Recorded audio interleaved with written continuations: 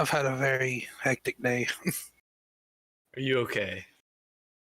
Oh my, I don't know, man. I've been coming and going off and on all day long. Been between cooking and leaving. Today was my dad's birthday, so we threw him, like, I'm not gonna say it was a big old party, but I did a lot of cooking today.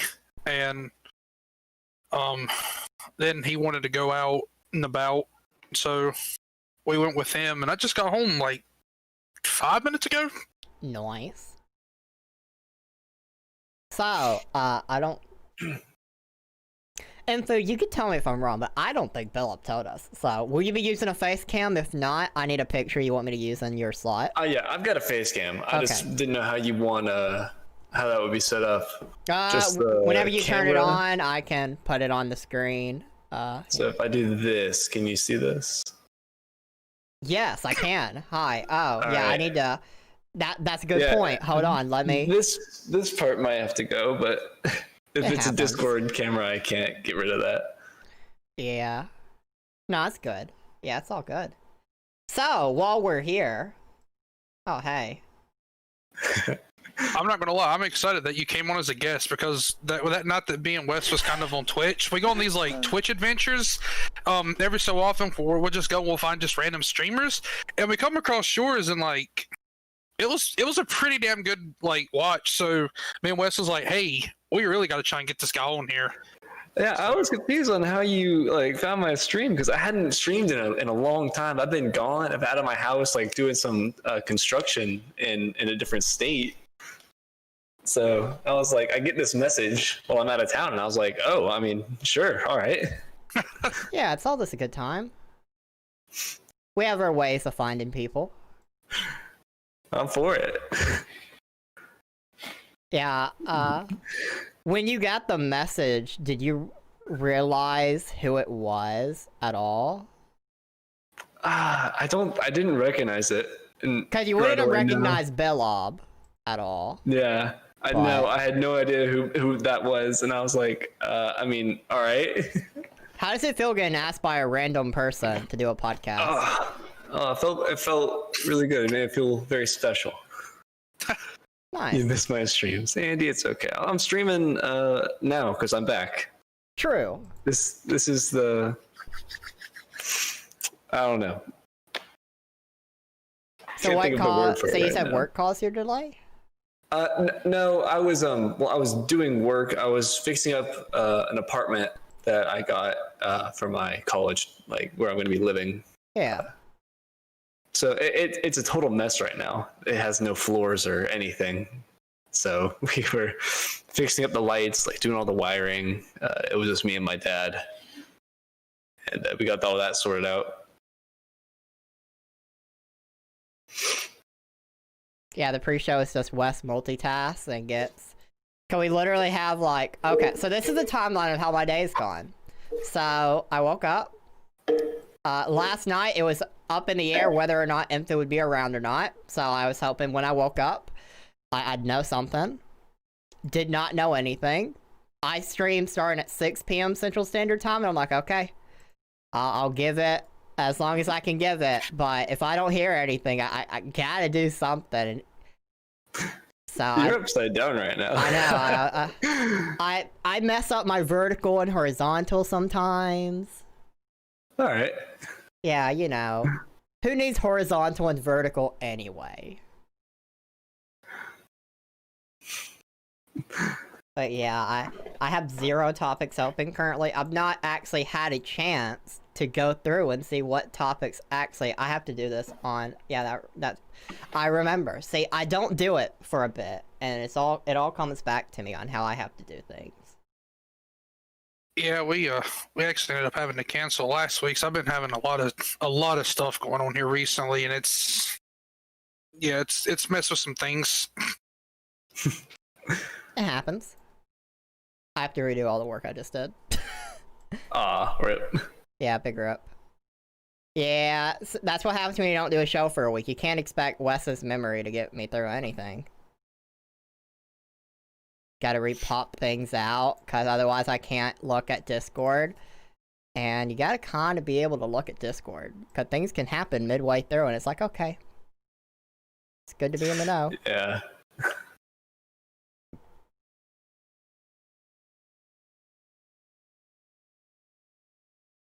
But yeah, I mean, we go through these nights and we just go on Twitch adventures looking for streamers.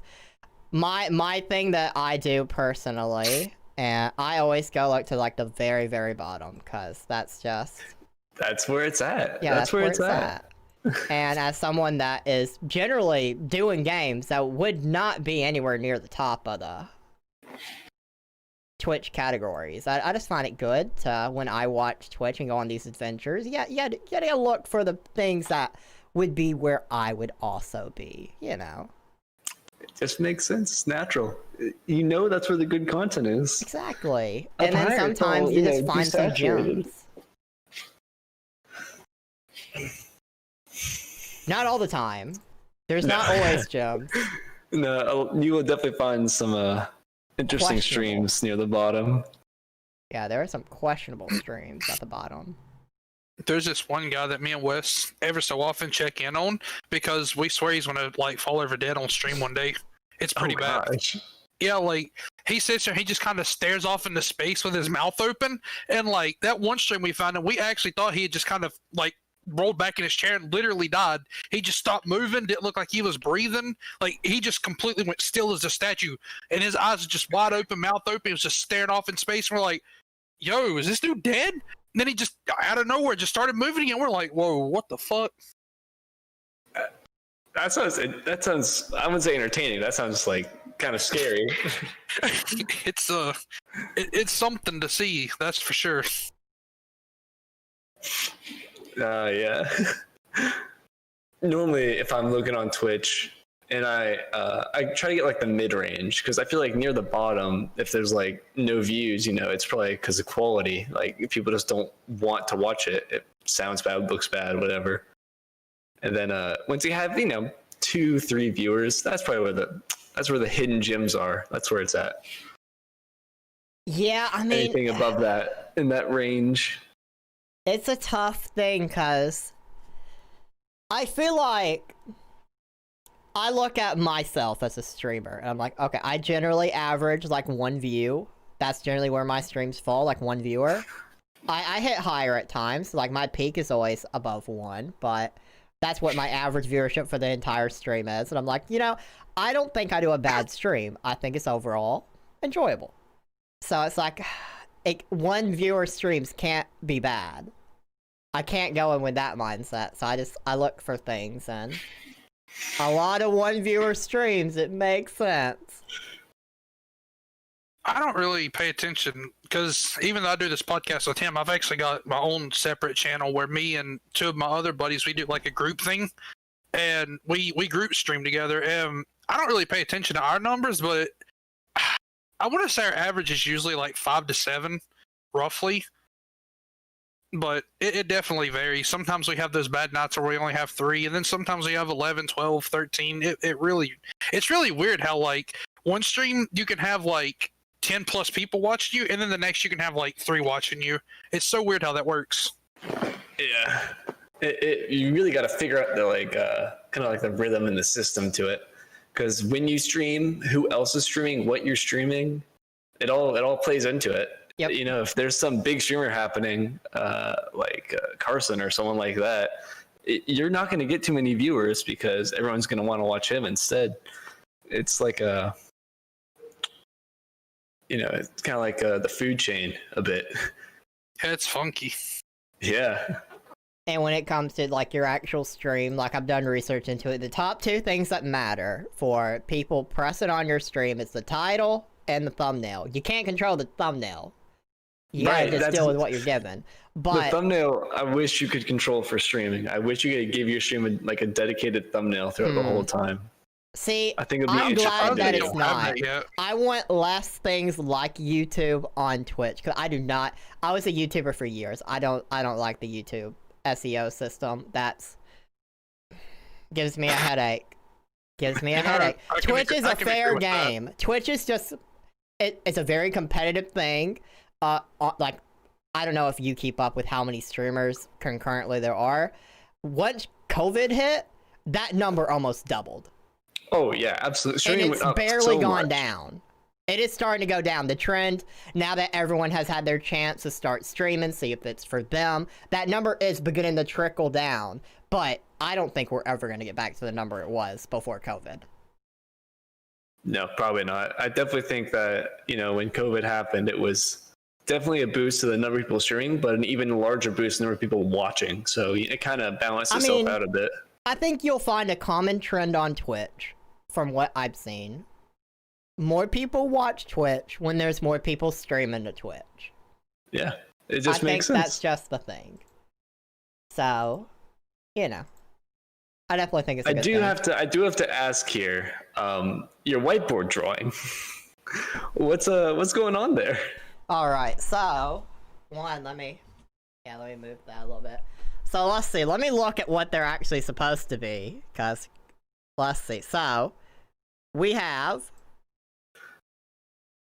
I have to shrink. Okay, let's see. So right here, this bottom one is supposed to be Bess laying on a couch. Bess is my virtual cow. Laying on a couch like that scene from the Titanic. As you can see, that beautiful image went so well. Paint me. And then we have a rad roach right here, which, I'm playing Fallout, so it makes sense with the Fallout rad roach here. Okay. And with a sword, because, sometimes rad roaches just carry swords. No, yeah, of course they do. Fighting Bess, once again. And this Bess has a giant spoon here. That's supposed to be a giant spoon. A spoon, okay. Yeah. I definitely, to me, it was a little more NSFW, and I was a little confused, but that makes more sense. No, I have rules against NSFW things on the whiteboard. That'll get us in trouble for no good reason. Can't do that. That makes sense. Having your penises on the board now. People, that was one of the first things. It's like, nope, I mean, if you're drawing on a board, it's gonna happen. You can't avoid it. And sometimes you draw things and it looks sexually suggestive and you don't even mean it to. And you notice it and you immediately start covering for it. Like, I'm not gonna erase. If I drew it and it's not meant to be, I'll stand by that it's not. But if I notice that it could be, we're all just gonna enjoy that. I gotta say, channel points are actually a really nice thing. It's really enjoyable. It's really enjoyable being able to, because one of our things that we have set up is, one of the people that I stream with in the group, they have a dog, and the points you can use to give it a treat on the camera, and it's so cute. And the dog just appreciates it. I'm sure that dog loves that. She does. Oh, she does, definitely. You can, because every time he can just reach for the bag, and she's like, yes! And she just comes running. It's amazing. Hey, yeah, the channel point system is really great. You see what you want, and you just gotta get it. Yeah. Channel points definitely added a lot of incentive to watch a lot of streams. I had it set up, and people loved spamming rewards on that. It drove me crazy. Definitely helps engagement, so whatever. It does. And that's the thing. Channel points should be used to help. My thing with it is it needs to be fun for the viewer and fun for the streamer. Exactly. That's how it should. Rip Mystery Box. Mystery Box is what I had set up. It's like a giant wheel spun for something random on it. Could be good for you, could be bad for you. That was the fun of it. It was fun until I was doing it every other second. The usual. There was like a timeout. There was I think I had like ban, like tiny percentage chance. Of course, unbanned immediately after, untimeout immediately after. Nothing serious, just jokes, or you get nothing from it. It's just like a haha, you wasted points. But there's a lot of good from it. Like you could get subs to my stream. I would literally give you a sub. So it was worth it. But man, it got used so frequently that it actually made me like annoyed every time, so I just took it out. It's gone. The whiteboard, there are times when people redeem it on the whiteboard when I'm clearly like, okay, we're in the middle of a big quest, big fight right now, and people redeem it. It's like, I've just come to accept that, okay, just because you redeemed it right now, you gotta wait a minute. You purposefully did it when I'm in the middle of an actual thing. You gotta wait. Yeah, these people's got to learn to be patient when it comes to Patience like is a virtue. their rewards. Yeah. All Not good everything things come with happens time. immediately. It'll happen eventually. I won't not do it, but it takes time. Yeah, let me pause the game and express my Picasso. Yes. Honestly, though, like sometimes the best thing you can do is just you're playing a game, someone redeems something on the whiteboard, and it's never something like, hey, I just want you to draw like a smiley face. It's always some complicated nonsense. You gotta know all the body portions you gotta draw. I want you to recreate the Mona Lisa with her wearing a hat from Team Fortress 2, doing a handstand, also make all the colors inverted. Good luck. Yes, and I always like look into it. I'm like, okay, let me look up a rad roach real quick. I know I literally am playing a game with rad roaches. Let me make sure I can kind of do it somewhat recognizable, at least a little bit. When I saw that, I thought of a round kind of math teacher using his privates to defend himself from a lobster with a sword. I mean, I like that as And well. I was like, okay, interesting. The whiteboard I mean, I've is never just played full of Fall, amusement. so I don't know what that enemy was. I've never seen it before. I had no frame of reference for it. In the couch, I didn't really know what that was. I just thought it was This just looks. You can tell me this is like a crab, because that's what it kind of looks like to me. It It's looks like some small. kind of bug. I was like, is that like a roly poly? I don't know. See, I made it too small, and when you make things too small and it's only one color, things just they blend in with itself, and that's what happens. I need to get more colors with my marker. I only have the black. I need to get different colors. That's the thing I need to do. I do like the whiteboard idea. I think that's very interesting. yeah. I might steal that. I'm not even gonna hide it. Total shameless. Yeah, just do it, man. I mean, I bought this whiteboard I bought this whiteboard before I even started streaming. Draw a dog. Let's see. Do you have a specific kind of dog you'd like? There are a lot of types of dogs. Andy, you better pick right. You better pick the right kind of dog. Now you're You know what I want to see. But yeah, whiteboard idea is nice. The things that are the creative side of the channel points is always interesting. I like seeing what people do with it. There are some channel points reward I look at, I'm like, I can see why you do this, but I just couldn't see. I couldn't see it. There's one of my friends that he watches a streamer, and the streamer that he watches, one of their channel point redeem things is if they're playing a game like a competitive match on a multiplayer, like they can shoot, like if they redeem it, you have to disconnect and take a temp ban on the game. You know, I had ideas like that where I'd sabotage myself in game. I had the sabotage yourself in game ones are great. Yeah. Love those. I was a zombie streamer, so I would be playing, their long games like Call of Duty Zombies, go on for 45 minutes at a time. And one of the rewards I had was, we called it the standing gamer, because I had like a fake speech about how all gamers do is sit down. So I'll be the first ever gamer to stand up and fight obesity. So for the rest of the game, I gotta stand up, and so I'm up here. Standing up, like crouched down to actually stay within the camera, and for 45 minutes, and my legs after that. Whew. They were telling you, why would you do this to us? We're supposed to be a team. Oh man, it's always interesting when things like that happen. It shakes things up. It keeps things fresh. Absolutely, and you need things to be fresh sometimes. Oh, absolutely. If you get burnt out, it's the worst. Always got to try and keep things new. Of course. And I also want to add, I'm really glad that you brought your bandana with you. Yeah, it's iconic at this point. It's kind of just... I told him to. It's like, okay. We'll see if he does. Cause that was one of the first things that stuck out to me when we saw your stream. When I pressed on it, it's like, oh. We got the vibe, we got the bandana. Yeah, and something about it, I don't know. If without it, I'm just, white guy on Twitch number 473, but now I'm guy with bandana, like number 7. Yeah. So, I mean, who else uses a bandana? No one that I know. Ninja? What? Who is he? That guy. Who is he? That's a nobody. We only talk about the big people. The people that matter. Alright, so we got a pug right here. It's an interesting pug. You're gonna have to get the wrinkles just right. Oh boy. Let's see, let me find my marker. It's back here. Bingo. Alright, let's see. Huh. That's a lot of wrinkles. Yeah, they're very wrinkly boys. They're kind of ugly. They're one of those ugly dogs. Technically, aren't pugs the one that shouldn't even exist because you're breeding them in such a terrible way that they're like... I think so. I think they're like the ones that are really, really stupid every time.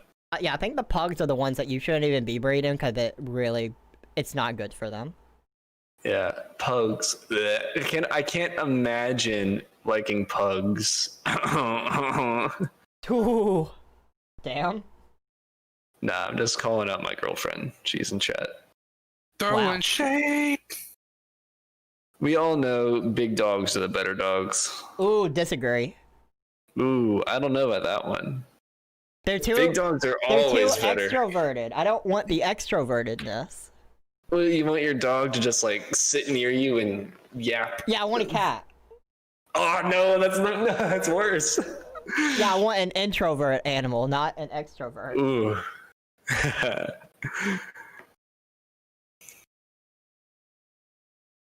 don't even know what the fuck kind of alien this is, but it's fucking This poor dog. Are there wrinkles? Okay, there's not really wrinkles on the thing. That's an ear going on? Those are ears. Those are fucking long ass ears. You've drawn like a rabbit dog hybrid. Pretty much. I think this is all this turns into, is some kind of hybrid of some abomination. Yeah, you got this weird amalgamation of every animal. This kind of vaguely looks like a creature that might exist. Hey, this kind of looks like a different kind of dog at the very least. Like, now he's got like the raccoon eyes going. Oh. It kind of looks like the dog from like a wiener dog. I'm thinking of like the Slinky from Toy Story. I also don't think I placed its face in a way that I'm going to be able to draw the whole body and it look correct. But hey. Oh. That's also a Okay, yeah, I don't even have enough See, room. you've already made him too skinny. If you look in the reference photo, he doesn't even have a neck, and you gave him a neck. hey, his neck skinny. goes together. All right. I don't even know. You know what? It's an artistic expression of what a pug looks like to you. This is my representation of what a pug looks like. Ignore the fact it looks absolutely nothing like a pug. And like in the those are the wrinkles. Those are the wrinkles. That's how you make him like a zebra. Oh, let's not forget the tail. Gotta have a tail. That's an important part of the dog. And then that's kind of furry, so it's something like that to try to give him you give him like a vertical turd. Hey, it happens. It's beautiful. I agree, beautiful. Andy. It is a beautiful drawing. I would pay lots of money to have that hung in my room. Yeah, I should be paid for all my beautiful drawings. No, well, you are paid in channel points, I guess. True, I am paid. It's not monetary. It's not a monetary currency. All the wrinkles. I'm just gonna give him extra wrinkles. Just. What are we naming this pug? This imagination of a pug. I don't think I have the right to name that. I think Andy does. He commissioned it after all. Andy, what are we naming the pug?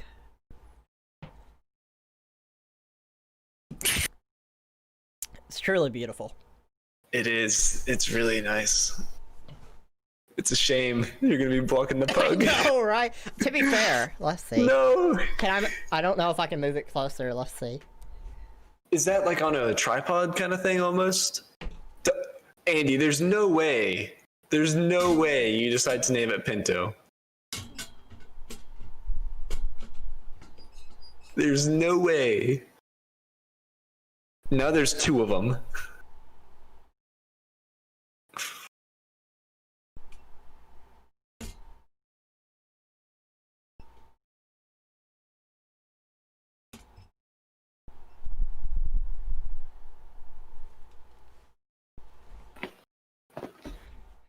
I mean, it got closer, but it's definitely You not know what? unblocked. We can see his eyes peeking over your shoulder a little bit. Sometimes you will. So the And the name stupid they ring decided light. on. Sometimes it's like, okay. To get Oh yeah, that. you can the reflection a little bit. The name, I think you had your headset off. The name they decided on was Pinto, like the bean. Oh, I think I have a minor bean allergy, so yay for things that can harm me. Oh yeah, that okay. So sometimes it can be kinda in frame. Otherwise, the poor doggo. He's a little Easter egg for people who Yeah, he's an Easter egg. pay attention. Yeah, he's an Easter egg. Sometimes you'll see him, sometimes you won't. I did put in the title, this is gonna be an extra long pre-show, because it is. Technically, the pre-show should be done already, but I'm not done with the topics. Look, y'all can get a preview of all the things I'm having to scroll through, I'm having to organize. There's a bunch of shit here, and I don't have any of these tabs open, so that's a thing. I'm actively working. But that's what happens when things are last minute. That's just honestly last minute improvisation. That's where it's at. That's where true creativity shines. Truly, I agree. I'm putting no thought into the topics that are leaving us. Okay, we had 67. I counted it multiple times to make sure it was actually 67 from the past 2 Go weeks. through it one by one. What was your reaction when you looked at the room and it's like, what? It just keeps. What? Why are there so many? I honestly I didn't know what to like expect at all. So I got in there and I was like, oh okay, we have like some gaming stuff that makes sense. I play games. There's a wide And I was variety like, in there. oh, okay, we have like some unpopular opinion threads, and I was like, I went down and I saw the end of the first message, and I was like, that wasn't too many. And then there was the second one. I was like, oh, we're still going. Oh yeah, we're still going. It's still going. But, 67. Yeah, it's a good amount, but I mean, podcasts are not the shortest of shows, so I was like, I guess that makes sense. I don't know how quickly he We plans on generally go burning for through about these. 2 hours in the actual show, but we've gone longer. Back when it was Imphu and I, when he was just a guest, not a co-host, him and I had these 4 to 5 hour episodes multiple times. Dang, just back and forths. I mean, guess that would make sense if it feels more like a natural conversation. I guess with 3 people, it kind of becomes more like an organized thing. well, now that we're on both Twitch and I mean, to be fair, I stream till like midnight normally, so even if we did have a longer podcast one week, it wouldn't technically affect like what people would expect of my streams, because I go from 6 to midnight generally, so it wouldn't be too outrageous, but you know. Yeah. It happens. It's a pretty good time frame. I'm definitely on the later end. I think I start around 8 and I'm going till like 2. Yeah, I forget what AM hour we would have watched your stream. What time zone are you in? I'm in Eastern. Ah. Maybe you were the earlier people we watched then, cause we watch in the AM hours generally. So. Wow. I was early, so that's a little scary. Early in the night. Yeah, early or in the day, depending how you want to look at it. I guess, yeah. Early in the morning, I probably would say. Yeah. I don't even remember. It was wasn't it like Mario Party? A Mario Party stream. That would be, yeah. Those are quality. Yeah. It was one of those. I forget which one it was, but it was one of those.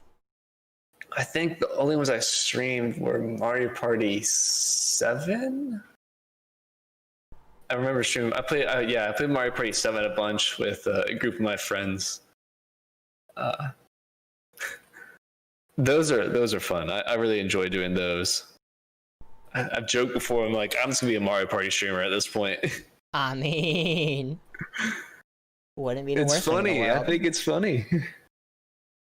For sure. So, when you seen the unpopular opinion topic, what was your thought on that theme of topics? Well, honestly, when I see those, I'm like, well, yeah, they're wrong. Let me shut them down and let me make fun of them. Like, who thinks like this? I mean, I can't imagine. there's some of them. I mean, we go. It's been about a month or so since I started doing it. Hi, Cody. Since I started doing them, and it's not all of them are strong disagrees. Sometimes we lean in their favor. You never know. You guys might. I'm pretty We've sure all done the ones that I read. experiments like cereal with water instead of milk. Info actually tested that on podcast. Yeah, it was a that horrible decision. that would be terrible, terrible, terrible. We've had people that watch the stream test out eating ice cream with chopsticks. I think that would be possible. It would, and people said they enjoyed it. Not easy to do. Actually, one of my friends that went and done it, he even said that it was actually almost as easy as using a spoon. Believe it or not, he ate like the whole carton with it. The whole carton? Yeah. I think both people did actually. Didn't the other guy that tried it as well? Solo? Didn't he eat the whole carton as well? Yeah, Solo. I think so. I mean, I guess if you're using the chopsticks, kind of like when you're My not only thing with the chopsticks, pinching them. that means you have to eat it at a certain pace, because once that start melting, your chopsticks are fucking useless. Oh yeah, it's like a race. And That's a race. you You gotta go gotta quick. eat quick. That's when the spoon's needed, once it starts melting. Because once it gets too soft, how are you even gonna grab it? It's just gonna fall right off. You think people have just straight up let their ice cream melt and then just drink it? It's not quite a milkshake at that point because there's no milk. It's just straight melted ice cream. Would that be too much? I wonder if that would even taste good. I mean, to be fair, I mean I wouldn't doubt that that's the thing people do. You buy the ice cream in the cart and someone just pops it right in the microwave. It's like, this is how I enjoy my ice cream. I don't like to let it sit in my mouth and melt. I want to melt it before I even start to eat it. Ice cream soup. Ugh. Imagine it hot though. Imagine hot ice cream. Yeah. I definitely would not want ice cream soup at all. I don't think it would. I think part of what makes ice cream good is the texture. Is the fact that it's cold and the fact that it is the way that it is and it feels how it does. If it's all melted, it's kind of just, it loses its magic. I mean,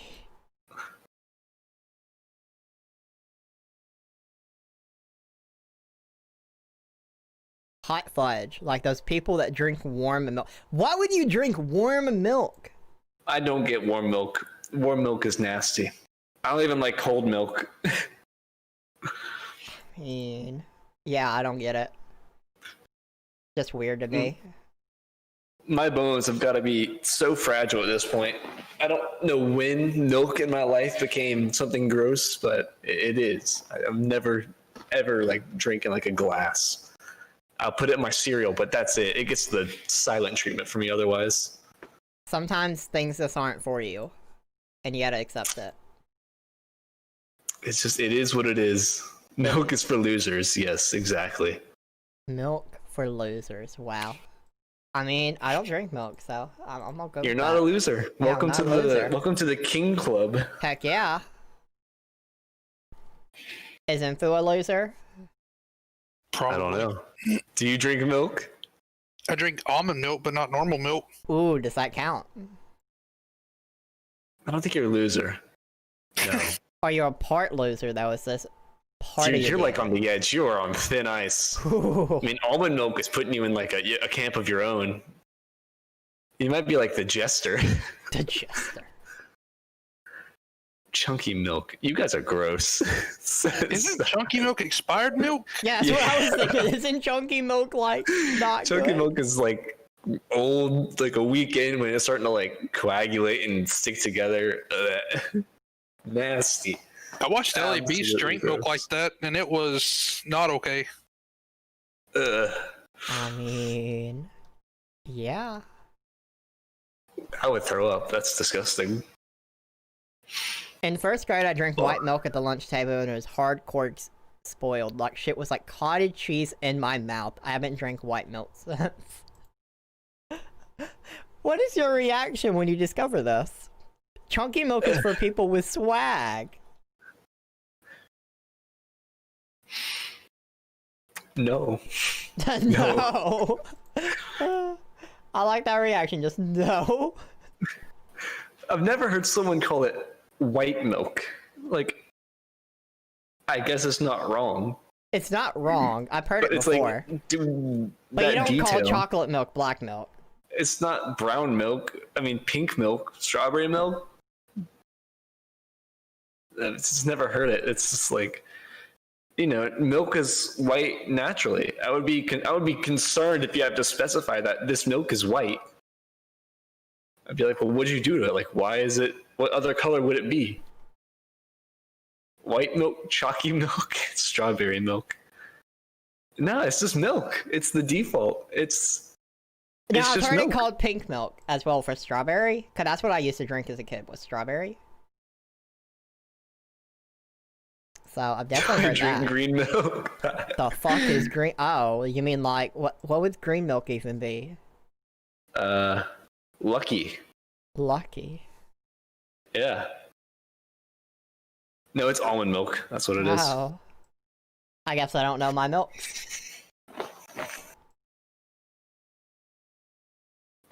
Today I learned about milk. Almond milk's not. Almond milk's actually, I've had it once. I had it once because someone I used to date was lactose intolerant. And I wanted cereal. And all they had were almond milk. And I was like, well, let me try it first. Like, I'm not going to commit to this unless I know it's not terrible. Did you proceed to try water afterwards? I mean, it tasted like someone had ruined water. It didn't taste like milk. It tasted like someone took water and made it bad. And then I was like, how? How did you even do this? It was gross. And then I used it in my cereal and just like avoided it. I mean, pea milk. It was impressive. Pea milk sounds terrible. How do you get milk from nut? How is that political? No, that is definitely a politically charged question. You know, speaking of politically charged questions, I can't believe the weather would be rainy. That political bias with the weather. Why would they do that? I can't. What is wrong with the country today? Today's a do-nothing sunny day. First they get milk from nuts and then it's raining? Yeah, how dare. Absolutely absurd. What has this country come to? Someone should run against almond milk. Almond titty, obviously. I mean, hey. Yeah. I mean, there's videos of them milking the almonds. I mean, it makes sense. All right, now they're looting the almonds. Oh boy. All the almonds.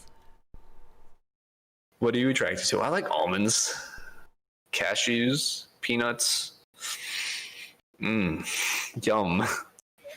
Two things. You know, I don't like peanut butter. That's the thing I don't like. I don't like any kind of like nut product. That's not a thing for me. I'm not a... What was the other one? What started this? Almond? That would fall under the nut category, right? Yeah, that fall under that. What was the other thing? Milk? No, not milk. Chunky stuff? Green? Peas? peas are bad, but not what I was thinking of. I don't know. Peas are bad. Peas are not that bad. I mean, Peas they're are not that bad, but they're not my favorite. I'd rather have green beans than like peas. Yeah. And generally, that's the option I have is either green beans or peas. Okay, let's go with green beans.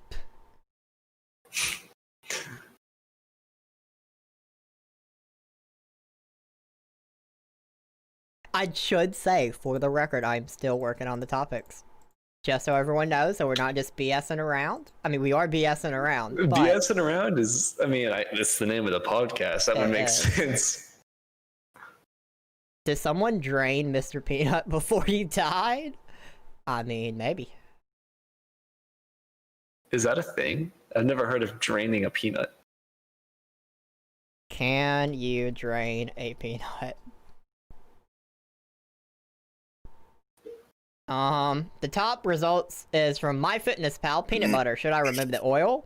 Eden Made Easy, how to remove the fat in nut butter. And then Business Insider, why is there a pull of oil on top of peanut butter? The oil is to go in the peanut. I think that's like actually a good thing for the peanut butter. Like, I don't know why you would want to remove that. It's there for a reason. Don't know. All right. We hate Baby Peanut. That is the stupidest marketing decision I've ever seen from a company Peanut? ever.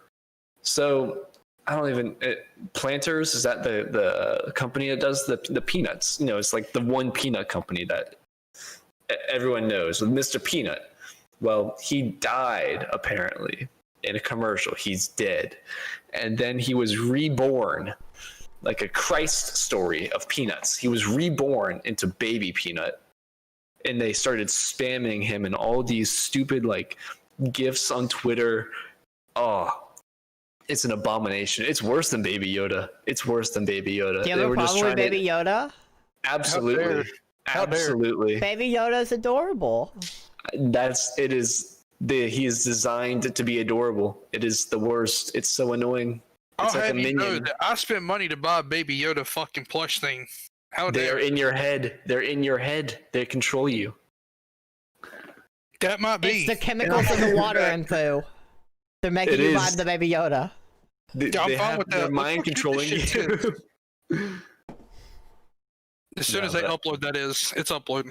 There, look at how cute the shits is. It's adorable. Oh, hold on. I'll show the stream. I got you.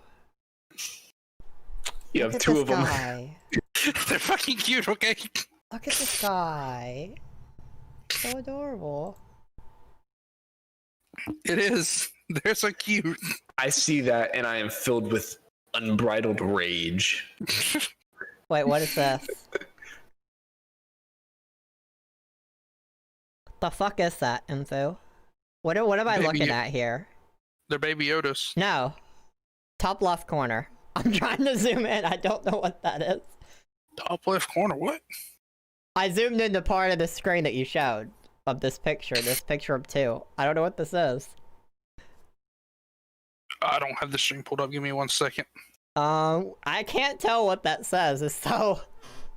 Yeah, I'm trying to look at it too. It's very. I think that Oh, says maybe... you talking about this? Are you talking about the sign up in the sign hanging from my wall? That does not look like a sign. It looks like a box. It's like a box. Under the window. What is that? It's okay. So it's a Ice Age baby. It says on the box it says Portgas D Ace. It's a my buddy around Christmas time got me a statue of a anime character named Portgas D Ace, and that's the box that come in. Cool. What's the character from? One Piece. Ah, I've never seen it. Too long. This is a. I don't blame you. I watch anime so infrequently. Hold on. Here's what the statue looks like. Oh.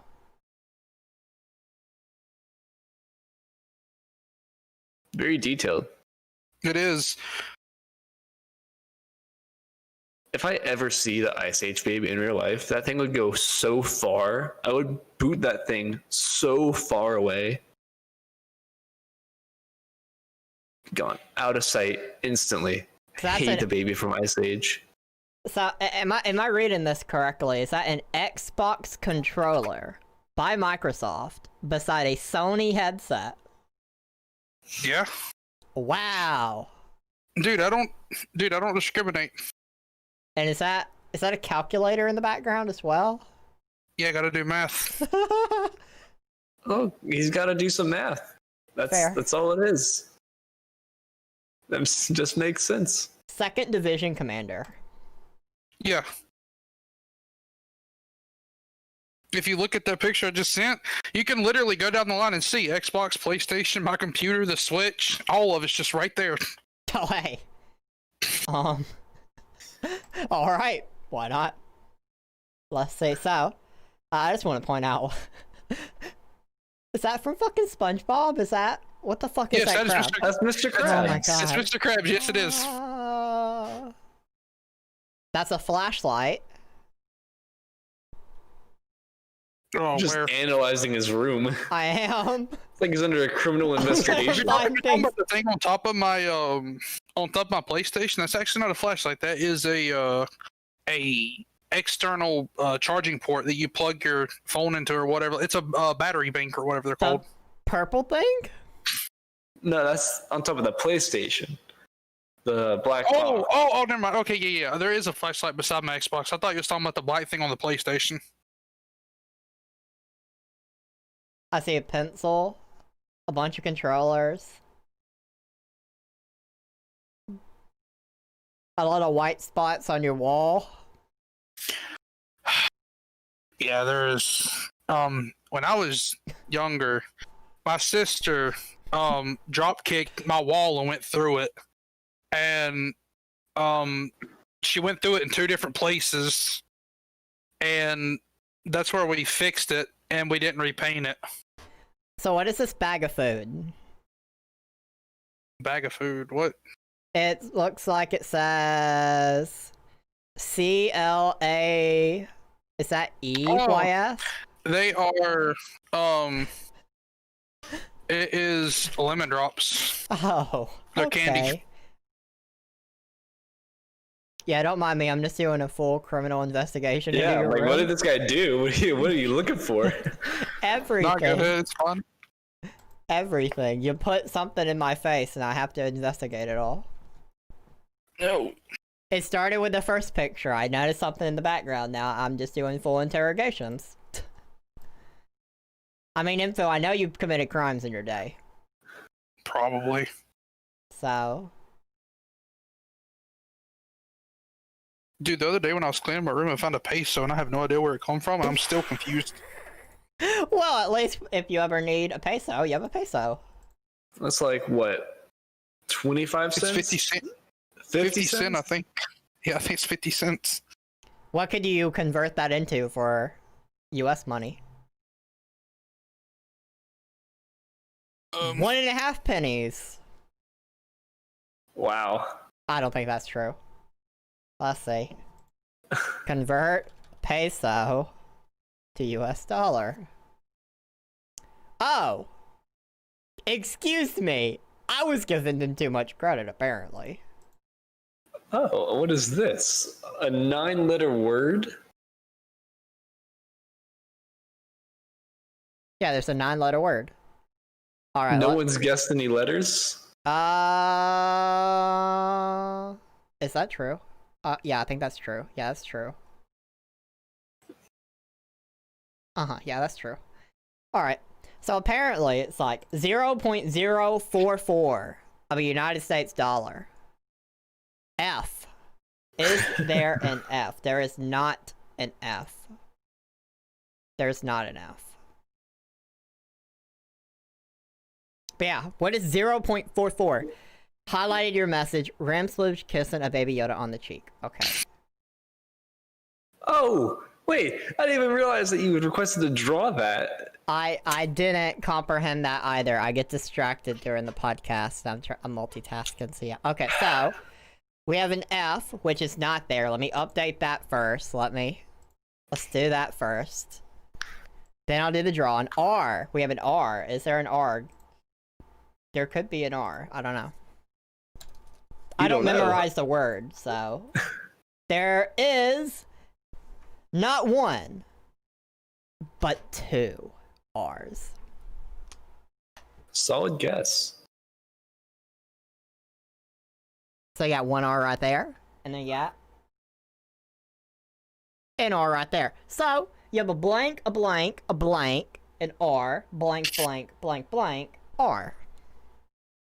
Keep in mind, you can guess the word at any time. You can guess the word at any time. It does not require you to redeem anything to guess words. Is it character? Letters. Is it character? No. Oh, I also do not give hints, so your hint is guessing letters.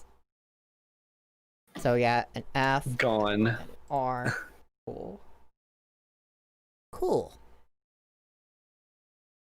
Okay, so a C. Is there a C? There is, in fact, 1 C.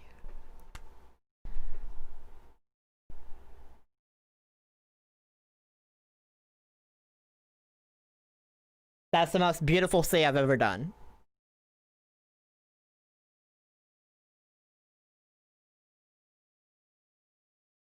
An H. Ooh. I think we're on to something here. There is, in fact, also an H.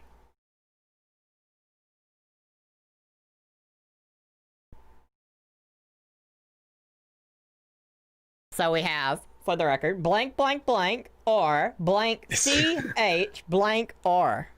It's coming together, guys. Oh, it's yeah. All coming it's together. all coming together. An S. Is there an S? Let's see. There is not an S.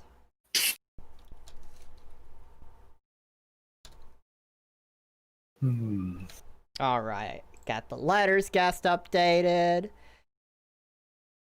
So I need to draw our lovely guest kissing a baby Yoda on the cheek. Well, okay. I have you on my screen already. I need to get baby Yoda back on my screen. Let's see. Baby Yoda. Come back to us. Gentlemen, I'm not a big fan of your suggestion here. You're trying to push my buttons. Good job, Cody. And before the guest rage quits. Too much nonsense. Why does the zoom have to be so outrageous? I just want a small zoom, not like...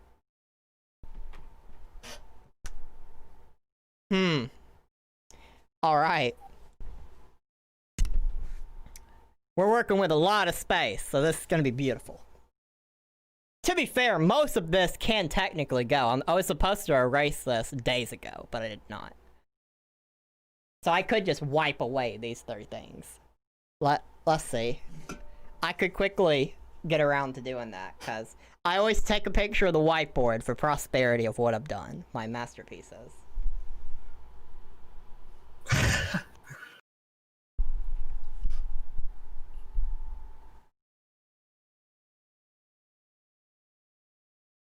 Oh, that is a much better drawing. I like that one.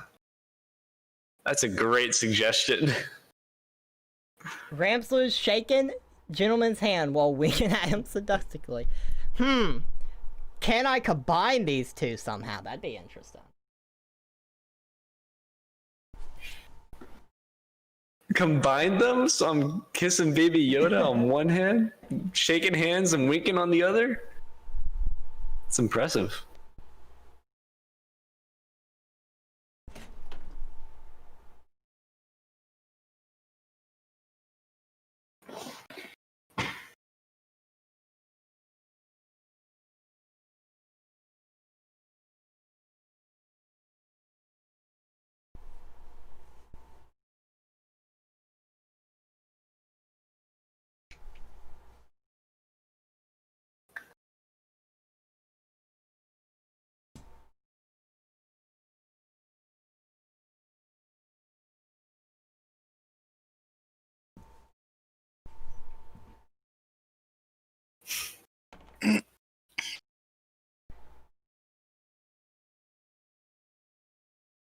beautiful. Oh, the workspace is back. All right.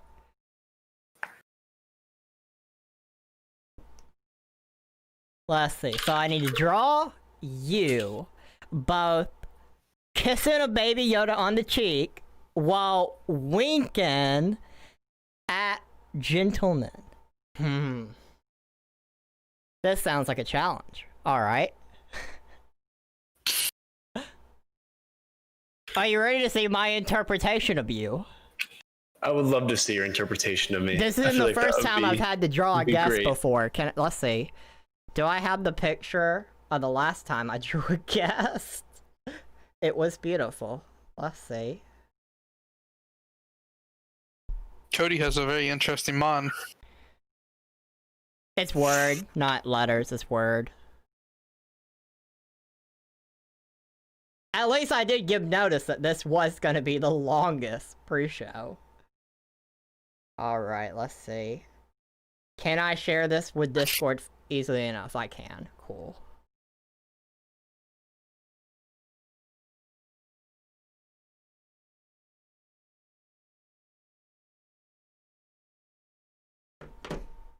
Alright, so for the stream... Oh gosh. The last time... And keep in mind, the actual guy is JC Denton. The actual main guy. The guest is on his crotch. Yeah, I was wondering what that was down there. Yeah, that's the guest. So that was the last time I had to draw the guest. That's the Dan the Man show. Oh gosh. Oh, we have an E-guest. Hold on. Let's see. We got an E-guest. Let's see. Is there an E? There is, in fact, one E.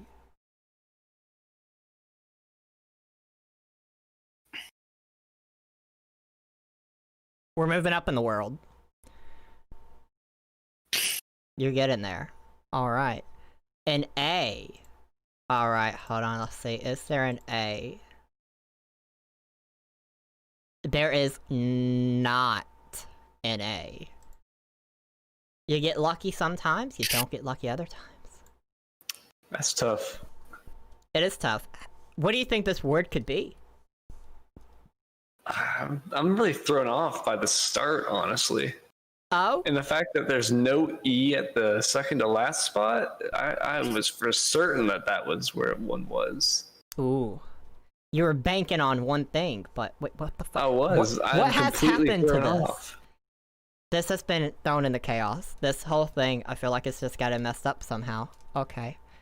I mean, it's fixable enough. I have documentation of every letter guessed, but gee. Some things just go crazy on you. Cool. Alright, so... Oh, yeah, hold on. I need Baby Yoda. Back to this drawing. Yes, the drawing. Yeah, the drawing. So we got you right there. Of course, we got some hair sticking out right there. We got a little bit of hair up top.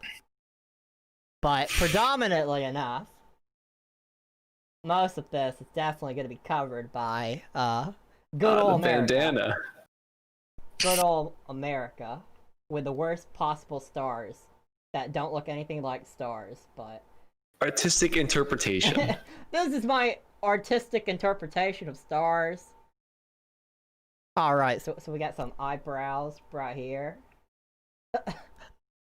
Got some big ass eyeballs for some reason. Some pupils that don't go in the center. Artistic interpretation, right? Honestly, it's looking better than I thought it was already. Well, that's good. I can still ruin it with the nose.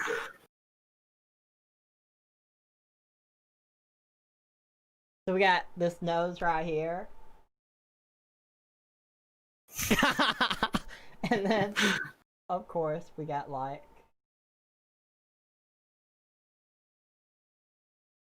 Now I need to figure out how to make this into a wink. How do I make this into a wink? Right, yeah. That's a good. You're gonna have to just delete an eyeball. Now hold on. We don't delete things here. What is the wink emoji? I need to see this. Okay, so, all right.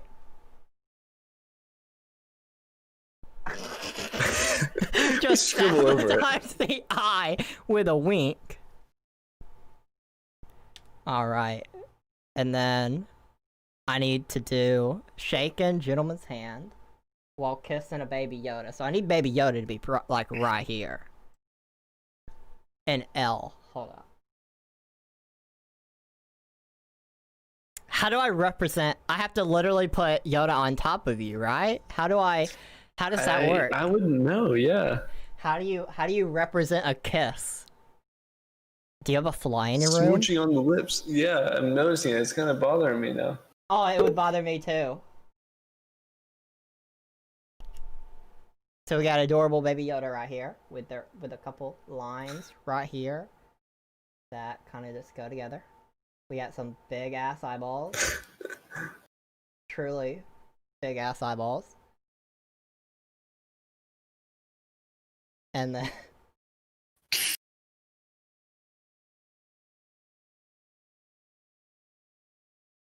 Oh, there he is. he's coming It's together. coming into fruition. He's coming into fruition. He's got this. Something like that. That's a terrible foot, but we'll go with it.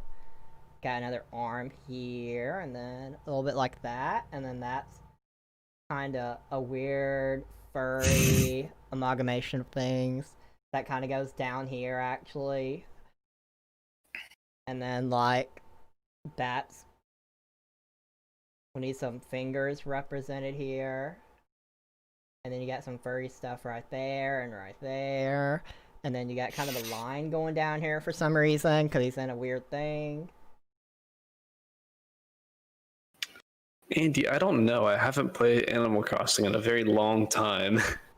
What are your thoughts on Animal Crossing? I think it's an okay game that could be made great if they just added some quality of life changes. It desperately needs to be made more efficient. Make Animal Crossing great again. Honestly, it just needs to be fixed up just a little bit, but they won't do that. They won't make the changes we need. They'll just give us stuff they think we want.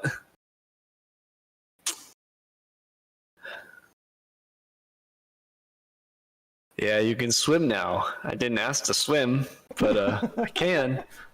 I asked to be able to make more than one item when I craft, but that's too hard. I guess it's too hard. A lot of people did. Yeah, a lot of people were let down.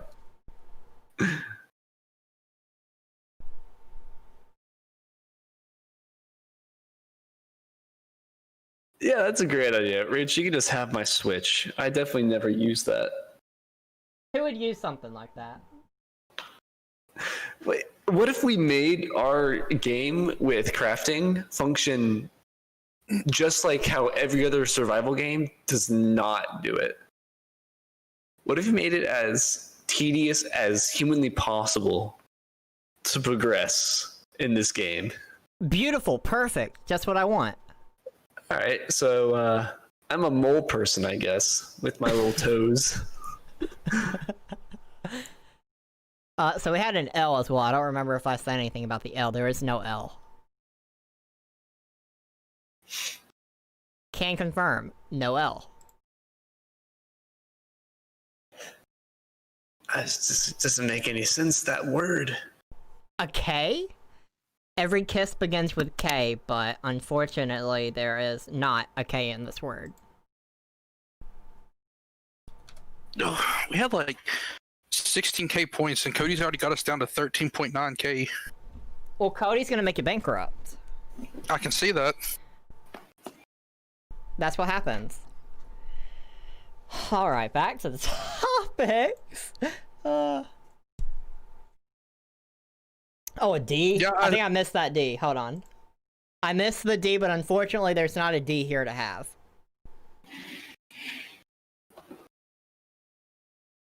I don't know how you can say D without making it sexual in 2020. Gotta be honest. This kind of comes with the territory, right?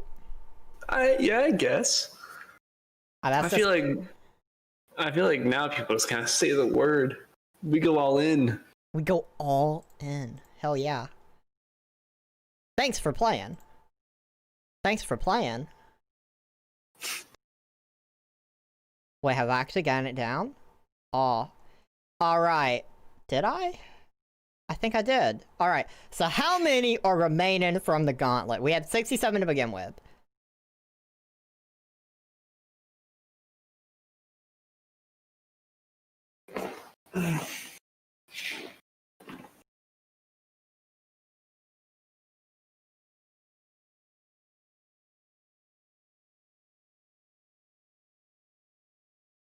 $41 remaining.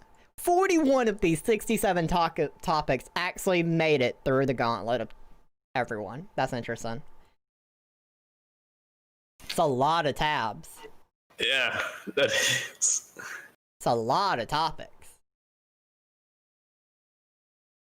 I tried to give you the D, but you didn't want it. I only want Axel's D. Whoa. He's not here right now, but Axel's one of my mods. So. Makes sense. It does. I can't believe we had over 40 topics remain. Now it's the fun. Okay, guys, you get to watch this amazing journey. This gives Info like nightmares. Can you even see? It literally gives me PTSD, and you'll see why. I don't think you can. I don't think the stream. Hold on. Let's see. Big screen it. There you go. Not that I love you too. Happy birthday, Cody's dad. Well, not Cody's dad. Fucking Kyle's dad. Goddamn. Everyone's in the chat. Everyone's here. Alright, so. Yes, and I also know that the big overlay is not the correct guest or episode. I didn't plan on using it. It's all good. Wait, did that topic actually survive? I doubt it did. I bet I just had two of it. I'll have to look at that. Yeah, I just opened all the tabs right at once. Not even just a couple. Fuck me, I keep pressing back. Apparently, okay, that one I definitely know. I'm gonna have to double check these, because I'm pretty sure some of these it didn't save my unsave. That's fun. Fuck me, can I stop pressing on things? Thank you. I can see my PC's like, why have you done this? Do you realize how many tabs you just opened? Oh gosh. Oh gosh. Yeah, look at that. Rip RAM. It is gone. Go. I'll give it a moment. I'll let it breathe a moment. Look at all the loading right there. Info would not be watching this. He would not approve. God. Jesus, it sounds like a porno. I mean... Sometimes. It is what it is, Andy. Wait, did your lighting change when I was away? Yeah, I made it a little darker. Which I need to get my light back on, but one of them's gone and it looked really weird without the other, so. Interesting. All I knew was it was different. I put it on a different screen so I didn't see you for a moment, and now you're different. Yeah, I was gonna fix it, but it happens. That's not too big of an issue. It's not. Turn off my fan, get the background. All I hear is, oh god, fuck me. Hey, we never said what kind of podcast this was. That is true. I mean, clearly, if we just made this an ASMR podcast, for example, Info would love it.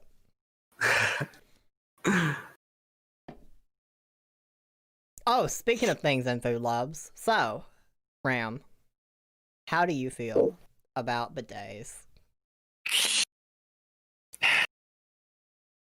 How do I feel about, what was that, the days? Bidets. Bidets. Bidets. Ah, Do you not know what a bidet is? I don't think so. B-I what? B-I-D... Bidets. Ooh, and oh, we have an O guess. I would love to hear Enfu explain what a bidet is. They're death toilets. The toilet thing? I'm looking at toilets when I look this up. Yes, it is a toilet thing. Death toilet. Oh, weird. Weird. Yeah, it's a ball cleaner. Is what I'm seeing here. Actually, the little spout, what it does is it shoots water up into your ass. Yeah, that's nice. Yeah, I don't think I would enjoy that very much. Enfu's very think I would scared enjoy of that at it all. malfunctioning. I mean- Malfunctioning. See, it squirts water up in your asshole, but what happens if it malfunctions and turbos your asshole? Well, then you're all cleaned up. You're a lot more than clean. I don't think you can get turboed. I don't think that can happen. Hey, don't tell Enfu that. I've been trying to tell him for months. It's very silly. See, His the bidet whole fear. aspect of the whole turboing thing, I could believe it could happen. Would it happen? Probably not. But I did read I did read a fucking story or whatever because they made me Google something, and it was a horror story of fucking. There was a Japanese guy. He was in Japan. He was using a bidet and he slipped and fell and it went up his ass. And that was enough. That's enough to give you PTSD right there. Listen, Yeah, that's pretty bad. Listen, Yeah. it's okay. Homeboy had to go to the hospital and everything.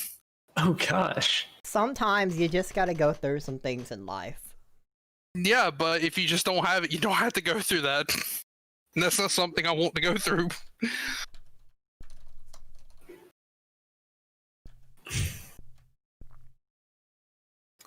I don't think anyone wants to be hospitalized over an asshole injury. That just sounds Why about not? as unpleasant as it can possibly get. I mean, that's pretty fair. So, I feel like, am I forgetting anything? Oh, hold on. I am forgetting one thing. Oh, this is gonna break everything, I think. Oh no. God, I If it didn't do it. does- I should have did this an hour ago. Alright, so. Oh, wow. Cool. This is mostly for y'all. Actually, it did not break anything. Wait, did it? Oh, it did not. Cool. I just screen shared just in case if I need to show anything, y'all just have an easier access than waiting on the stream. Right, that makes sense. Didn't Yeah. break anything great. Let me get my lighting fixed. Cool. It'll take 2 seconds. Yeah, if anyone needs to take a bathroom break, needs to go get a drink, I have another unopened Dr. Pepper right here. Yeah, I'll run and use the bathroom real quick. Ooh, look at that chair. I'm very curious how that chair actually is. Is that a good chair, bad chair? Who knows? Oh, sounds like you just snapped something. Oh, the slam doors. Is he in a gymnasium? That'd be cool.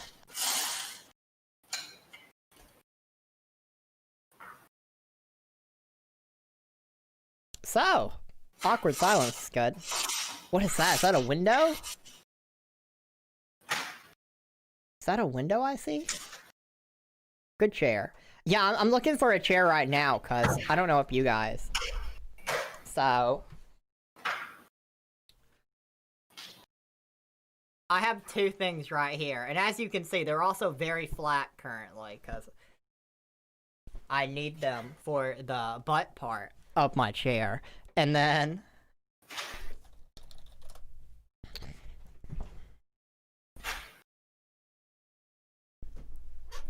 ask Ram about the bees. The bees. I will. Did I talk about the O yet? I think I did. I literally have an O behind me. Yes, I did. Okay.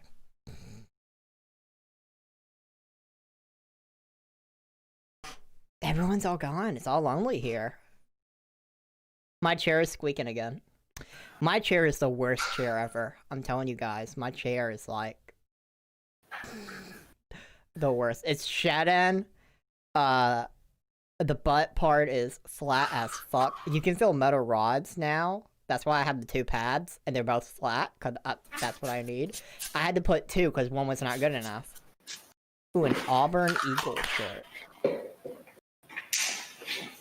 Oh, wow. Oh, wow. Welcome back. Alright, I think it should be good now. Oh, yeah, it's fine. Welcome back. All You went right. through a series of events there. Yeah, it was a lot of stuff had to get moved. Enfu went away to go use the bathroom real quick. I definitely recommend. I probably will also step away in a moment to go use the bathroom. I just don't want to leave it alone. Can I have a drink right here? Because we're in for the ride. What time do we need to be done by for you? For me, doesn't matter. I'm good whenever. 20-hour podcast incoming. Now we want to go 20 hours. I managed to take off a whole chunk of skin on my wrist. How do you manage somehow. Good question. Wrestling I bears. really don't know. But we're chilling now. How do you feel about your chair? I'm looking for a chair. My chair? I like this chair. This chair is very nice. Only thing about it that's kind of strange is the armrests, which are really close. But this thing behind my head, it does a pretty decent job. The chairs like that. It's not in the way. If you look at them on like Amazon, because I know that's not the exact chair I've looked at, but it's basically the same design. The back part in pictures just looks so thin that I don't see how that works. Yeah, it looks so look that thin. to me. It's wide enough where it's like. I'm talking like for your cushions actual you. back to feel good from it and not just a board. To me, I think it does a pretty decent job at being a chair. How much did that chair cost? This one was. Let's see the exact models. I don't remember exactly how much this one was. I'm looking for like 150 or less, but that. This one was just over 150. Ooh, and that could be in my market. I believe it might be slightly different. It's either like 120 or just above 150. But I think it's a pretty decent chair for that money. Yeah. And that's what I'm looking for, just a decent chair that doesn't squeak every 5 minutes after you spray it with WD-40, and then like 5 minutes later it's like, don't care. Right. I actually forgot to put this window down. I see that. You raised the thing up, but you didn't actually open it. Ramsplooge said you're on the sex offenders list. Wow. Is this true? Is this a true developing comment from the chat? I'm on the sex offenders list? Oh boy. I mean, if Switch said it, it has to be true, but I mean, if it's true, I don't think I'm on there. as far as I know, you would be our first sex offender as a guest. A pog, dude. Sweet.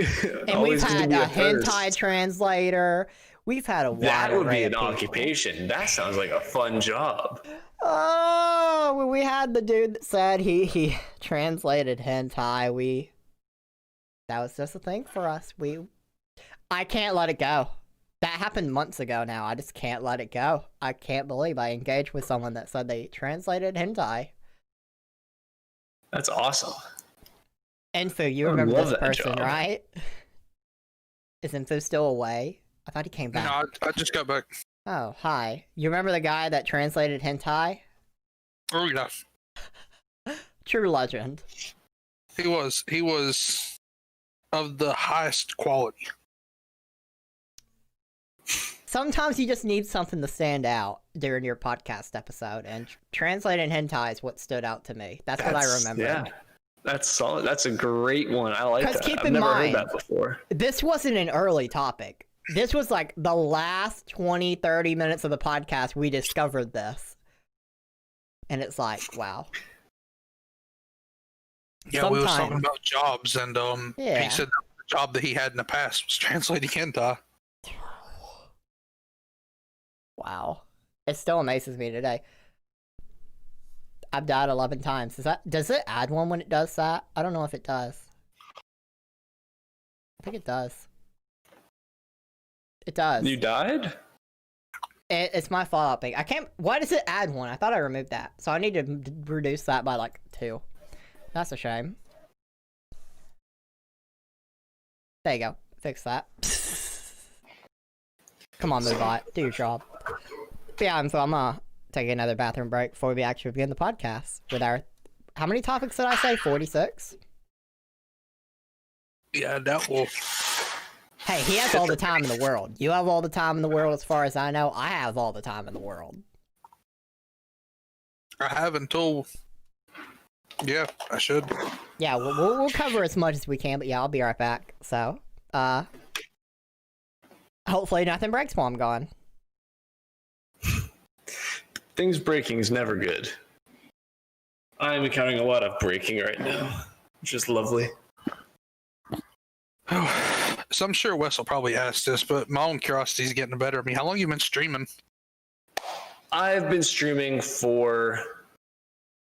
I think it's now about a year, maybe just over it. Ooh. Yeah, like seriously streaming. I started my channel years ago. Like, I was still like middle school aged when I started my channel. So it's been 6 years. But I never streamed because I didn't have any equipment or anything. In my first couple streams, I started off doing very seriously was over the summer of my junior year in high school. And so that one was when I really started to get going. And then just over time, I kept going mainly over the summers when I'm not doing anything. So I guess actually it would be more like 2 years then. That's cool. Yeah. Time flies. It does. Me and my buddies, we started off doing YouTube sometime last year around this time actually, and we did it on up until about December, and it might have been around November actually, but the editing was so strenuous because I did like the subtitles of our videos, and I keyframed everything, all of it, and I know the struggle. The struggle. Oh my god, and you know how much of a bitch it is. It is such a pain in the ass to do subtitles, especially if you're doing like keyframes and animations on them. Yes. Ooh. Yes, and just to do it frame by frame, and and then like if you happen to like do it too much but you don't notice it at the time and you go back and you watch it like a little bit later, like you have to watch it in pieces as you go through to make sure it's actually doing what you want it to. Oh my god, it would take me on the upper end of like 2 weeks to actually get the subtitling done. It was so annoying. How long were these the videos that you produce? 10 plus minutes usually. 10 plus minutes. And I know this because I am fresh out of it. Not too long ago, I uploaded a highlight compilation from one of my streams I did on VR chat. Mm-hmm. It was 30 minutes of content, all of it subtitled, all of it's keyframed to be kind of like on people's heads, so that you know who's talking. Lots of animations. It was just such a pain. It took me so long to get that done. And then I look at it and I'm like, there's so much I could have done better. Like, I could have done this, and it just gets at you. Yeah, and it's too late then because people have already seen it, and it's like, can't go back and fix it now. And, oh my gosh, like I just didn't want to. Even if I could, I'm like, I'm done. Like, I'm done with it. Like, all of that time it took to make that, like, I just don't want to go into that again. It emotionally drains you. It really does. And then and that's just not even the extra other editing that you have to do to the video, like zoom ins, croppings and all the other bunch of stuff, like that's just to actually subtitle it. Oh my god, it was so annoying. People just don't understand how long it takes to do that. If you subtitle your videos, honestly, I have respect for you.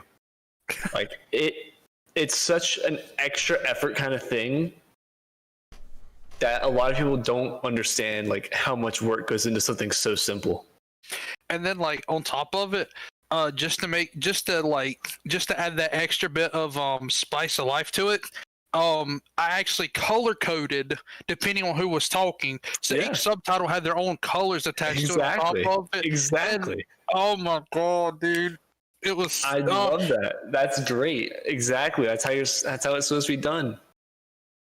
And it was but you know, I didn't have the time for it because it just took so long to do. So we eventually swapped over to streaming, and now we do the whole group stream thing. And I personally like streaming better than YouTube, but part of me even though the editing was a pain in the ass, I also somewhat miss it because it was also fun to do. Like to sit there and like look at the videos and you're done. Like, damn, it took me forever and it was a pain in the ass and I'm mentally drained. But fuck, I made this and it looks good. So yeah, the reward is always really nice when you finally get it done. I agree. I think streaming is a lot easier and more fun, but I always do enjoy it. I like stream highlights. I want to make more of those and just edit them down and boil down the streams just to the finest moments. I believe that we still do, like, we have stream highlights, but like it's not like I don't take them and cut them and stuff like that. Like the other guy that one of the other people that I do the stream thing with, Cody, the guy who was doing all the redeems earlier. Yeah. He takes I'm not sure if he cuts it down or what, but he handles the stream highlights and he runs our Instagram, and I usually do like the promotion and stuff like that, like sending out our links and stuff to different places, trying to draw people in, and I mess with the Twitter, and then we have a third person who doesn't do quite as much, but he still shows up and play. Yeah, but I mean, he still shows. He usually ends up playing games, whereas that's a fault of mine. I more end up doing like chat moderation and just kind of hanging out and talking to the people that come by. Right now, it's a perfect being the person in chat's fun. Being in the chat's good. Being in chat. If you have the audience for like the chat interaction, it's great. It's honestly the part I like the most about it. The game is just a backdrop to me. I like the chat interaction. Oh, I agree. Like, I only play games on stream. Not that I'm not a gamer, because I definitely really enjoy games, but I only play the games on stream because I want it to be done on stream. It was the same mentality with YouTube when I did Let's Plays back in like 2016, but Yeah. I will always prioritize the chat over what I'm doing in the game. Doesn't matter what I'm doing in the game. Doesn't matter how important it is. I'm just gonna engage with the chat. I don't care if I die in a game. See, that's one of the things that's really helpful about being in a group thing, because like I can sit there and I can interact with chat. So like, if they're playing like Valorant, CSGO, or Call of Duty, or just something of the sort, and like they get into an intense firefighter, they're playing a comp match or whatever, they don't really have to focus as much on the chat because I can do that. It definitely has its perks of being in a group. Yeah, absolutely.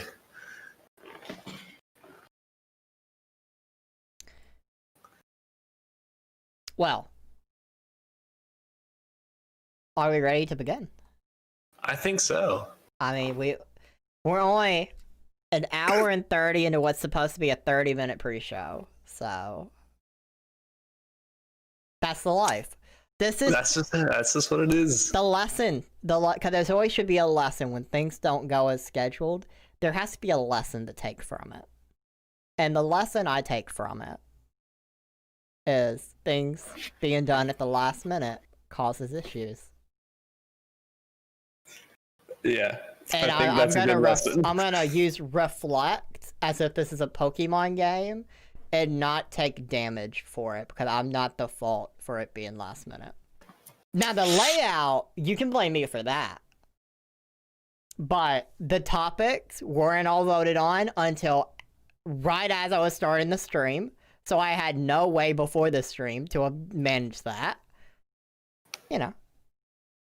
So I'm reflecting that part. What took the majority of time, the layout took like 5 minutes. Everything else, I'm reflecting. And notice, I sprayed the chair with WD-40, and now it's louder, and it's squeakier now. That just makes perfect sense. I mean, does. what else does WD-40 do except make things louder? Cause I know it's like I'm not spraying the wrong spot, and you can tell because the noise it makes changes. I nailed the spot. It just doesn't stop it. Why would it? Why would it? Why would it do what you wanted it to? That's just too easy. Exactly. So it's like now I can't really move around in my chair too much, otherwise it makes bad noises. So that's the thing. I need a new chair, but you know, it'd be what it be. So It'd be what it be. It'd be what it be. Hello, everybody, and welcome to the 77th edition of BS Back in the Shed. After a week hiatus, which felt like forever, by the way, we're back. My name is Wes. Once again, brought to you by. Where are you ranking today, Info? What number of my favorite hosts are you? Oh, who knows? We've lost count. It's hard. I mean, maybe 79th favorite co-host. Maybe the 80th best person we've had on. Something like that. Something like that. But yeah, we have Info, who, you know, as I said, I'm reflecting why we're late onto Info. It is my fault entirely. I had some stuff happen. Yeah, life happens. Life happens. But hey, we're here. We're back. And we have a special guest, which Info and I actually found one night on Twitch, because for people that don't know, we go on these Twitch adventures, and we find people. We got a big list of people, and Bill was working on it, trying to get these people on, because if we enjoyed watching their stream, and we feel like maybe they could do good on a podcast, why not give them a shot? So, please introduce yourself, good sir. I am Ramsplooge, shortened down. Just call me Rams. And yeah, I've just been streaming for a bit, and I guess these guys found me. So never been on a podcast before. We'll see how that goes. Ooh, popping your podcast cherry. yeah, that's a way to say it. That is a way to say it. Now, you can either call him Rams. What about Splooge? How do you feel about Splooge?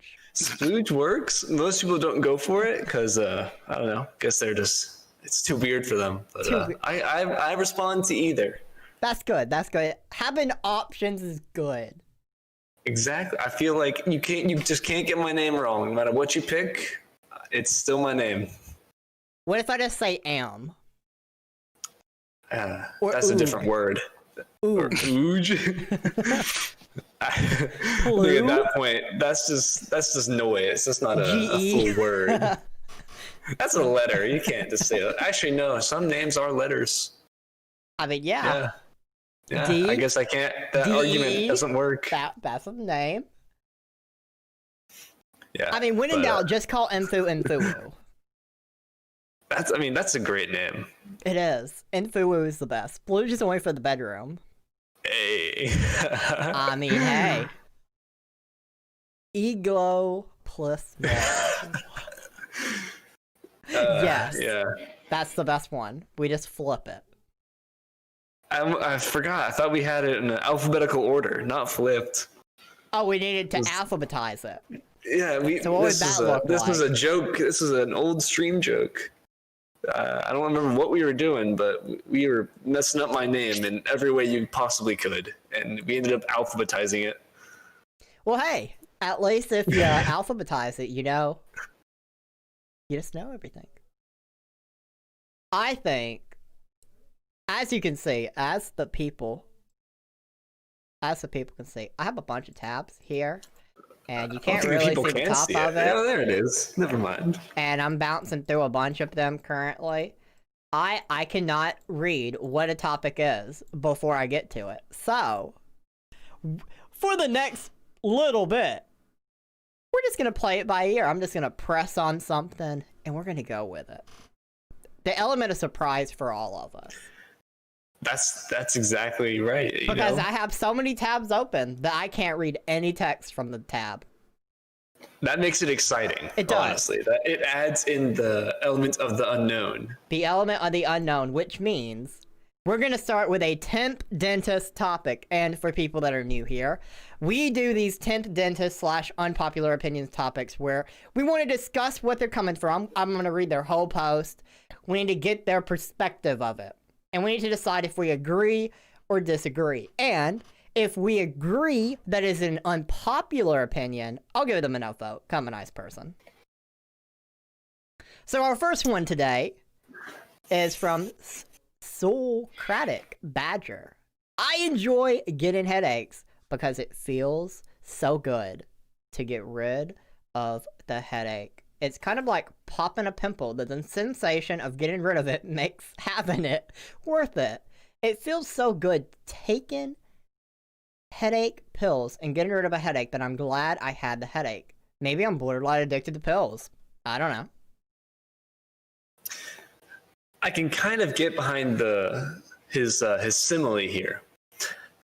Popping pimples is understandable. I understand that. If I have a zit, popping it feels pretty good, and you're like, okay, it's gone. But a headache, I feel like, is different. You're not doing anything to get rid of it. It's more like you're in pain, and the pain is gone. A pimple is not hurting you. It's just the release that feels nice. It's a physical thing happening. A headache is just subsiding. It's fizzling out. Let me pitch this to you. Aren't you happy when you have a pain and the pain stops? No, because you don't notice it. You don't notice it. It's not like a thing that you feel immediately. It's kind of like it's in the back of your head. It's in the back of your mind. You don't notice when pain goes away. You notice when a pain shows up. It's all an illusion in your brain. It is. It's just electrons firing in the brain, going down, neurons. It's what they want you to think. That's what it is. But yeah, I definitely think this guy is I definitely a disagree little with this off the person. edge here. Yeah, I definitely disagree. I don't get it. If it was a thing happening, if it was a tangible, instantaneous thing, like the pimple makes sense. If he said, I enjoy popping pimples, I feel it feels really good to get rid of them. I don't mind looking ugly for a few minutes if I get to pop a zit. I'll be like, cool, dude. I understand that. When I have a zit, popping it feels pretty satisfying, whatever. But a headache, don't know about that one. Yeah, they're definitely no good. So I think I'm going to have to disagree. You sound like you disagree. Info, do you have any... How are you feeling? This guy's just a junkie. Off with his head. Off with his head, yes! He's just a junkie. He just wants the painkillers, dude. That's all he needs. Exactly. He just wants some painkillers. We can't be having that here. No more painkillers for this guy. Off with his head. He's gone. Alright, so this guy is going to get an upvote for his post because he won. He won the game. Everyone. The chat disagreed. We all disagreed. Good on him. Ah! Next up, another one from the 10th Dentist. Fried chicken is way better cold. Fried chicken is obviously beautiful in any form, but it's always best cold. I'm a Popeyes guy when I don't make my own. I do sometimes. It's just a huge mess and it takes a while. And we'll have a few pieces when I get home. But for breakfast the next morning, grabbing a wing out and going to town is one of life's greatest pleasure. If you're the kind of guy that dips your chicken in mash and gravy, warming up the mash and dipping cold chicken into it, it is a life-changing experience.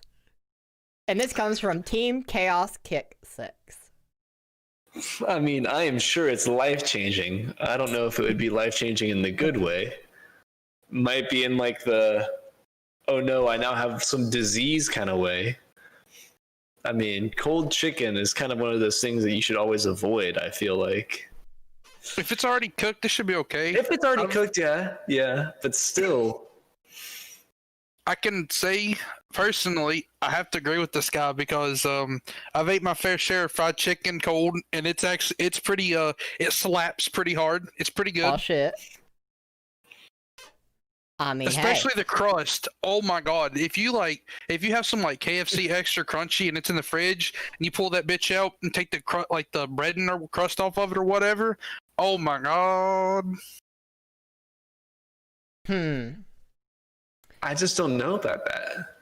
I just feel like food that's warm when you make it is supposed to be eaten warm. Like cold pizza is what I'm thinking of when I'm comparing foods, apples to apples, or maybe apples to oranges here. But I can eat cold pizza, but I definitely warm it up if given the option. right, it's like, yeah, I guess, but But pizza's supposed to be eaten warm. I will say, if I have I don't eat Popeyes. Popeyes where I am is too crunchy. I don't like it too crunchy, and Popeyes is too crunchy. We have Zaxby's, and I find them more appealing. They're not crunchy like Zaxby's or Popeyes. And we'll have some left over the next day. I do not heat it up. Because I just... Really? Heating up fast food chicken does not sound healthy. I don't know the logic behind that, but there's something in my head that just says, this is probably not a good idea. Yeah, I don't think I would even go through the effort of saving fast food chicken.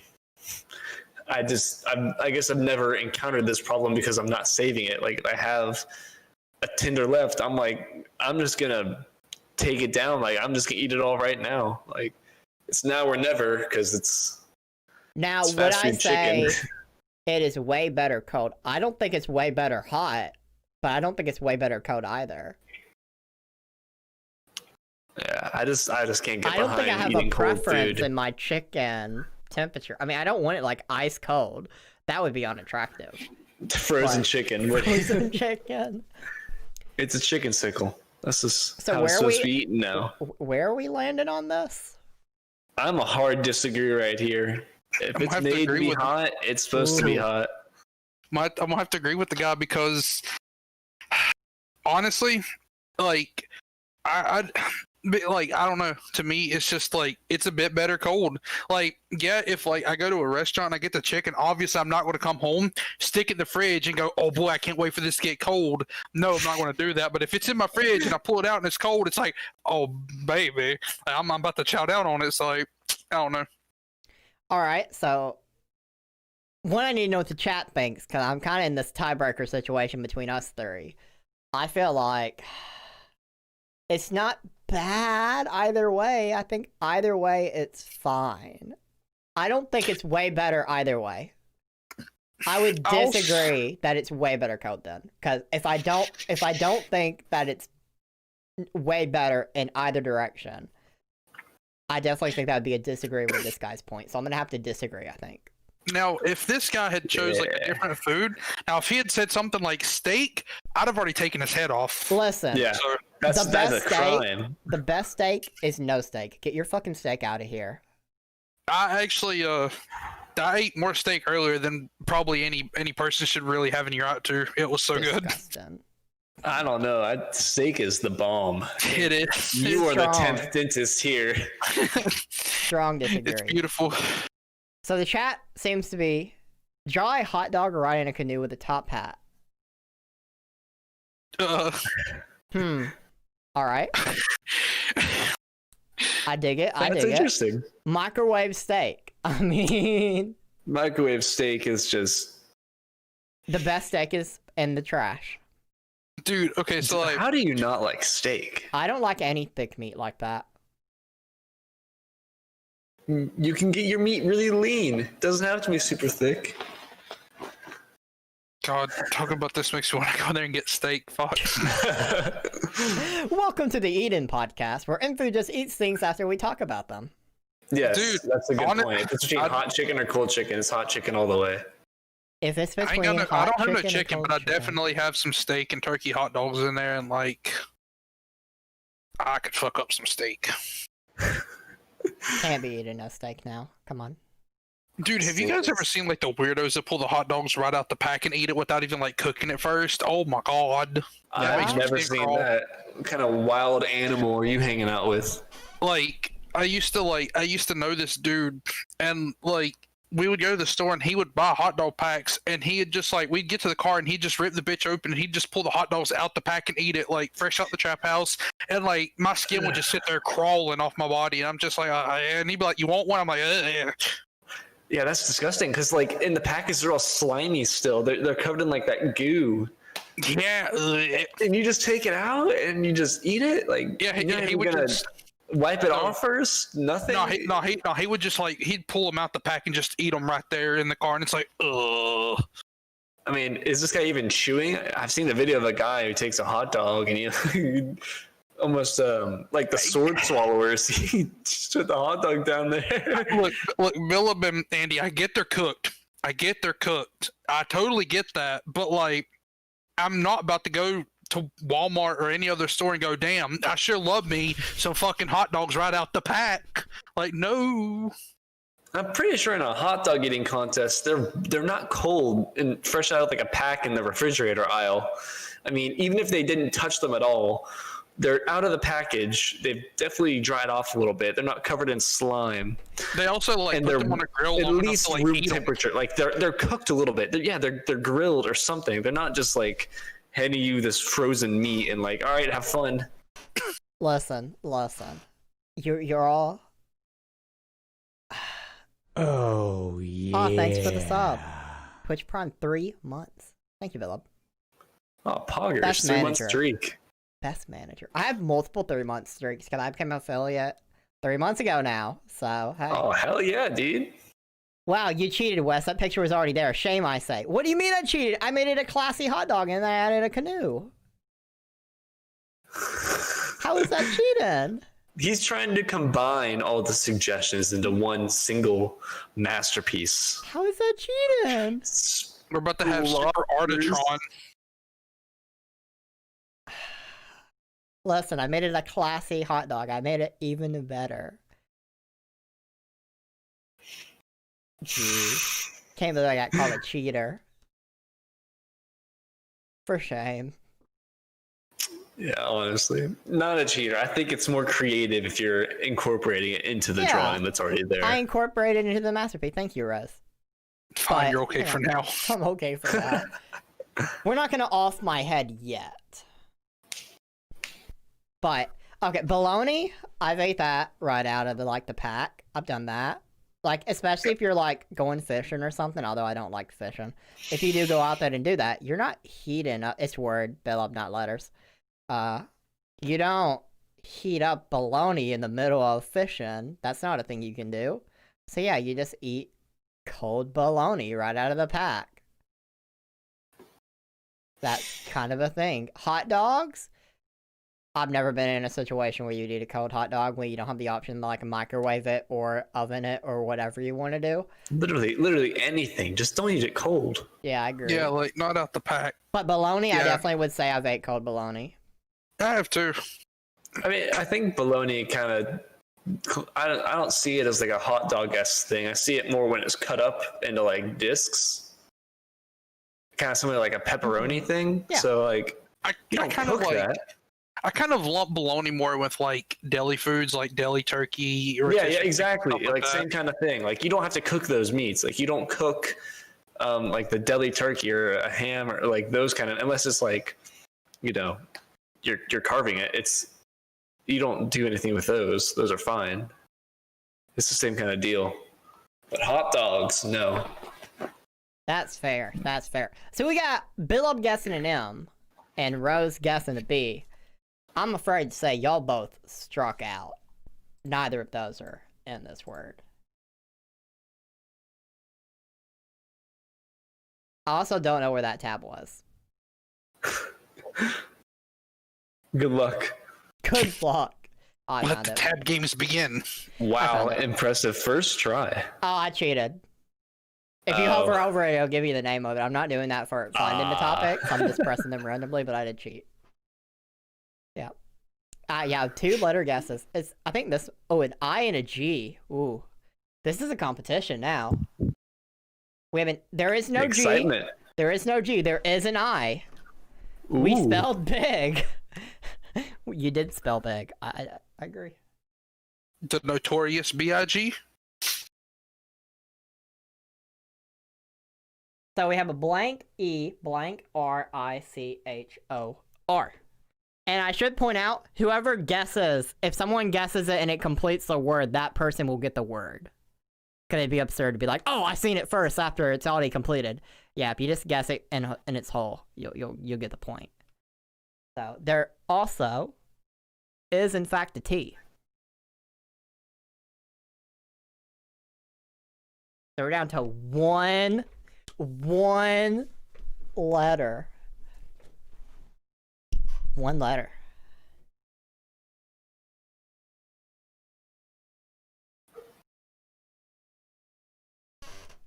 Very competitive today. Ooh, and Rose is gonna secure Rose is it going with a P. P. Gonna secure it with that P. And I chose this word like a month and a half ago, so I don't even remember what it means, for being honest. How do you even pronounce that? Oh. Petrichor. Yeah, petrichor. Oh, never mind.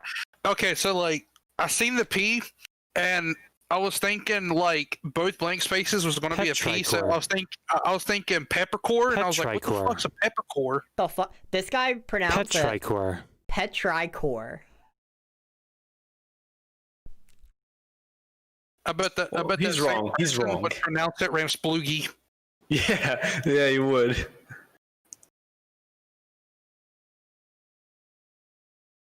Hold on, I was hearing something. Okay.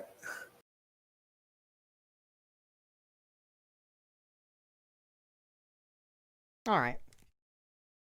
Yeah, I just hear things sometimes, and I gotta make sure nothing's bad happening. Well, this I guess ties in with one of the other topics I saw on there. Oh, what topic we got? That the definition of that is a pleasant smell after rain. Yeah. Someone on there was talking. They hated the smell after rain. Ooh, is that one that made it? Did that one make it? I'm not sure. I didn't double check, but I remember that being on there. If I find it real quick, we'll definitely go about it. But what was the other one we covered? What was the first one? We've done pizza cold. No, right? no. It was fried chicken cold, and then it was headaches. Headaches. I can't control. I found it. Okay, cool. Oh, so there's one that said I really hate the smell of rain. Yes, that is a one. Can I find that here? That's a good question. Can we find it? Let's see. We need their explanation. Their explanation provides. Okay, here we go. So Burneth said they really hate the smell of rain. I'm not exactly sure how unpopular this is, but every time I tell someone, they're shocked. The smell of when it first starts to rain, especially on hot pavement, is disgusting. It's one of my least favorite smells in the world. It generally makes me sick, and I always cover my mouth or nose, not mouth, when I smell it. I'm really not sure how anyone enjoys it. I just don't get it. I mean, it doesn't even have that much of a smell in the first place. I've never noticed it. It kind of just smells. I mean, it does have a smell. I won't agree like that it the has substance, the rain hits more than the rain. So I guess they just don't like the smell of hot, wet pavement. True. Sounds like they need to move. Yeah. Go somewhere cold. It'll snow instead. The smell after rain is refreshing.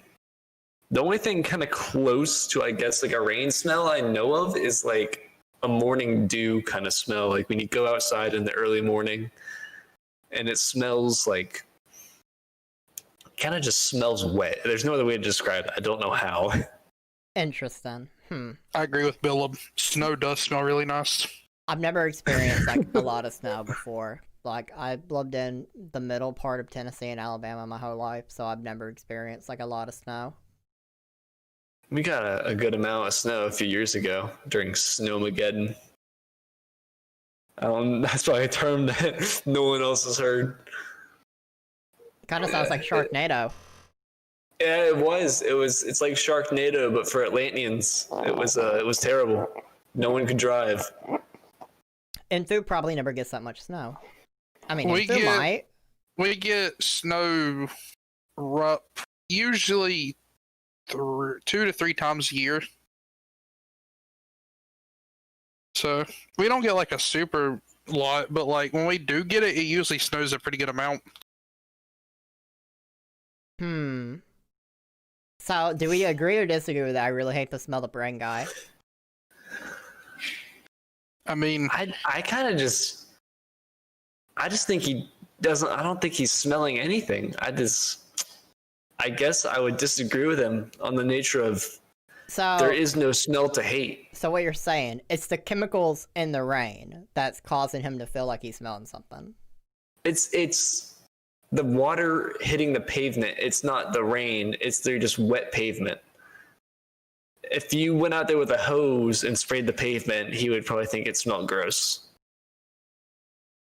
I think specifically he's just not liking hot pavement with water on it, and it kind of gives it like a bogged down kind of lots of moisture in the air. I think he so just you disagree with feels the gross premise to him. I disagree with the whole premise of this. Exactly. How do you feel, Info? I mean, I kind of have to agree. I don't even understand what he's fully smelling. Like, I can stand outside and rain has it has like, while it actually rains itself, there's no smell, but after, now if he would have said I hate the smell after rain, there is a actual very distinct smell for after it rains, but during, there's nothing. Yeah, during, it's not like a smell, it's more like it's like in the air, it's like a feeling, like the air has more moisture in it. It's more cloudy, it's more foggy. It's not like a smell though. The smell is kind of like what's coming up afterwards. People I know from here that go to the Carolinas, they're like, if it snows 2 inches, they close everything because that's a lot to them. I mean, that's pretty much how it is in Tennessee and Alabama, too, where I live. Anytime, like, they can just talk about snow and they cancel everything. Like they shut everything down, fucking calling the military, bunker to the doors, fucking everything's boarded up. It's crazy. Alarm. Yeah, it's bad, but we have gotten some pretty heavy snows before. Interesting.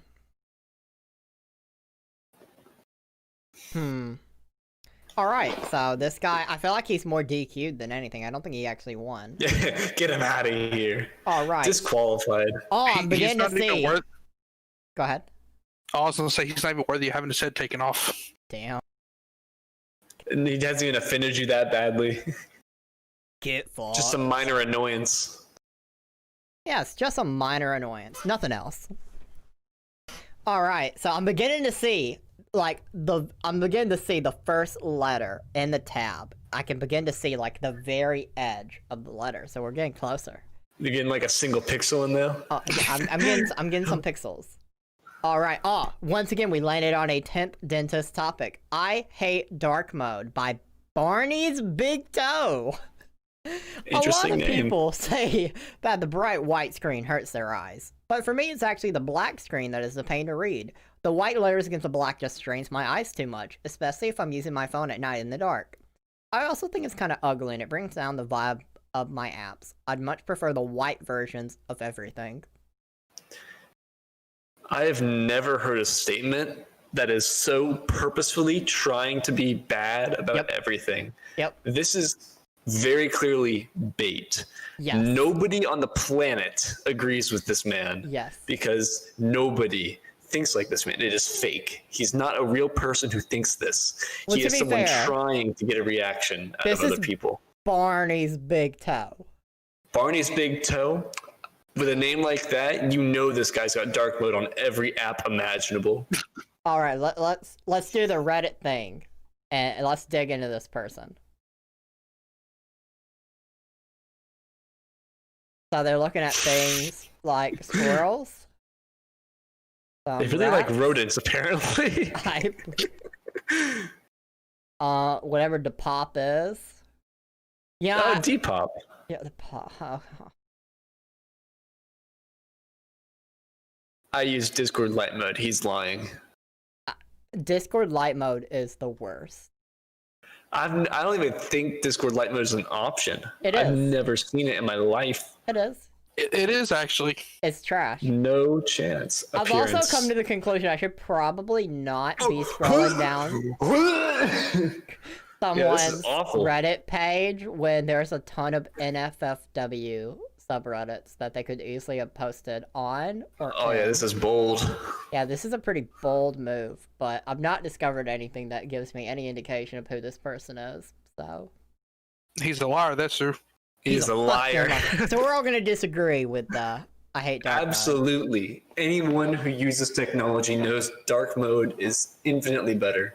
And now that I have my phone, the Samsung Galaxy S7, I don't even use dark mode. I use the AMOLED dark mode that's just pure black. You use dark mode plus. Yeah, dark mode plus. I don't know about that now. I tried that and I wasn't a fan of it, but I do think it's brighter. I do think it's a little bit brighter, like, at the same setting, but I think it darkens darker when you go to the very bottom. Does it use zero LED so that if it's black, that it doesn't even turn the light on the screen? I don't know. That's I don't know if that phone model does it, but Sounds like apparently the thing that it's supposed to be. yeah. What phone models are getting into now is they have, I think it's either zero LED or OLED, whatever they call it. OLED, I think. Mine. Yeah, that sounds better. Yeah. OLED, where yeah, it just doesn't even turn on. That way, there's no light coming off, so it's as dark as you can get it. Yep. I like it. All right, are we ready for this next beautiful? We pretty much primarily had unpopular opinion topics landed on so far. it's really been unpopular. Not even on purpose. Let's see, because as you can see, I'm just randomly picking something. Oh boy. So this guy said, Cookie Chant RS. Ketchup on pancakes is actually really good, and they have a picture of this. One, off with their head immediately. Yeah. I don't even want to Yep. speak to them. Off with their fucking head. They're done. They're out of here. This person did not eat this pancake. No chance. I'm telling you right You now, they did ruined not it. eat this pancake. You ruined the pancake. The way There's no that way in hell. ketchup is splotted onto this, it's in such an unnatural way. This was done for a photo. No one would do this. Why would they do this? Agreed 100%. It is a crime. This is a crime. They need to be put in jail. I bet it's a pregnant woman. Hold on. The part that's making this worse, though, is there is orange juice in the corner. Is So there? they're pairing Oh, there is? ketchup with orange juice. Do you like savory type of pancakes? Looks like it. Okay, so they like savory types of pancakes. What kind of savory I don't know what that means. pancake? What would that be? I guess Hold ketchupy up. pancakes. We can figure this out. Hold on. Let's see. We duplicate. What is a savory pancake? Savory pancakes with variation. This picture looks really fucking good. I don't know. Savory pancakes. Those don't look like pancakes. Those look almost like eggs. Yeah, I agree. They look like eggs. This looks really fucking good. This makes me really hungry. Although the bacon looks too crunchy. Nah, that bacon looks just right to me. Bacon's gotta have a little bit of crunch. If you get in that state where it's like kind of crunchy on the edge, but a little chewy on the inside, it's like. Oh, I agree. You need a tiny bit, not a lot. Yeah, this looks really good. Unbleached all-purpose flour. Yeah, this is on there are Martha eggs in Stewart's that. website. Those are. Do you trust Martha Stewart? You know what? For savory pancakes, I think I do. so I got a friend that whenever she makes her pancakes, she puts cheese in her batter. Why? She said it's better than using syrup. Syrup. Yeah, like she said Cheese? instead of using syrup on a pancake, she puts cheese in the batter and makes it with cheese, and it gives it more flavor than if you was to not use cheese instead of or syrup. And Listen. I don't know how I feel about all that now. I mean, I've always questioned her sanity. Replacing That's- syrup with that's something that's interesting. completely different in cheese is the same as getting syrup and replacing it with something completely different, like ketchup. But cheese is at least better than ketchup. There is nothing I want cheese is ketchup definitely on. less offensive than ketchup. There is nothing Still I want weird, ketchup but on. less offensive. Do you not like ketchup on anything? No. Ketchup, I think, fries, maybe like a burger, but that's it. I'd rather use honey You mustard. know, honey mustard on fries is better than ketchup actually, but ketchup on burgers is pretty good. Well, I'm not a eating mustard kind of burgers guy. is a I can sin, tolerate honey so- mustard though, but Dude, I hate mustard normal to mustard. me is like why? It's the worst condiment to ever be made. Normal mustard is a stain on society. It I've really never liked is. normal It's mustard. so bad. Honey mustard's where it's at. Honey mustard is so much better than regular mustard. I don't even understand why they have mustard in the name. It always just it brings down a honey mustard just by being there.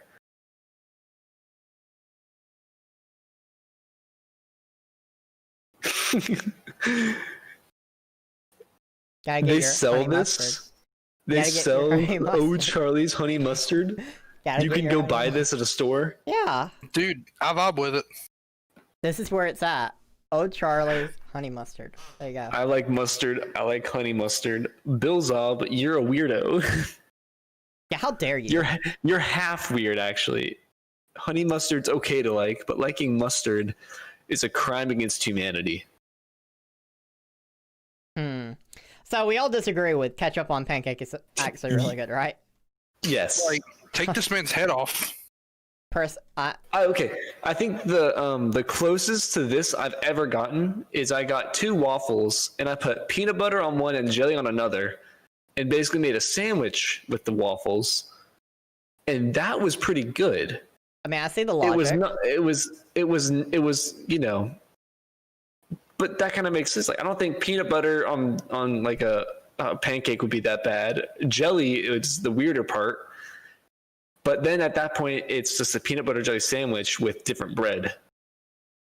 For sure. I feel like that's pretty tame. But if you try to make like a sandwich with pancakes, and you have like a burger with pancakes, and you put ketchup on there, even if you have like a patty, pancakes are sweet. They're not supposed to be. I mean, like, it's a sweet thing. Pancakes are sweet. There's butter and syrup in pancakes. Ketchup doesn't go with that. I think that's what when I think of pancakes, I'm thinking of like a buttery taste. So buttery and ketchup just don't go well together for me in my taste buds. I agree. So, no whammy. Oh. This is a video, actually. I'm surprised this actually made it to the final stage. I figured Info would shoot this down, to be honest. This is... Why is it taking me to old Reddit? I don't know. We're gonna watch this together. This is... Legendary person. Right here. They get mad. Let's see.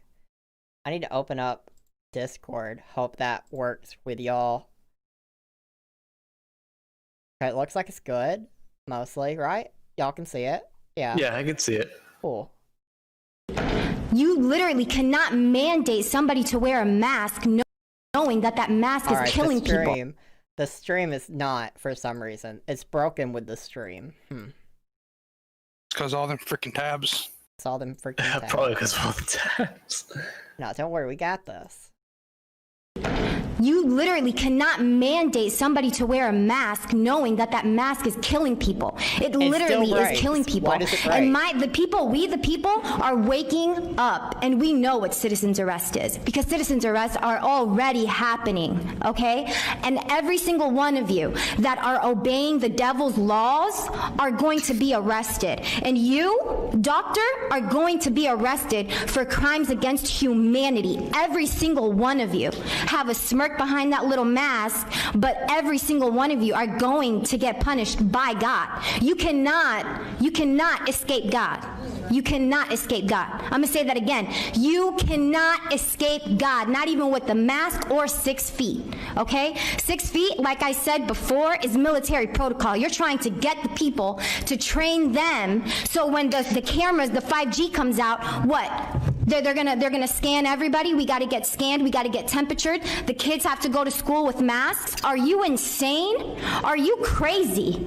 I think all of you should be in a psych ward right the heck now, because none of you know what the hell you are all talking about. This is insane. And then you want to open this meeting with a prayer to God. Are you praying to the devil? Because God is not listening to that prayer, because all of you are practicing the devil's law. What happened to Bill Gates? Why is he not in jail? Why is Hillary Clinton not in jail? Why are all of these pedophiles that are demanding you all to listen to their rules? Why are they not in jail? Oh, is it because you're part of them? Are you part of the deep Your state? time has expired. The deep state is going down, and this if is your any of last you are warning. in the deep state, Ma'am, you're going ma'am, down your with time it. expired, ma'am. Wow. This is- Florida woman. Jeez. That is impressive.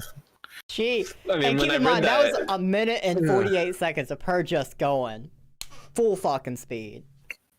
Every time I think that I've encountered the dumbest person ever, and that there just can't possibly be anyone more stupid, Florida always rises to the challenge. Florida Every person time. is a fucking legend. This Florida So- woman represents the best of Florida. Absolutely. Hashtag vote Florida for president. Her speech here was a combination of about 7 different conspiracy theories, along with religious prophecies. I mean, when she's saying the devil's law, what I'm gathering from that is the mark of the beast. And she's assuming that the mark of the beast is the mask that they're making us wear, because unless you're wearing a mask, you can't get into stores. And according to the, what scripture stuff says, and all these people are saying, it's if you don't have the mark of the beast, you won't be able to buy anything. You won't be able to participate in the society. So she's pulling that from there. 5G, I always hear very interesting things about. 5G will not do anything to anyone except maybe if you're near it, like if you live on the cell tower, you might, get some like, maybe, I guess it would be not radiation, but something might happen. That's why cell towers are typically very far away. Bill Gates, Hillary Clinton, this is tied in with the elites. There have been a lot of I think this is probably where her point gets as close to reality as it ever will, but it's not in the right context at all. Like, especially now that things have come out with Hillary Clinton and the emails she's supposedly going on trial for, and then Bill Gates and all of these high elite people being taken photos with all these other people connected with Epstein and all of that mess. But that doesn't belong here. I don't know why she brought that up. That's a whole other conspiracy ballpark in the deep state, which this should not be a political thing. This is scientists who are trying to get people to not be sick. It's not a big deal. Just wear a mask. Why are you freaking out? Why are you freaking out? I feel like she really needs to be introduced to Alex Jones. They would be best friends. They would be best They friends. would be the best of friends. They could have so much conversation. I want a podcast with that woman and Alex Jones. They're turning the freaking frogs gay. Do you understand that? I love Alex Jones clips. Alex They're Jones is hilarious. the top entertainer. You can't trust anything he man. says, but as an entertainer, I love him. He is. What's very scary is when he'll say something that's so crazy, and then a year later, you come back and you're like, "Wait a second." And then he uses that as evidence of the rest of what he says. Yeah, It's true. Okay, so I'll write on this one thing, this one very small detail. So that means everything else I said is also correct. Everything else here is true, man.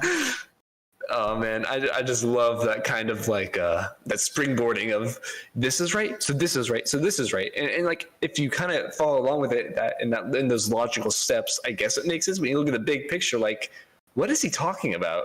Like what are you talking about, dude? Nothing makes sense.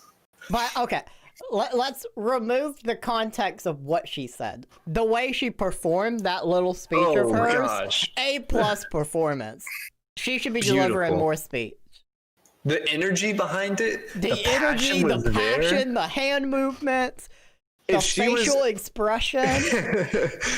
If I was in that audience and I didn't understand English, I would be like, yeah, tell him. Like, go for it. But hearing that, I mean, honestly, it's literally like someone who's way off their meds decided to write a speech about everything they've heard on like the internet. And they're just like, just everything they've seen, combine it into one. She talked about a psych ward, but I definitely agree with the chat with Bella. You all need to be in a psych ward. Yeah, sure, lady. Mm-hmm. Sure. Don't you need to be going to your psych ward soon? I've never felt so many brain cells commit suicide so fast ever. Like I feel like I need to take a moment to just mentally recuperate from that. Like they was literally dropping like flies. Yeah, like that like I could physically feel the pain of them just dying. It was so bad. That was insane. I didn't know it was possible for someone to have that much power. Never underestimate the power of Florida Karens. I like how they tried to cut her off, and nope, you ain't stopping that flow. Ma'am, your time, ma'am, you're out of time. Ma'am. This is your final warning. Ma'am. Like, yeah, okay. She's coming right at us, bang! Yeah, anytime there's like a debate or anything, no one cares about the time limits. Those are suggestions, especially when angry Florida woman has stuff to say. Hey, Florida person is a legend, and we trust in everything Florida person says. I'm surprised she didn't hit them with a chancla. Oh, man. I follow the Florida Man subreddit for topics like these, because Florida's always doing something. It's definitely a place where the most interesting sort of people can just gather, I feel. The most interesting sort of people and the most entertaining sort of people. Oh, absolutely. Oh. So this is, keep in mind, this is a coward posting this. This is throw away the underscore thing times 2. Oh, yeah. 3893748 So this is a coward that couldn't even throw in his unpopular opinion with their actual name. They had to do a throwaway account for it because they're afraid of the backlash. Smash is a horrible game and does not deserve its hype. To clarify, Melee was actually pretty enjoyable. But that's me speaking from nostalgia. However, Smash to me is too repetitive and boring. Nothing fun is in it. It's way too overhyped. A lot of it is really just, it's easy to predict what the bots will do. With others, it can be more enjoyable, but even then it sucks. Then there's the toxic fanbase, which also plays a role because you get cursed out like a 12-year-old on Xbox Live. Sorry if I seem mad, it's just annoying that people get mad at me for this, and then try and force me to play it when I cannot stand it. I mean, my friend, he plays Smash a lot. He's playing Smash right now. He's streaming Smash at this very second. Who is he? Switch was taken. Ooh. Switch was taken, playing Smash right now. Exactly.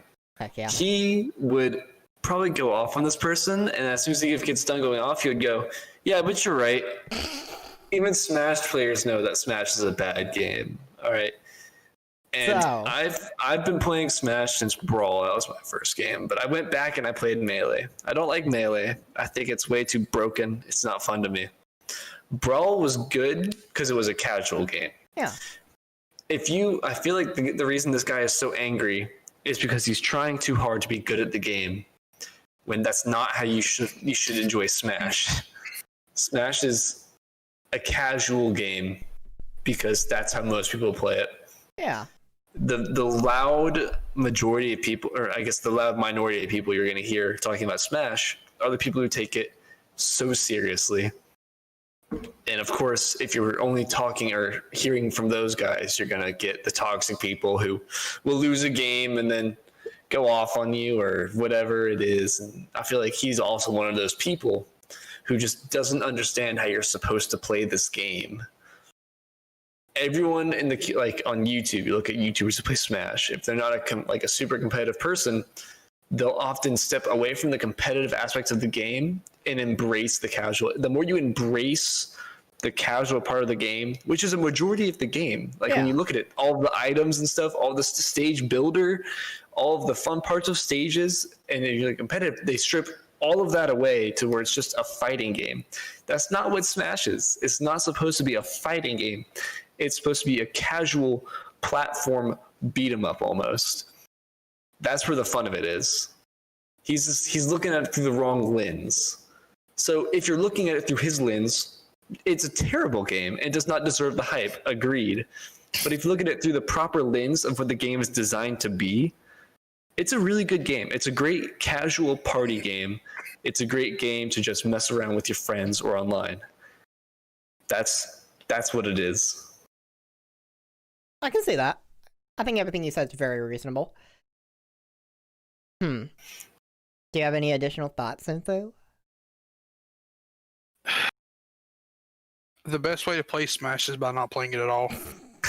So you're gonna agree with this person that Smash is a horrible game and does not deserve its hype? I mean, I don't think it's horrible, but here's my stance on video games, right? To me, there's no video games themselves inherently, as long as it's not unanimously decided by literally every person out there that the game is bad. Like, if it's a pretty split thing, then to me that says that the game isn't horrible, it's just not for you. So if you take a popular game like Smash and you got these people out here that's like, oh, this game is horrible. No, it's not that the game is horrible. It's just that it's not for you. It's not your type of game. So, I mean, I don't personally think it's a horrible game. It's just not for me. It's not my type of game. Yeah, that makes sense. That's a reasonable opinion, and we don't have those here. Oh, yeah, my bad. Reasonable opinions? We gotta pick a side. Pick a side! Oh, yeah, my bad. Let me turn into Re-Kid real quick. Yeah, go ahead. You need to embrace the Florida spirit that you were just given, that video. You need to let that soak inside of you, get into your head. I've not fully recovered from that. Hey. Sometimes Florida wants you to know something, and they'll try really hard to make sure that you know what it is. I feel like they try really hard to make you they try to force their horridness on the rest of the world. Like, at this point, Florida's its own entity. I mean, it really is. If we could saw off the landmass and Florida could be its own small country, that'd be amusing. I feel like even if we tried to do that, I feel like Florida's already prepared for that. And as soon as we cut it away, as soon as it starts floating away, there's going to be these ropes attached to the rest of the world. And they're going to pull themselves back. You can't get rid of us that easily. You cannot get rid of us at all. What states do you feel should become their own independent country? Seriously, or as a joke? Either or. To me, in Alaska, why are they a part of the U.S.? Alaska's pretty cool. I say we can get rid of California and Texas. I was thinking California, Florida, and Nebraska. Alaska should be a part of Canada. I like the fact that we are kind of giving Canada a hug. I think it's a or we have a super strong military base in Alaska that nobody talks about. That's totally secret, and one day we're gonna invade Canada and take it over. Of course, we're just gonna annex Canada, but then Canada will be one of the states that we can say should be their own country. But yeah, I think take the whole entire Canada. We make it one state called Canada. California is its own basket case, kind of like Florida, but the other end. Florida's old people doing weird stuff. California is young people doing weird stuff. And Texas is where the rednecks go. Texas is it's just I like the idea of Texas trying to do its own thing. They're I the feel Lone like- Star State. They've tried before. I say let them try What again. state are you in? I'm in Georgia. Oh fuck, we're right beside of each other. Oh, hey. I mean, We're we all little got neighbors. we all got the Or South over well, here. close enough, rather, I should say, because I'm in North Carolina. North Yeah, Carolina, that's only one Carolina away. Georgia, Alabama. We represent the South. From the South. Heck yeah. Yee. Well, with your bandana, you man. could totally fit in Texas. They'd accept you. Oh, I'm sure, dude. You just gotta embrace your inner I just have to Texan. embrace my inner redneck. Yes. I mean, I guess I'd have to actually shotgun. get into cowboy hats and monster trucks. That'll be good. Dude, all you have to do is show up with a loaded gun, and they're like, "Oh, yeehaw there, brother!" A Dr. Pepper machine. Hold up. Oh, is he gonna whip it out? Look at this. He does. And before the Dr. Peppers. We recycle the cans, so I don't have a sink in my room to wash them, so I don't always, like, immediately. Like anyone I've drunk on stream today is over there. So. Yeah, I definitely won't be embracing my inner redneck. That is it's actually non-existent. I don't have any redneck in me at all. This bandana is about as close as I can get, think and the I don't even know closest- where I got it. The closest I get to being Southern is saying y'all.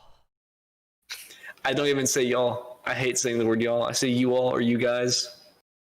Like I'm Y'all that is just a good not gender Southern. neutral word. Sometimes it slips out of me. I think the most southern part of me is my guns. Agreed. I do enjoy my guns. I mean, one of your pictures you've sent us tonight had a gun.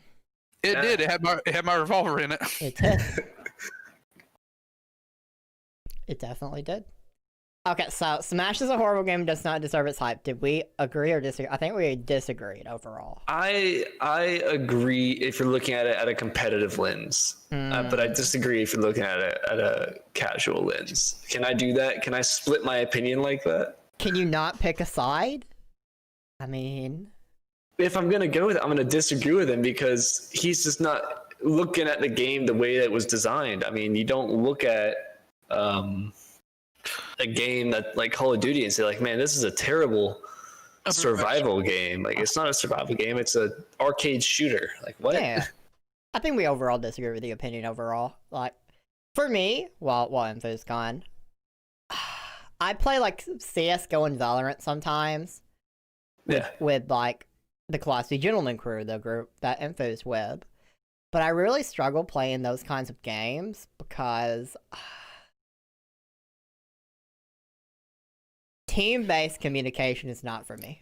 I don't want to either A, communicate with strangers in my team. I don't want to do that, period. Text chat, voice chat, doesn't matter. I turn off voice chat immediately. If I knew how to turn off text chat, I'd turn it off too. I don't want to see what they think at all. I don't care. That's not me. I don't care. I just want to do my own thing. If I'm playing with friends, play with friends, have fun. It's not competitive to me, although a lot of people make it way more competitive than it should be. And I struggle with games like that for that reason, because, you know. I can enjoy a good competitive game. I like playing Valorant. I'm trying to rank up in it. But when it comes to like, if I'm playing with a group of friends and it's a game that I don't care about too much, I cannot do competitive in it. I just can't. Like, I have to be something more relaxed. It has to be something that's actually kind of fun or kind of goofy. I have a policy when it comes to people playing games with me. I'll play games with you, but if you get mad at me, I'm immediately leaving. I'm not a good gamer when it comes to multiplayer stuff. I'm not gonna do good. I suck at most games. If you're gonna get mad about it and seriously mad, I'm just leaving immediately. There's not gonna be any discussion. It's you get mad, gone. Makes Wait, what sense. It's talking about me playing multiplayer games with friends. If people get mad, I'm just leaving. There's not a discussion to be had. I'm just leaving. I'm not dealing with it. We were talking about Valorant and CS:GO while you were gone.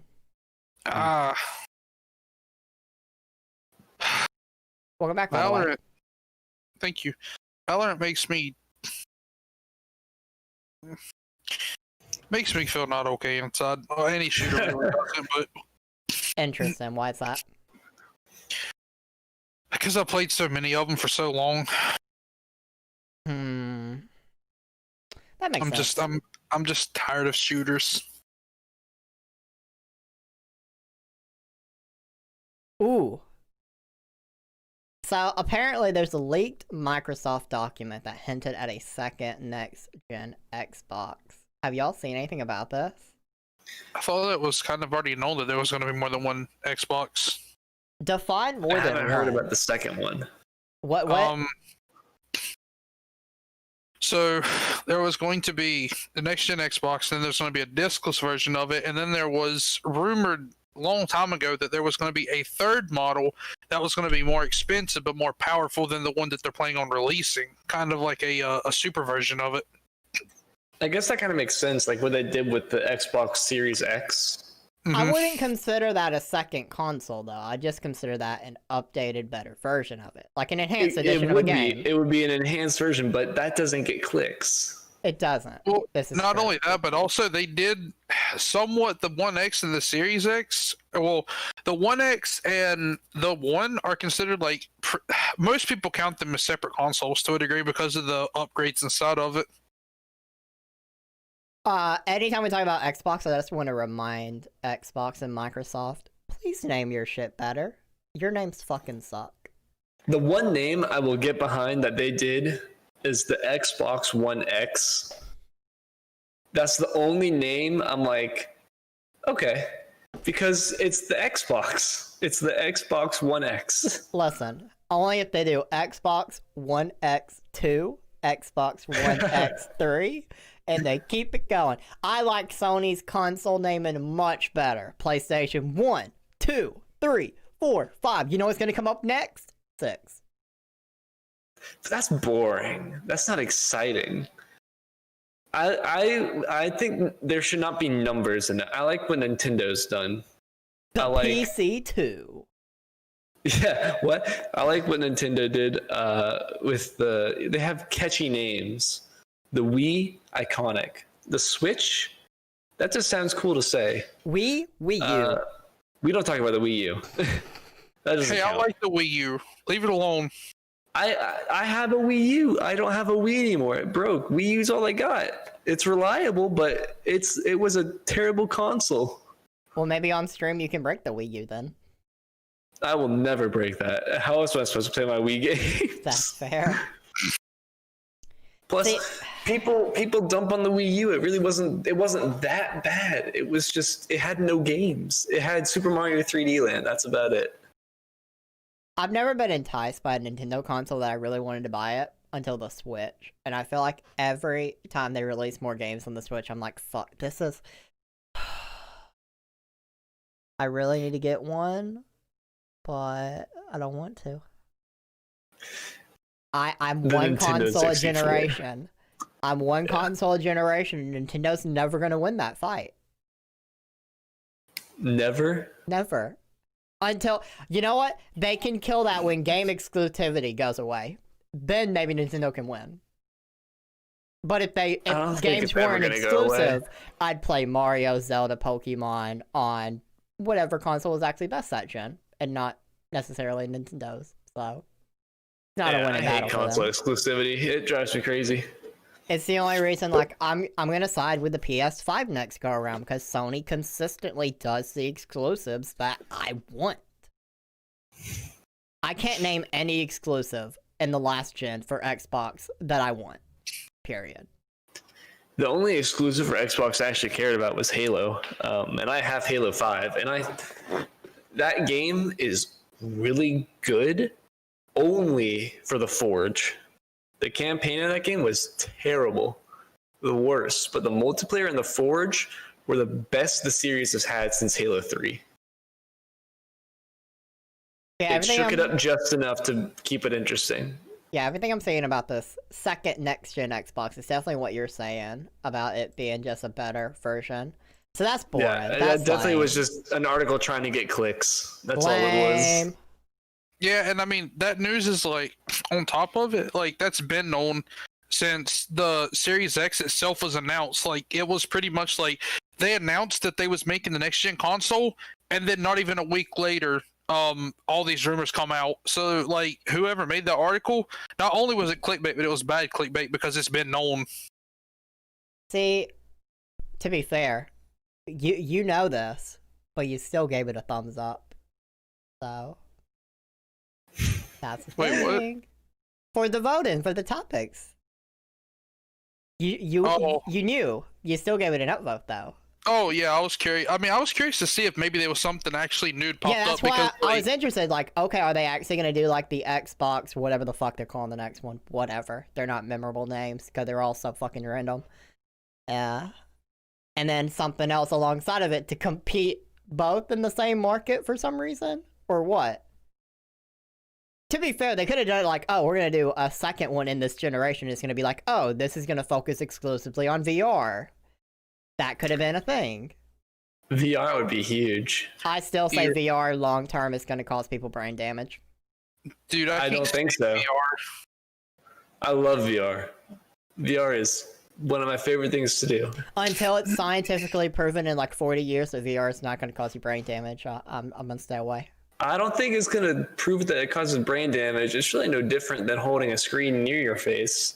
You shouldn't hold a screen. You shouldn't have a screen like this. Scientists are using it a whole lot. I don't think they You would. shouldn't have a screen like that. I don't think it'll cause brain damage, but I It's definitely really not think- like that when you look at it. Have you ever tried a VR headset? I am That- speaking yeah. ignorantly on You'll it. change your mind. You'll change your I- mind. I'm not gonna actually, try I it. have. I That's have the actually. thing. My buddy, he had one, and I have tried it, and I did not like it. I don't like the screen being that close to your face. It doesn't like. It doesn't give me headaches, and it doesn't give me motion sickness like most people. But I can't wholeheartedly believe that screen being that close to your face with all that stuff going on is good for your eyes. There's bound That to be too. repercussions from long-term usage of it with it being that close. There has to be. There's no, because like even now you got scientists out there saying, oh well, if you get your like if you sit too close to the TV and the monitors and you're like hold your phone too close to your face and stuff like that, there's already issues with your eyes, and it's like having that thing slapped right in your fucking face right there like for hours on end. I can't imagine that's good for you. It's designed differently. It's designed to do that though. Like it's not just like a normal screen. It has depth. It renders things in 3D. You can see like literal, like you can tell how far away objects are. So it's not the And same that's as why I just say strapping a it's not phone gonna on be your good for your face. brain. It's different enough, and I do kind of see what you mean by like having it that close. It would maybe harm your eyes if it was super bright, but I haven't noticed like any eye strain or anything unless I'm doing it for hours and hours on end, in which case I just get off anyway because that's a lot. But I really don't. Plus- I haven't encountered any issues like that. VR will never truly interest me in Really? its PS1 state until we hit like Sword Art Online point of VR. Okay, that is true. That'll be badass. See, That'll interest that's me. what I want. PS1, PS2 shit? Nah, fuck that. Get out of here. It's starting to kind of go a lot faster than people think. Like the innovations that have been made already, and just like because there's literally the term old VR came out 3 years ago. Yep. And it was terrible. It was horrible. And within 3 years, we have gotten so far in so little time. And honestly, it's going to keep accelerating. There's so many big companies that are hopping in on it right now. There's Apple who's jumping on it. Google's hopping in on it. Microsoft's getting in on it. All of these companies are hopping in on this VR AR train. And in just a few years, it's going to be so much further ahead than anyone thought it would ever get. Which is going to be nuts. I'm looking forward to it. I really am, because that's what I want to get into when I like get out of college and into the world. That makes sense. That makes sense. I like how we have a K wave in the chat for some reason. I'm not sure what originated this. I don't know what started it either, but I was gonna do cake. Katie beat me to it. I guess it's about Banjo-Kazooie. I think so. So a woman who shamed the Starbucks barista for refusing to serve her without a face mask has spoken out about the barista's GoFundMe. I'm very curious what kind of nonsense this is. Do you play defense? Do you play offense? So I don't know if people will recognize this guy if they would have seen it in the news. This person who, you know, full information for some reason. They did not care. They feel confident in themselves. They give their full name, like not even hiding a middle name. They're just like, "Hi, my name is Bam Bam Bam." Yeah. And their general location. So they're feeling pretty good. They wanted to talk about this poor barista who refused to serve her because she's not wearing a mask. And of course, you know, a GoFundMe was made. She's been shamed and apparently death threats to her. Of course, because it's Twitter. And, you know, donations have hit over $68,000 for this barista. Really? I don't know why, to be honest. Did he get fired? I'm not seeing that. I don't think so. I don't understand why he has to go. Whatever, he got some money out of it. Okay. I mean, looking at this, she's already not wearing a mask. You can hand her a cup of coffee, but the fact that she blew it up like that is silly. It's just silly. This whole thing seems so silly. So she said, "I never threatened him. I just called him out on his actions. I never threatened him. And I received death threats. Thousand. It's very upsetting. It's very scary." And she talks about how it starts with coffee, but it ends with digital certificates and forced vaccinations. Also claimed that she purchased coffee 2 days earlier at the Starbucks without wearing a mask. And she just doubled down that she never threatened him, just called him out on his actions. Yeah, like, I mean, how recent is this article? Like, when did this go down? Published on June 25th, updated on June 27th. Okay, so this was a couple weeks ago. I mean, I don't know what state this is happening in, but down San Diego where I live was where this specific incident happened. So that area. Yeah, San Diego. I don't know what's going on with the laws over there. But, it actually says, let's see where. Let me find it. Face coverings are mandatory inside businesses in San Diego County. Okay, if they're mandatory, then yeah, wear a mask. Why would you not? It's literally the law. Yep. It's literally the law. And if it's technically against the law, he has the right to reject service because you are not following the code. Pretty much. It does not take that long to put on a mask, walk into a place, order what you want, get it, and then leave. It does. You can just take the mask off right after. Like, just why are you pitching such a fit? I don't understand why it has to be so politicized. Like, honestly, you know what it is. You know the true thing with the mask. It's not being selfish because people are like, oh, this mask doesn't benefit me. It benefits other people. Why the fuck do I care? That's their inner mind. That's what they're thinking. If it's not for them, and that's a problem for them. Since the mask doesn't directly benefit them, why do they care? And it just shows how much of America is fucking selfish. But don't worry. I still find it funny. I seen a post on Reddit, like, this is probably a month and a half, 2 months ago, where someone gave out this scenario where aliens came and literally said, you have a week to give us what we want or we're going to blow up your whole country. And in the news, the next week would just be, oh, this is a democratic hoax and all that. And then as the aliens are blasting and destroying everything, the last remaining voice would be blaming Obama. Because that's how politicized everything is for some fucking reason. No matter what an issue is, someone will find a way to bring politics into it. It's amazing. It's honestly impressive sometimes.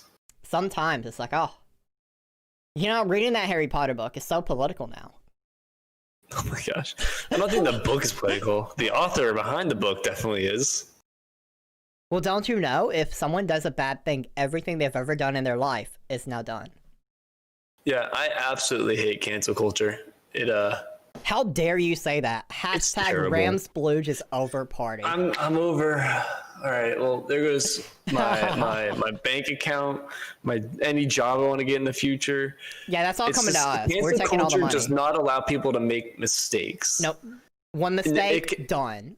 Done. It's Apologize like doesn't matter. You're a bitch for apologizing. Get the fuck out. you can't win. It's, you can't it's really win. bad. Yeah, cancel culture is shit. I say we cancel culture. Yeah. Cancel Fight culture fire is with over fire. party. You can't cancel it. It quits. You can't cancel it. Exactly. Well. Oh, by the way, an update on the topic tabs. I can now see the first letter of every topic. Yes. I can't believe it. Oh, yeah, dox me. Be sure to say my whole name, my address, my age, my coordinates on the planet. So, an announcement by PlayStation. At PlayStation, we are committed to providing games all over the world with great experiences. Gamers, not games. I'm happy to announce today that we have started a public PlayStation bug bounty program because the security of our products is a fundamental part of creating amazing experiences for our community. We believe that through working with the security research community, we can deliver a safer place to play. We have partnered with HackerOne to help run this program, and we are inviting the security research community, gamers, and anyone else to test the security of PlayStation 4 and PlayStation Network. Our bug bounty program has rewards for various issues, including critical issues on the PS4, critical vulnerabilities for PS4 have bounties starting at $50,000. To date, we have been running our bug bounty program privately with some researchers. We recognize the valuable role that this research community plays in enhancing security, so we're excited to announce our program with a broader community. So if you can figure out how to uncompromise and expose issues, you can make a lot of money. Yeah. Honestly, I think this kind of program makes sense. It's basically just encouraging white hat hackers. Yep. Which, I mean, that already is a business in itself. People will find, cracks in places and then say, hey, I found this, and then pay me. So this is just Sony saying, please do this, like make our thing stronger. So that makes sense. Thank you for the follow, Cool Ginger Snaps.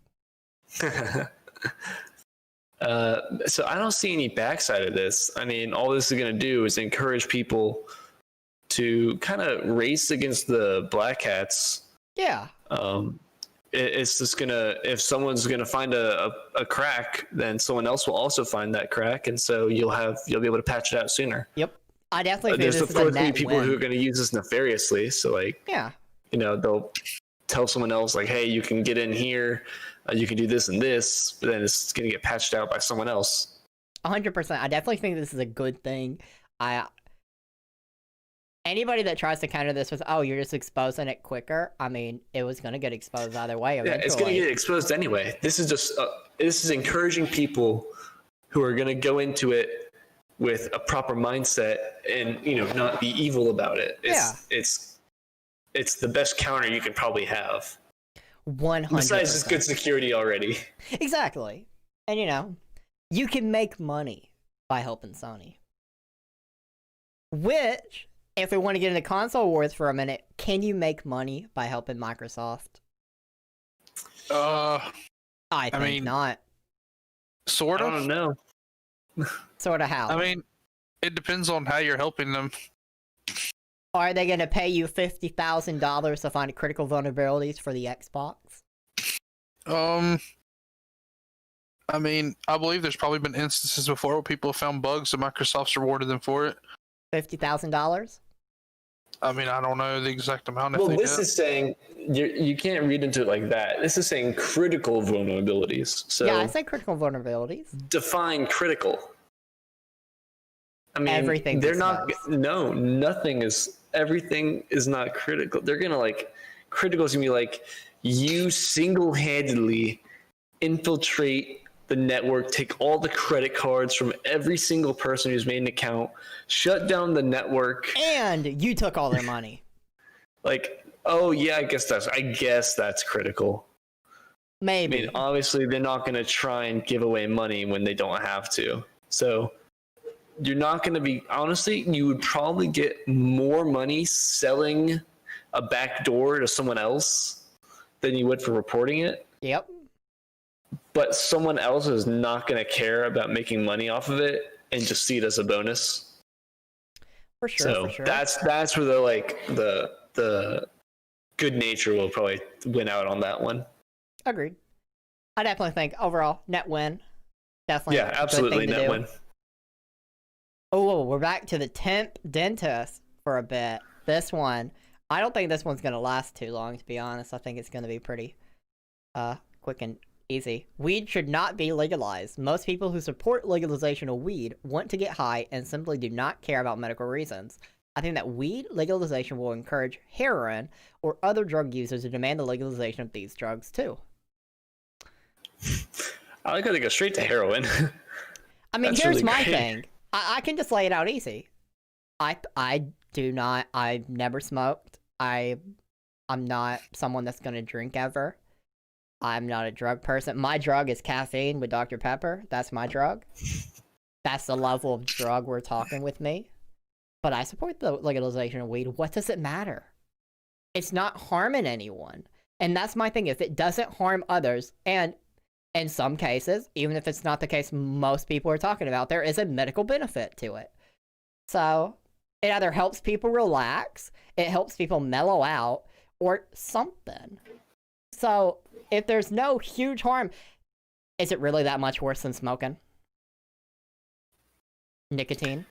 Is that really that much worse? No. I think nicotine is infinitely worse because it's just how addictive it is. So if we have nicotine, just put weed right beside it. It's fine. Yeah, I agree with this kind of. I think it should still be like kept behind like an age restriction, obviously. Oh yeah, it should be age restricted. Like 100%. Yeah. But it doesn't. There are like obviously a certain group of people who are going to want to get it more. Obviously, people who are not for medical reasons are taking it. It's going to be for like recreational use, which is still whatever. Yeah. Exactly. I mean, it's the same. Honestly, it's the same as alcohol. I mean, Yep. it's the same, just kind of the opposite. So it really doesn't matter all that much. People are going to freak out about it. I would see it more as a gateway, but honestly, people are going to try it anyway. Like the argument behind all of this, and I'm definitely going to get a little like bottom right on the compass here by saying like nothing should really be illegal in a sense unless it will literally kill the person using it. So like hard drugs, yeah, keep those locked away. Like those are not good for society. But like weed, whatever, like alcohol, that really only harms the person drinking, whatever. Those kinds of things, it shouldn't matter. It's a person's choice. I don't care.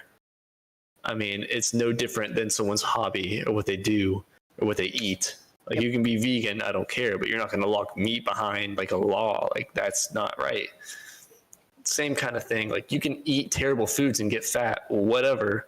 You can smoke a lot of weed and hurt your lungs, whatever. You can drink a lot of alcohol and murder your kidneys or your liver or whatever.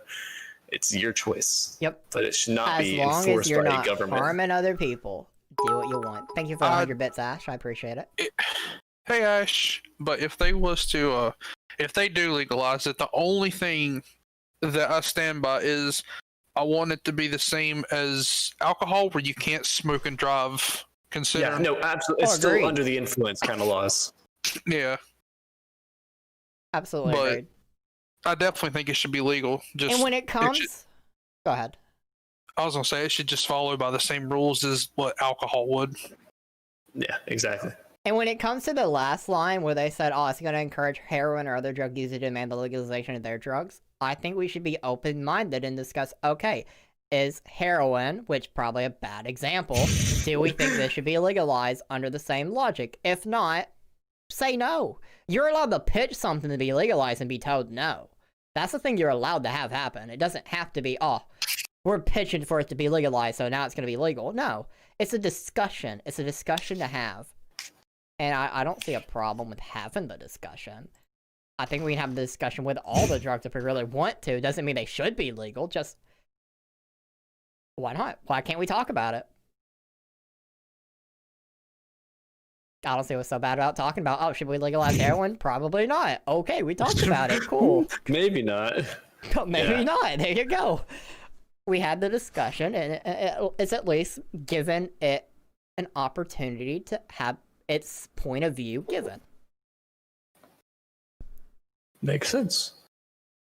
So, I think we all disagreed with weed should not be legalized, right? Right. Yeah. Yeah, I agree, because honestly, I know people that marijuana legit helps with some of their more intense issues. Yeah, absolutely. It does have some really good medical benefits. Yeah, there are some medical benefits, but I definitely think majority of people will be using it recreationally, which Agreed. is still kind of under the same tab as like alcohol and whatever. Speaking of some weed, we got this Florida man carrying nearly 500 grams, which, by the way, just so people know, like 500 grams to like a pound, for example. That's like a pound. It's not that much. I mean, that's a lot because It's weed is not nothing, heavy. but they put it It's in not 500 heavy. grams to make it a big number. I mean, like, when I hear that, I'm thinking like, okay, weed is like a leaf kind of thing. If you have a pound of leaves, that's a lot. So you got this man. I'm gonna have to keep fixing that as well. The bot's gonna keep rotating that one in.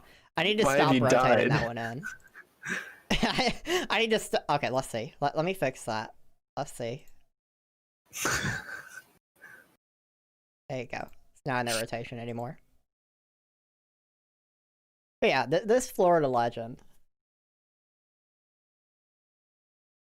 I don't know. I feel like... he is committed.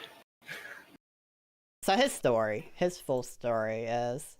He's behind bars after attempting to steal an airplane so he could fly to California to meet his girlfriend while carrying 500 pounds. On Saturday, So officers he's were... stealing a plane from Florida to go across the country? Yeah, on Saturday, officers were alerted that a stolen vehicle had been found at the airport, and while in the process of locating the vehicle, the officers were flagged down by a man who said it was his vehicle that was stolen. The victim told officers that a man unknown to him jumped into the back of his truck and offered him $1,000 for a ride. The man then got out of the truck, but left a grinder, scale, and cell phone behind. At the same time, the victim flagged down officers to describe the incident in the truck. Another officer at the airport was notified by a flight instructor that a man with a blue bag was spotted crouching on the wing of a plane station on a portion of the tarmac that was not accessible to the public. According to the report, the man asked the flight instructor how he could fly a plane. By the time officers reached the tarmac, the man was sitting right in the right seat of the aircraft. When officers approached him, he asked again if they knew how to fly the plane.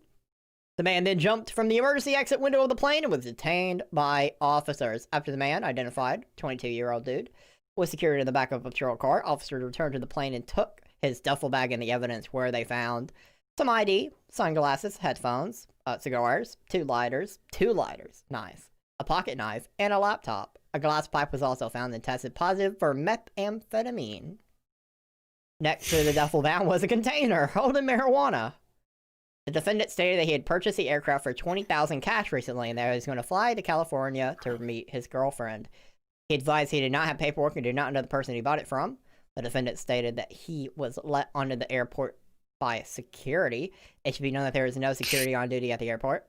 And while he was being processed, the officers were told that he was the manager for a local medical marijuana dispensary and he was transporting the marijuana to California. So he was taken to jail on charges of grand theft, possession of paraphernalia, trespassing in an operational area of an airport, possession of cannabis, and leaving the scene of a crash involving damage. And he's being held on a $30,500 bond. I mean, that's impressive. How much he managed to rack up right there. I mean, hey, if you work hard enough, you can accomplish your dreams. like actually impressive. He said he tested positive for being high on meth. No, he had a glass pipe that was tested positive for having methamphetamine in it. Okay, so he didn't smoke it. He just had it. He Well, had it most with likely him. he smoked it at some point or was going to. Yes, this definitely sounds like a meth-fueled fever dream of stealing a car, crashing it near an airport, sneaking onto the airport, hiding out in the wing of a plane, and then just getting in and saying, when the cop shows up, asking the cop, "Hey, bro, you know how to fly this thing?" Hey, bro, you want to get out of here? You want to go to California? I got some meth. I got some marijuana. What do you want?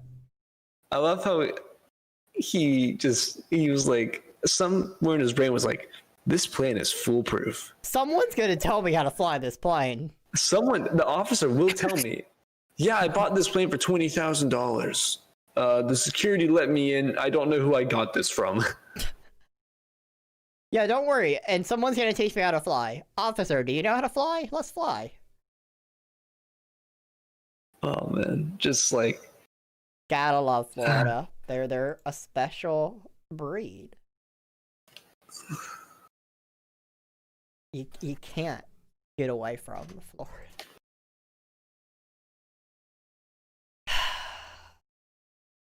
You know, anytime we have these Florida topics, I'm just always blown away.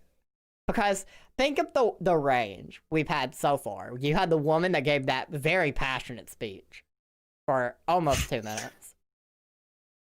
And now we have this very passionate Florida man who just wanted to go see his girlfriend.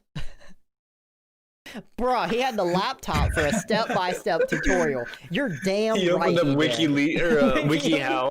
WikiHow, please. How do I fly? Well, the first step, sir, is how can I be a simp when I'm already dating him? Isn't simping more like a friend zone thing? Step 1, hide on the wing of the plane. Step No, I think 2, you can be a simp if you're man. dating him. You can still be a simp. Simp is not even a friend zone thing. A simp is like, I don't know who you are, but you give me money kind of thing. Not really. That's Actually, what I always picture it as. Okay, so a simp is a guy who follows a girl around. It can go the other way too. It can go the other way around, but I've mainly seen guys do it. I've never seen a girl do it. But actually, I'm friends with a simp. That's why I say this. Like, I'm friends with one. He like. What if you're the simp info? Hold on a sec. Hold on. Don't show this on stream, just for Okay. you know. But Okay. but this is this is something that he literally said. So just so you know, I'm not kidding. But anyway, Rose knows what I'm talking about. Anyway, so basically, there's this chick that we're friends with, and like he agrees with everything she says. Everything. He always comes up with a story. He always has a story to match her stories. Always. Everything she does, he's done it. Every time she says something, he's got something to say that's similar to hers that agrees with what she said. Literally anything she says or does, he has a story or a way to, always be right there connecting with her. And like the whole general idea behind this is so you can get with her, but she has no interest in you. I mean, hey. Yeah, that makes sense. That's kind of where I was coming at from, like, she doesn't know who you are. It really just means, like, you're not on the radar in any sense. I also feel like you're just people there. have made simp to sound like this super bad word. Simp is a nothing word. The fact that people get so hurt by it is it's interesting to me. Simp is just, it's a nothing word. It's a nothing word, but like the people who are simping are, I don't know. It's kind of creepy. It's creepy though. Sure, that's like. I mean, I simp for I Axel. actually watch them do it. I'm a simp for Axel. That's a different story. Why are you judging me? You're not trying to get in their pants by any means possible. How do you know I'm not trying to get in Axel's pants? Come on. Nobody wants in Axel's pants. Not even Axel. To be fair, he probably doesn't have his pants on. Probably. Just like you don't have a shirt on right now. You're also correct. He caught you, dude. I mean, Oh, it's no. no secret he does not wear a shirt. Yeah. I don't wear a shirt year round. I just go shirtless at all times. Oh. Yeah. I think you can be a simp if you want to be a simp. It's not that big of a deal.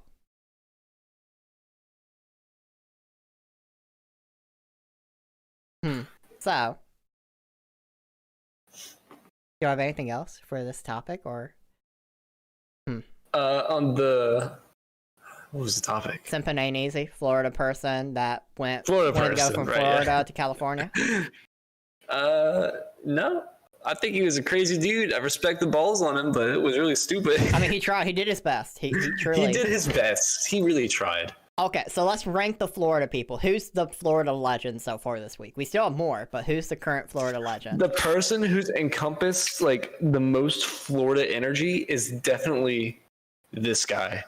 This guy he did the most crazy stuff because he actually was out and doing it and got like arrested for it.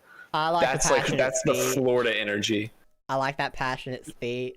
I think Speech Lady comes next just because of her anger and her passion. I think I have to put her first. You could do that. But Tiebreaker info. Who I'm do you put in behind first? the guy with a pound of weed and The guy with the weed. I'm gonna have to give him over the lady because the lady made my brain cells kill themselves at the fastest rate I've ever felt. But yeah, no, true.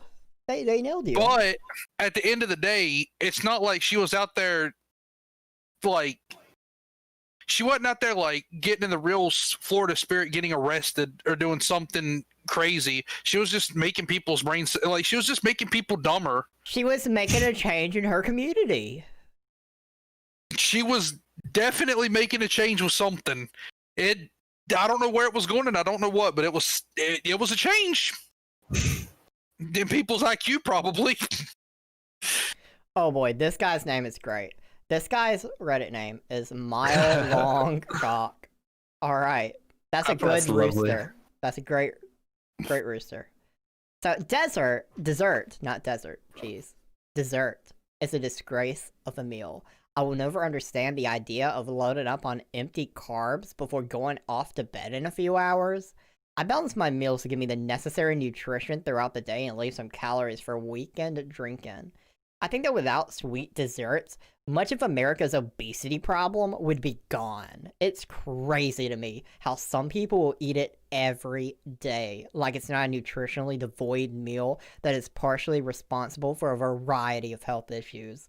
Sure, I'll eat it when I'm, for all intents and purposes, forced to. Namely on birthdays and other events where it is basically shoved down my throat by force, pulling my arm, twisting it, breaking a few bones in the process, but otherwise, I try to avoid it. I love a good milkshake, but I rarely have those and include it with dinner to make sure I'm not eating a ridiculous amount of empty calories. Thanks for coming to my TED Talk. Who thinks of dessert as like a meal? That's where my first question is. I've never thought of dessert as a meal. A dessert is like the end of the single meal. Item. It's like, it's the final thing you do when you're eating dinner, in theory. It's not a thing you do for nutrition. It's a thing you do because it tastes good.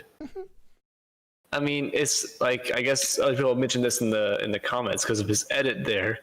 But if you go with the alcohol, like that's kind of the same thing. Empty calories, whatever. You do it just because you enjoy it. And some people enjoy eating foods with lots of sugar. And it's not like I don't know anyone who eats dessert all the time. I don't know anyone who does that. I don't do that. I don't even like sweets that much. But I'll eat a dessert like once every 2 or 3 weeks. Like, it's not a big deal. I don't know why he's so angry about dessert. The top comment, just for everyone. Dessert isn't a meal, it's an after-meal treat. Yeah, exactly. That makes sense. So I think we're all going to disagree with this person, right? Yeah, absolutely. I don't. I actually, aside from it being a meal, because that's kind of stupid, I actually 100% agree with him. Ooh. I can't stand sweets, and I can't stand dessert, and like the only time I ever actually eat it is in situations where I'm literally forced to. Like earlier today, I had some birthday cake, or not birthday cake, but we had ice cream cake because it was my dad's birthday, and that's what he wanted for his birthday. You know, he wanted dessert, so I ate a little bit of it just because I would have felt bad it being his birthday and not eating any of it. But I don't go actively seeking out sweets. I don't like them. I think they're disgusting, and almost all shapes and forms, aside from like maybe once a month I might have like a candy bar, maybe, but overall sweets are fucking disgusting.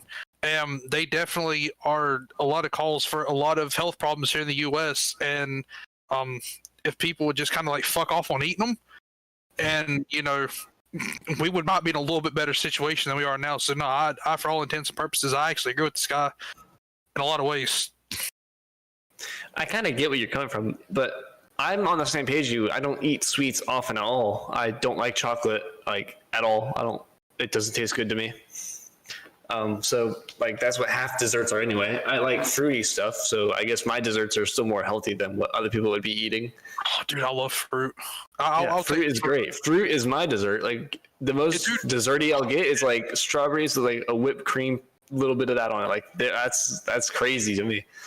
Also, or ice cream. That's sorry. I was just thinking about what you said right there. Actually, about the whole fruit thing. A lot of times, like I can't tell you how many times, like I'll talk to friends and stuff like that, and they'll be like, "Oh, yo, I just got through eating these donuts and cookies and all this other shit." And I was like, "Yeah, well, I just got through eating some like pineapples and strawberries," and they like, I swear to God, they're like, and they fucking like shrivel up and fucking die, and it's like, "Oh my God, what did I do to you?" And it's like, you mentioned fruit, and it's like, what the fuck?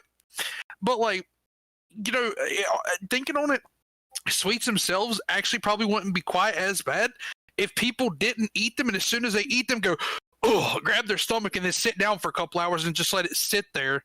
Like, most people, like, getting rid of sweets and like cutting back on sweets isn't going to solve obesity. People not going outside and moving their fat ass, that's what's causing it. How dare you say I need to get out of my chair? Dude, fruits always hit. Fruits are the best. If you diss on fruit, what's your favorite me fruit? And the homies hate you. I like apples. Apples are the best fruit in my opinion. For me, it's a three-way tie between Asian pears, watermelon, and cantaloupe. Actually, no, I guess four because I like honeydew. Wow. I love honeydew.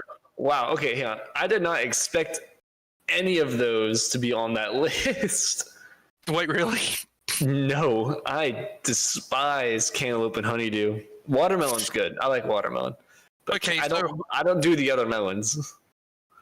So honeydew, it's like is my least favorite of the three. But the reason I still included it is because it has a nice flavor if you mix it with pineapple. I don't know if you've ever mixed honeydew with pineapple before, but it actually gives it a really nice flavor. The closest I get, like the only time I've ever eaten honeydew or cantaloupe is if I get like one of the bowls of fruit and like it has like the strawberries, pineapples, cantaloupe, watermelon, and honeydew all mixed in it. Yeah. So like all the juices are there, and it just doesn't have it. I don't like it because it doesn't. It tastes like a solid block of nothing really. It just doesn't taste good on its own. That's actually I want to be able to enjoy the fruit. Like strawberries have a distinct taste, pineapple distinct taste, apple distinct taste, blueberries, grapes, all of them have like their own thing. Cantaloupe and honeydew, they either taste bad or they just don't have a taste. Cantaloupe, if fresh, actually has a sweet taste to it, but it has to be super fresh. Honeydew, I agree, has no flavor. That's why I said if you mix it with like pineapple or like something else, it gives it a real. Actually, right before we started the podcast, I actually have one of those. Chowing down some cantaloupe. No, it's like one of those. The container that you was talking about that had the stuff in it. It was literally one of those. It had honeydew, cantaloupe, watermelon, grapes, and pineapple and kiwi in it. Kiwi is great. I love kiwi. Oh, dude, I'll fuck up some kiwi. Yeah. You ever had an Asian pear? I have not had an Asian pear. Pears are weird to me. They're very hard. Okay, look up an Asian pear. I think that it will change your mind a little bit because you like apples. It's gonna sound crazy, I know, but like Asian That is pears a look weird just fruit. like they look like apples. They do look like apples. They're delicious. They don't taste anything like a normal pear in my opinion. They're so good. What's the texture of them? Are they hard or soft? They look kind of like they'd be mushy. They're kind of like a actually they're really apple-esque on the inside. The peeling around it is comparable to that of a kiwi kinda. Only it's not fuzzy. Oh, okay, that's interesting. I'll have to try one of those. Oh yeah, they're fantastic. I've got two. I've got one in my fridge right now actually. I love them. I saw a comment that I definitely agreed with here by Tortilla Monger. Honeydew is basically watermelon rind. That is exactly the texture. That is exactly it. It is. I can't eat honeydew by itself. I like to mix it with other fruit. It gives it good flavor that way, but by itself, I'd rather not. Do you toast your Pop-Tarts? Yeah. No. I don't. Sometimes. Well, okay, I'll be fair with you. I don't eat Pop-Tarts. Okay, it depends. If it's like in the morning, the Pop-Tart is like my breakfast, like that's how rushed I am, or that's how lazy I am, I will at least put the effort in to toast it, because it tastes different when you toast it. If it's a snack, no. I'll just put it in the microwave for like 5-10 seconds. Call it a day. I mean, if I'm going to commit to it, I'm committing to it. It's going to go in the toaster. That takes so much. If I had to get my toaster ready, like, okay, if I had 2 timelines, one where I had to go get the toaster, put it down, get it toasted and such. But by the time the toaster even gets, like, ready for the Pop-Tart to go in, I'm already eating the Pop-Tart in the microwave scenario. I mean, I got my toaster plugged in already. All I got to do is put it in there and push the thing down, and then I'm good to go. Interesting. I mean, that's fair. If you have it ready. Yeah. Why don't you oven it? Pop-Tarts taste pretty good. Wow, oven it? I mean, toaster oven. It's kind of the same thing. You need to put it fully in the oven. You need to let it cook for an hour. Gotta What would preheat a it. Pop-Tart even look like if you cooked it at like 400 degrees for an hour? Black. Could you find any good taste left in it? Probably not. I think because there's also like the jelly on the inside. That would probably be Gone. so gross. So gone. I actually, I don't like Pop-Tarts. They kind of fall under that they're too sweet category. To me, Pop-Tarts are extremely sweet. Pop-Tarts are interesting. They're definitely really sugary. They They're not are. my favorite thing. I would definitely have like more of a fruity thing, like a strudel, than a Pop-Tart. Oh, dude, I'll fuck up a strudel. Yeah. They're heavenly. Good. You know, Like that's my kind of thing. Give me some bready things like a pancake or waffle, put some fruit on there. Like that's a good breakfast. Or bacon, eggs. 100%. But if you get towards more like the sweet stuff, like some cereals, that's like just pure sugar. I have a cereal hot take. Well, it's not really a hot take. It's just not one that many people also do. All right, let's hear it. With cereal, I only eat chocolate-themed cereal. You only eat chocolate-themed cereal? Mhm. Only? I mean, pretty much. Like, the only So, like, non-chocolate Cocoa Puffs? cereal. Cocoa Puffs, the frosted little honey wheat things, those. I'll eat the regular Those? ones too. Those are good. But the chocolate ones are better. The Cookie Crisp. Cookie Crisp is good. Those are my cereal. Bland are like your Cheerio. cereals. That's fucking bland. No, thank you. I will tell you the 3 cereals that I know that absolutely smack, and it is Honey Nut Cheerios, Cinnamon Toast Crunch, and then it's like this Special K like yogurt cereal, which is surprisingly good. Let me go see if we have any. Give me 1 second. Oh boy. Oh boy. Those are the 3 cereals that I enjoy the most. I mean, that's fair. The Special K strawberry with the yogurt balls in it, like that is so good. It's so good. I mean, it's kind of similar with Pop-Tarts. There's only like those. I don't know if they're all chocolate themed Pop-Tarts, but No, most Stuff like Pop-Tarts are that. fruit Those are the themed. ones I like as well. They do have like the s'mores or S'mores like is the good. s'mores is interesting. The marshmallow part of it makes me my mouth feel like it's weird. Okay, so all right, we did not have any, but since you mentioned Special K, next time you go to get some, I'd advise getting the smaller box of it just to give it a try.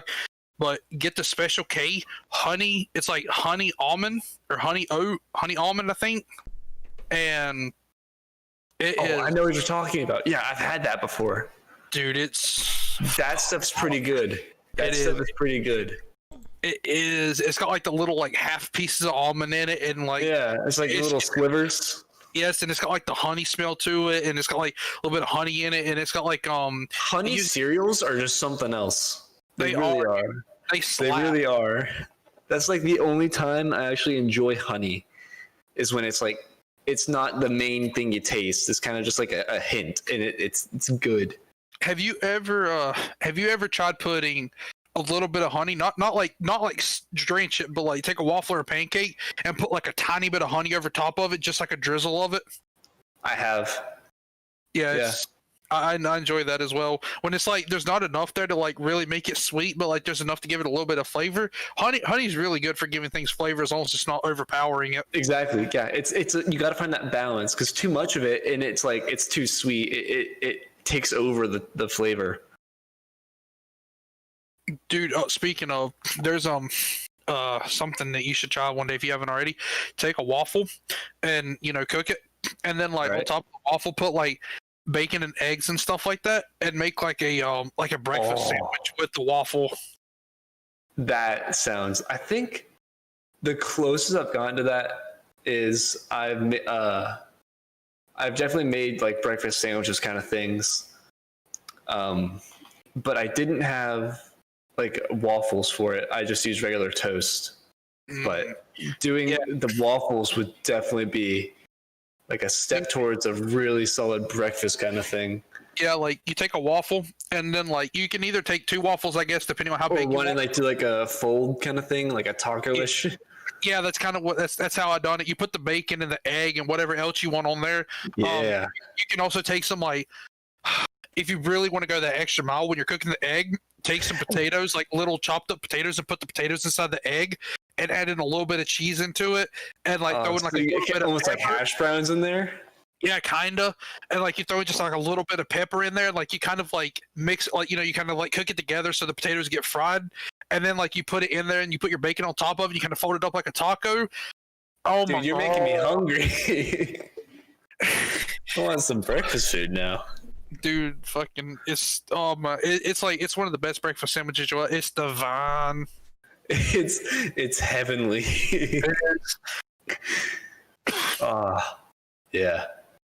My friend got me on this. I've never made toast the same now. If I'm ever gonna make some kind of like egg sandwich or some kind of breakfast sandwich, I've always ever since you showed me this, I have cut out a hole in the toast and put an egg where the hole is, and basically fried the egg into the bread, and I used that for the sandwich. And it seems kind of weird at first, but once you've eaten it, I don't think I'm ever gonna go back to regular like putting the egg just in like between the bread. Now that's lame.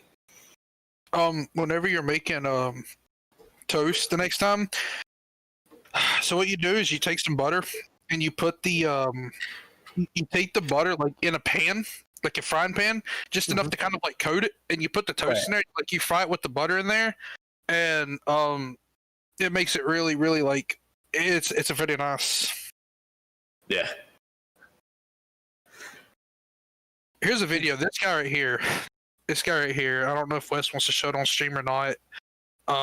It's from iFunny, so it is from a meme site. But that man right there, he knows what the fuck he is doing when he is cooking this sandwich. He is a master in the art of fucking up an egg with some sandwich. It's impressive. To me, at least, because I've tried to do this and it didn't work. I couldn't do it. I need to practice it. That is impressive.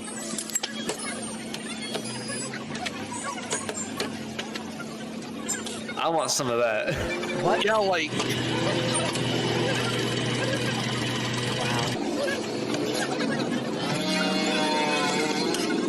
That looks like it'd be so fucking good. right, dude. Like he takes your egg sandwich and he just like he fucks you up with it. Breath of the Wild cooking. That looked amazing. It did. That absolutely sounds like the best thing you could possibly do. So speaking of food, butter makes hot chocolate richer and should become a standard. I don't mean a touch of butter, for hell knows what dietary purpose. Just load it in. There is no shame in putting butter in everything.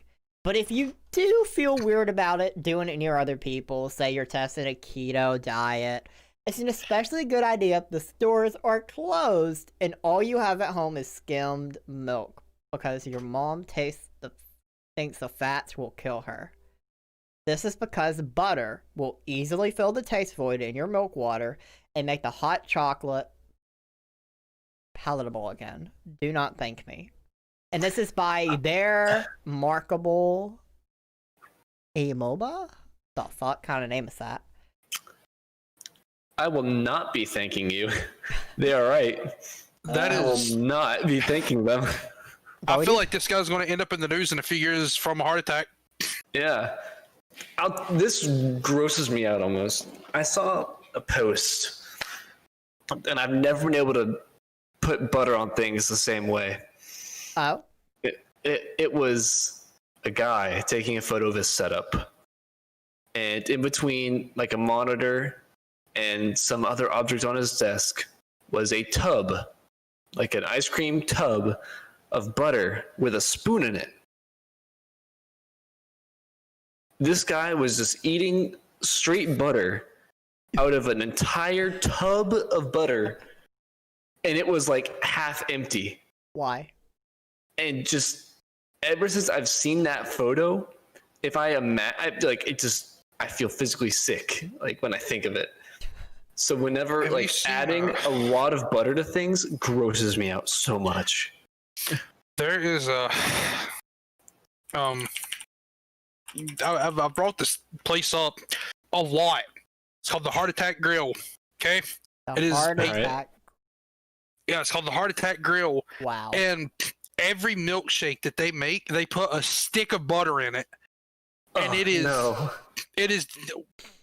Google it, Wes. Google Heart Attack Grill butter milkshakes or whatever. It is. God,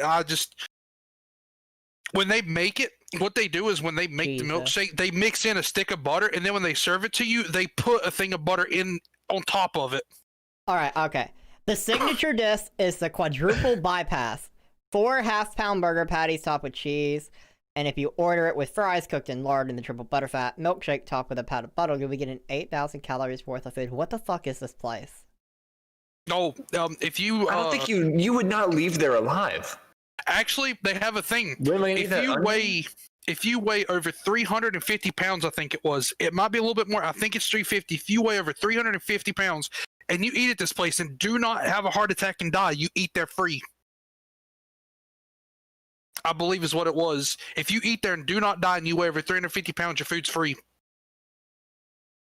That's terrible. Hey, if you eat here and you live here. If we weren't able to kill you with our food, you win. They have a burger and it has 8 meat patties on it. It's called the octuple bypass, I think, or some shit like that. It's ridiculous. That's actually ridiculous. That's so nasty. Reminder for anyone that may not know calories. 8,000.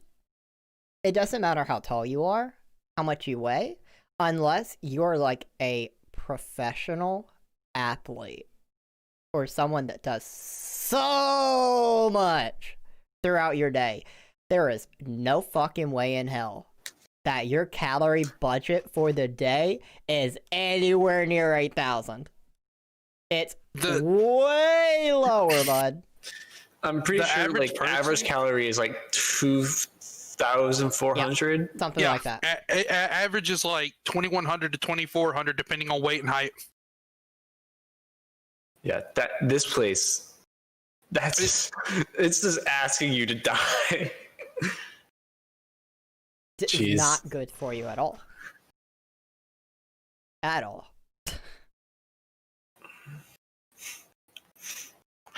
Well, yeah, that.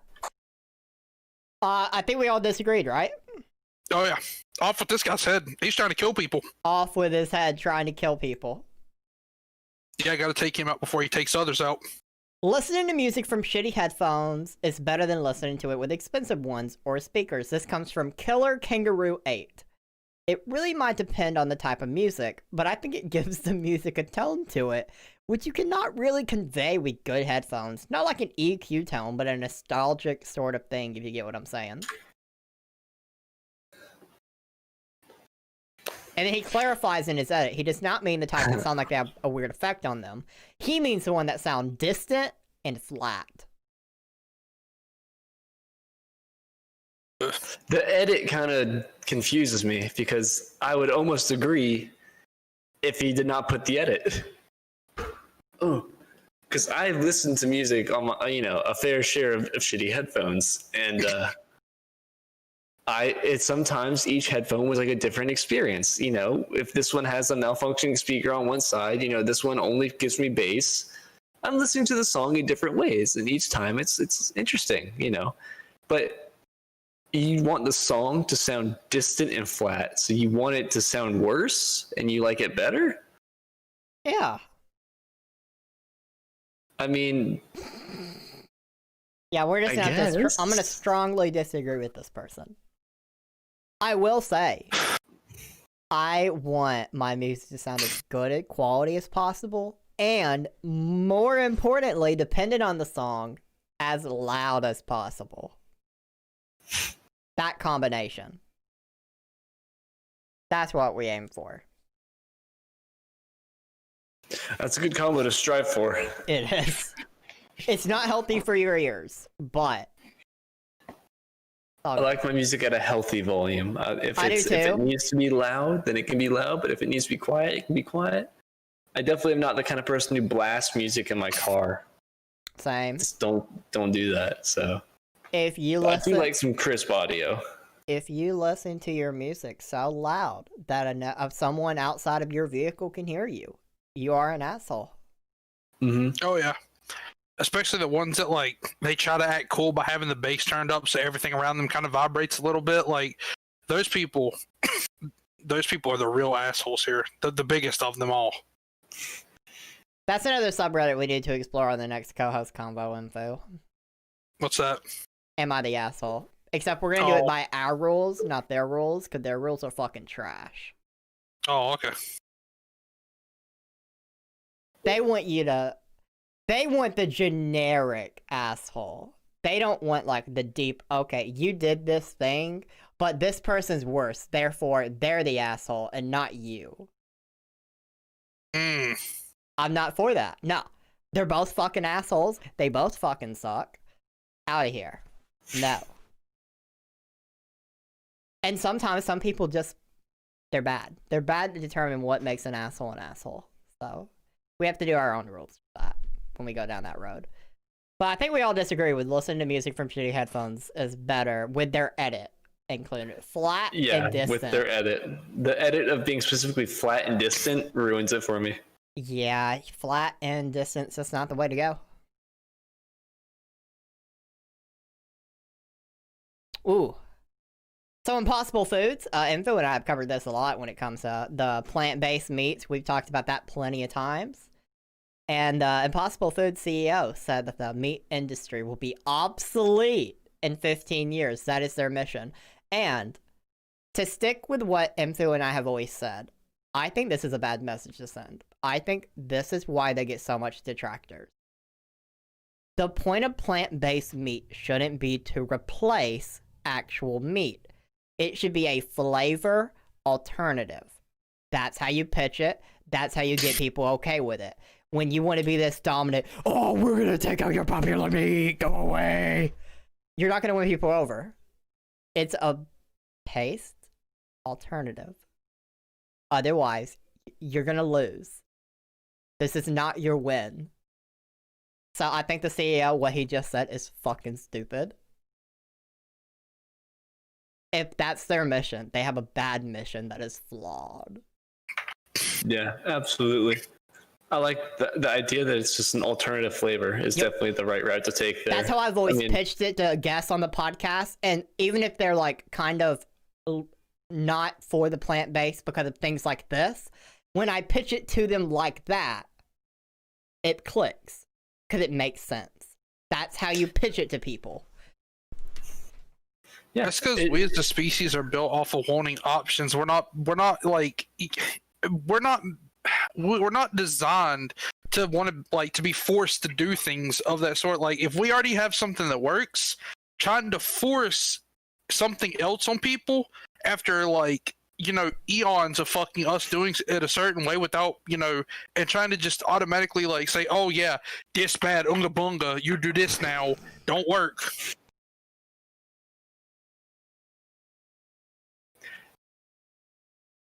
For sure, I agree. And it's just a disappointing thing to see because I feel like they shoot themselves in the foot here. When if they need to hire me to pitch for them. They need to hire you. You need to be their marketing person. Like listen, you guys. I understand the CEO said some stupid shit in the past. This is just a alternative flavor. You don't have to replace your meat with this. It's just give it a chance. Maybe you like it, maybe you don't. It can't be any worse than your Doritos Loco Taco or whatever the fuck. Try it. It's an alternative. At the very least, it might not taste like the burger off the grill, but it'll taste better than McDonald's, guaranteed. Yeah, I mean, and even with this statement is just, it's not true. They're not going to be able to get rid of the meat industry in 15 years. I mean, plant-based alternative, whatever food has been out for a long time, and nobody has even made a dent in making like a complete transition, because why would you? Meat is infinitely better. I'd like to point out that every time something really bad happens, like, you know, really bad storm or just something that require you to stock up. You can go into the stores and in that little section of Walmart or wherever where they have these products, it's always the last thing to go every time. All still there. Yeah, every time. Nobody wants them. They need their only chance is marketing as an alternative instead of a replacement. Pay me. It doesn't even have to be Impossible Foods. Whichever, like Beyond Meat, pay me. Just I'll help you give out. me money now. Sponsor this podcast and I will promote it as a plant-based taste alternative every week. Pay me. I can win over the people. These stupid ass statements are not going to win over anybody and it actively hurts you. Yeah, they shot themselves in the foot here with a 12 gauge. Like this was just. Yeah, I can't imagine when this person said that they thought, "Man, this is gonna win over the people." Great idea. This is gonna win over the people behind us. Some people. They So just don't silly. know. They don't know how to pitch things. So, in the UK, these loot boxes were finally gonna get some gambling regulation on them.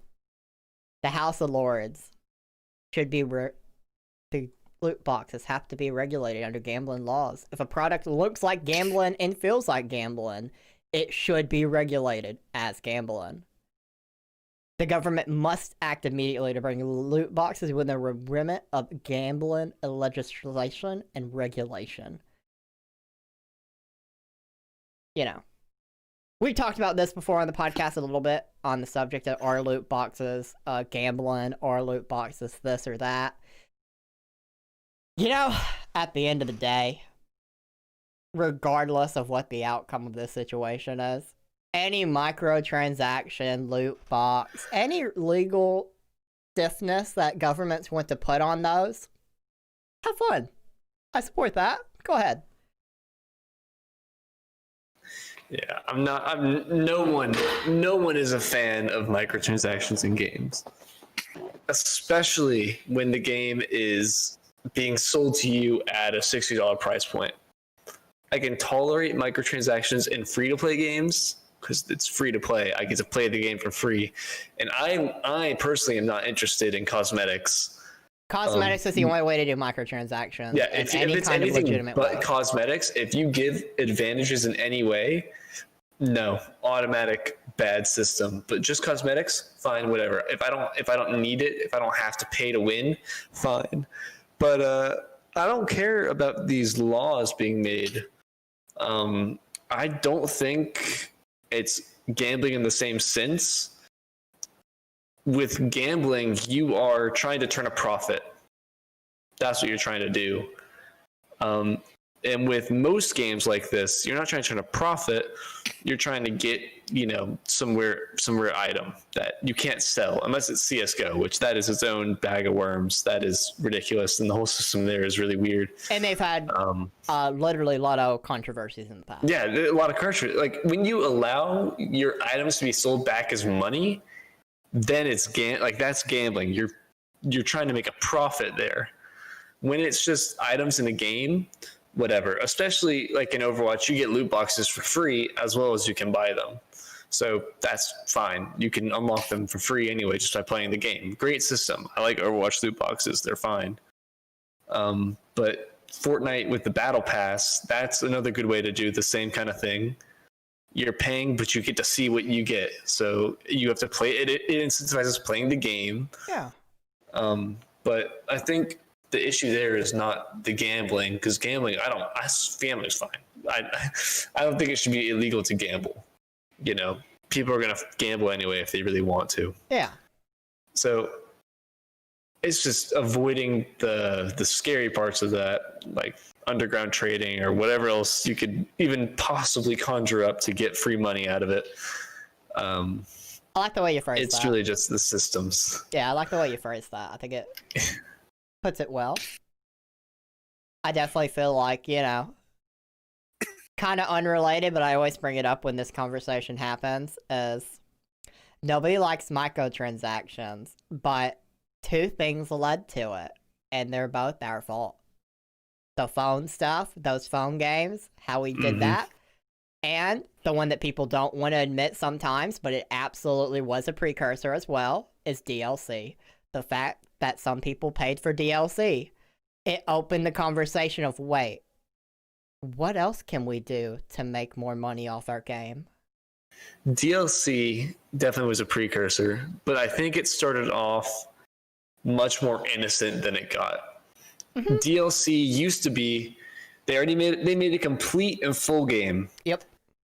And using the same engine, the same, assets or whatever, they created new things with it. So that's fine.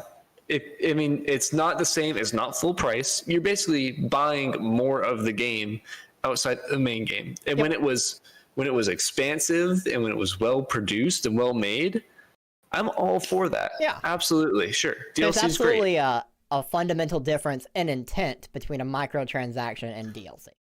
Yes, but when DLC tends to, if the quality is bad and it tends to border more on, basically microtransactions, then it's just more gray. It gets a little more iffy there. The only experience I had with DLC really is Call of Duty, which I don't know if you probably know the cycle where it's a game every year, and then there are 4 DLCs that come afterwards. It's been you like need to that get that season pass so you can get some of the DLC sometimes, but other times no. Depends on the year. So with that system, it kind of became like you're buying 2 games basically, because each DLC was $15. So 2 games, which I was personally okay with because I play COD for the zombies. I don't play it for the multiplayer. So to me, I'm getting a lot of content out of that. The main content, and it was always super high quality, which I was fine with. like $15 for an entire zombies map. That's honestly, I'm okay with that price. Like that is fine with me. Yeah. But if I'm looking at it from the multiplayer side, I don't understand why anyone buys the DLC. 4 maps, whatever. I mean, why would you want that? It's not like you're adding a whole lot of replayability to it. I mean, you're getting 4 new maps that you're hardly going to see because most people aren't going to buy the DLC. They're going to stick with the base game, so you're going to be playing the same maps. Yep. It honestly is personal preference. Yep. Which is the same thing with the gambling.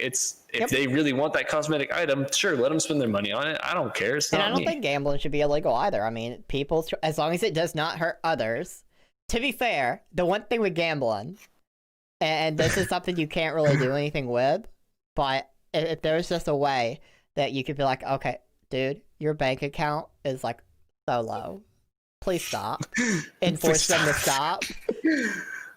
Oh man, that's when the IRS comes in. It's like, buddy, you gotta chill out, or we're gonna take away everything you have. Listen, you have $200 left. You had $200,000 when you came in here. You're not about to win it back. Please just walk away. Nah, man, you don't get it. This one's gonna be it. I'm gonna win big. Sir, you literally are negative $700 now. It's part of the fun. Losing all your money is just part of the fun. Oh yeah. Don't you just love when games take away all your items? Same concept. I hate to say it, but I'm a part of this problem really bad. I'm like 400 deep on AFK. I'm a cosmetic whore from hell itself. Oh no. Yeah. That mobile game. There's a mobile game that I play. It's called AFK Arena, and I'm like $400 deep on it. And a lot of my friends are, they range anywhere from $5,000 to $30,000 deep. And yeah, I'm a huge cosmetic whore. And when it comes to gaming, I usually buy all the DLC. And I own every single Call of Duty. I own every DLC for every Call of Duty. Oh, that's a lot of money right there. Yeah, I'm literally part of the fucking problem. Well, at least you can recognize that you're part of the problem. Dude, I love AFK Arena though. It's so fun. If you love the game and you spend money on it. I don't care. Go ahead. Yeah, I was saying that because Switch was like AFK Arena yikers, and I totally get it. I totally understand that. But I've also tried a lot of games that are like that are like they're AFK idle type games, and AFK Arena to me has been one of the most friendly, free to play, generous games. Like, I choose to spend money because I like the company, I like their principles. They're really nice to their player base. Like, they treat their player base really well. So, you know, in turn, I want to support the company to help them stick around longer. But there's been other games that I played, like Idle Heroes was another game that I tried out. My God, that game. You want to talk about some money-hungry assholes. Whew. Yeah, the mobile industry is definitely where people bear their fangs the most. It is disgusting, some of the games. For sure. You know, another thing for me with AFK Arena, while we're talking about AFK Arena, I feel like I played it. I think Infu can agree that I gave it a fair chance. I played it a lot of hours. But as with most mobile games, and AFK Arena, I feel like is very guilty of it. Maybe not directly guilty, but eventually, if you're not helping speed your process along, it's gonna take you so long to accomplish one small thing. And I just don't care to do that. There is this there is a it's considered the free to play wall. Or well, not free to play wall, but it's considered the new player wall. And because there's obviously a campaign to it, and there is I think at this point 34 chapters in the campaign. It's been going on for a while now. Couple days. Yeah, it's been going on for a while. And this this campaign or whatever, I've been playing it for I want to say 8 months now. I think this is my 8th month. I don't know. I've lost track of it. But I'm only in chapter 27 of the 34 because the shit gets pretty fucking hard. But the wall is considered 12 and the second one at 20 because it literally, like, they slow your progress down to a point where it is absolutely disgustingly gross. But if you can get over the 2 hurdles everything becomes smooth sailing from that point on. Yeah, that's one thing I don't like with mobile games is when the game is designed to slow you down so that you are encouraged or you feel forced to pay to progress. It's when, games like Clash of Clans where the system is designed to annoy you. Time systems where you have to wait physical corporal time to get your virtual things drive me crazy. If I'm playing a video game, when I hit the buy building or build building, that needs to be built. You can play an animation for it, waste 5 seconds. I don't care. I'm not waiting hours upon hours or even days for a virtual building to get built. That's just silly to me. It's silly. Animal Crossing did the same thing. I mean, I don't know how you're supposed to play that game it's a relaxing game. No, dude, whatever. I'm time traveling my way out of the first part. I'm not waiting on all this stuff. It's not how I want to play my game. And that's fair. I totally get that. See, I think that's why I like AFK, because like when I say they slow your progress down, it's not in the sense of like you have to wait for things to get finished. It's more, it's an idle game. It's meant to be pulled out of your pocket, like maybe a couple times a day to like, collect the stuff, because there's a little chest that builds up resources inside of it. Yeah. The whole point of the game is to like, every so often pull it out of your pocket, collect your stuff, level up a little bit, maybe, pass a stage or two in the campaign chapter, put the phone back in your pocket and go about your day. That's funny. Hey, I mean, to Once be or fair, twice a day, get through a stage. Yeah, that stops eventually. I mean, I don't know. Stopped playing when it took me over a week to get one stage done, and then it happened again. The moment that happened, I said, fuck this trash. I don't think I've ever actually encountered that problem. I'm like, the whole entire time that I've played, I've always been able to progress when I wanted to. Like, I can usually pass like a stage or so a day, roughly. Even like where I'm at now in chapter 27, I just, I choose to wait on purpose. Well then. So starting in August at select Walmart stores, Walmart is partnering with Tribeca and rolling out the red carpet for drive-in movie premieres, complete with car-side popcorn and I assume that emoji is supposed to be some kind of food/water service. Stay tuned for more details, and apparently Walmart is going to have a drive-in. I'm all right for that. That sounds pretty good. Yeah. I mean, why not? I mean, I guess most people, I don't know what prompted this. I'm trying to figure out how the real controversy here? Who What's decides the movie? Dun, dun, Oh, dun. yeah. How do you agree upon the movie to watch? I'm pretty sure they just posted on like, whatever sign they have. I'm thinking that like, is this going to be just older movies, or is this going to be the replacement for theaters? I don't know. I mean, who drive-in Tribeca movies could be is. coming back. As Cool Ginger Snap said, COVID could be the comeback for drive-in theaters. I agree. Tribeca, that's not what I want. Oh. So it's a film festival. Yeah. So I've seen when I look up Tribeca. I just haven't heard of it. So I guess it's not going to be big films. It's going to be things coming out of like these film festivals. Because obviously I think the big movies are not going to want to show up in a Walmart parking lot. They're going to go straight to streaming platforms and be sold for big billions of monies. Ooh, that's an interesting question. Is drive-ins, is it piracy on everybody that shows up? If they pay to see the movie, but they're just paying like Walmart. Is that piracy in the same regard that if I bought Netflix and I shared it with all my friends, you're not technically supposed to do that? What is the key difference there? That's why I'm saying this would have to be older movies or movies that are not being sold. Yeah. So when it's a film festival, those guys are, they're getting paid in exposure, basically, which should never really be a thing, but yeah, it's a film festival. Exposure and credits as your payments bad. No one's going to pay to see a movie that no one's heard of unless advertisements. And these are film festival movies. These are like film students trying to make it big. So Walmart's going to get basically free movies here. We don't have those details yet, which was taken. We have to stay tuned for details. That's why I'm pretty sure this is not going to be any movie studio thing. If it is, it's going to be older movies that they really don't care if you show anymore. Yeah. Because it's like old. It's going to be like old Disney movies like Up or whatever. And honestly, they're probably not even going to make you pay to come see it because they're going to be charging you for the food and drinks instead. That's where the money will probably be. But I was just trying to think of this as, how is Walmart going to get their money from this? This is obviously going to be a money thing.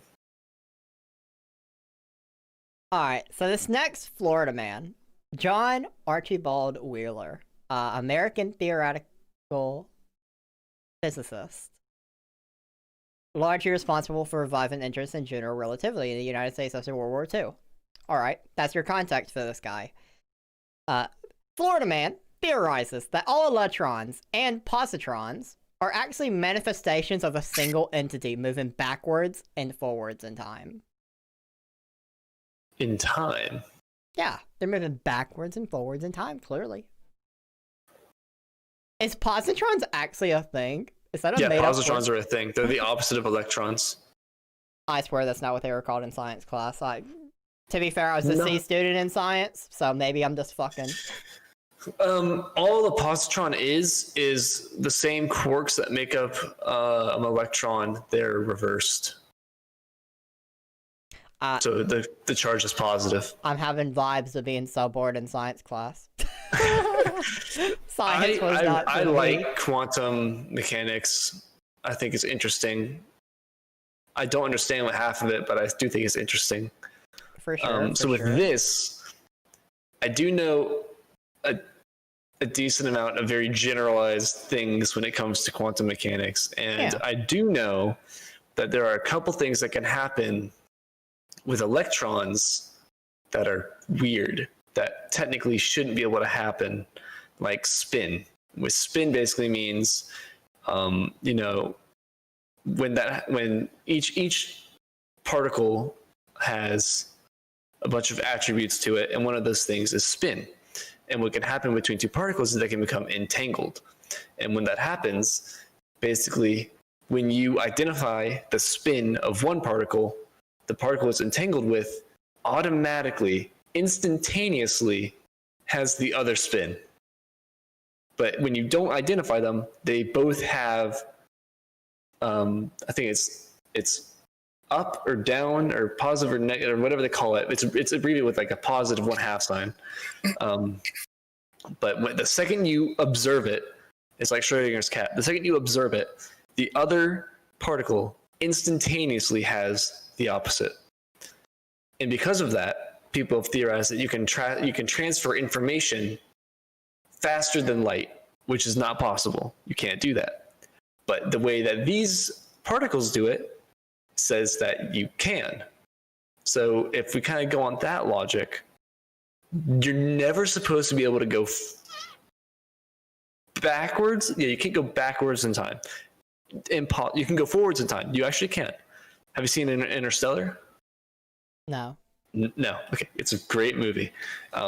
Basically, that movie explores the concept where if you are moving very, very fast, the faster that you are moving, the more you approach the speed of light, the slower time around you will go. The faster, basically, like, okay, I'm saying about it, the slower you will be like aging, so the faster time around you will be going. Basically, the faster you go, the more ahead in time you go. So he's moving really quickly on this planet that's orbiting around some black hole crazy fast. And when he gets back to Earth, his daughter is older than him. And it's real. People have tested it. They put stopwatches on planes, and the plane's going high in the atmosphere and flying really fast, and the other one stayed in place.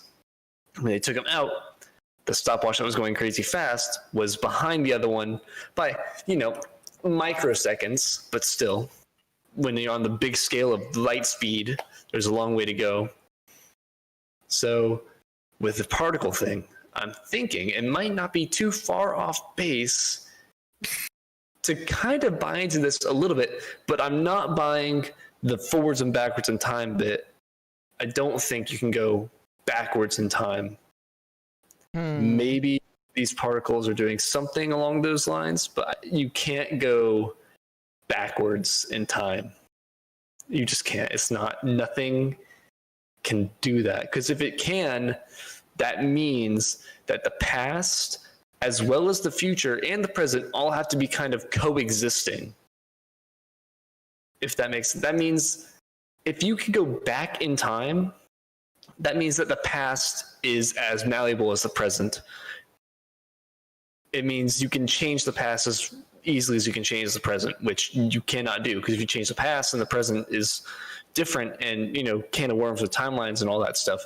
So I don't buy into this theory. Interesting. That those were a bunch of words, and I heard. I did say a bunch of words. You did say a bunch of words, and I definitely heard them with my ears. But I think that whole thing, for the most part, way over my head.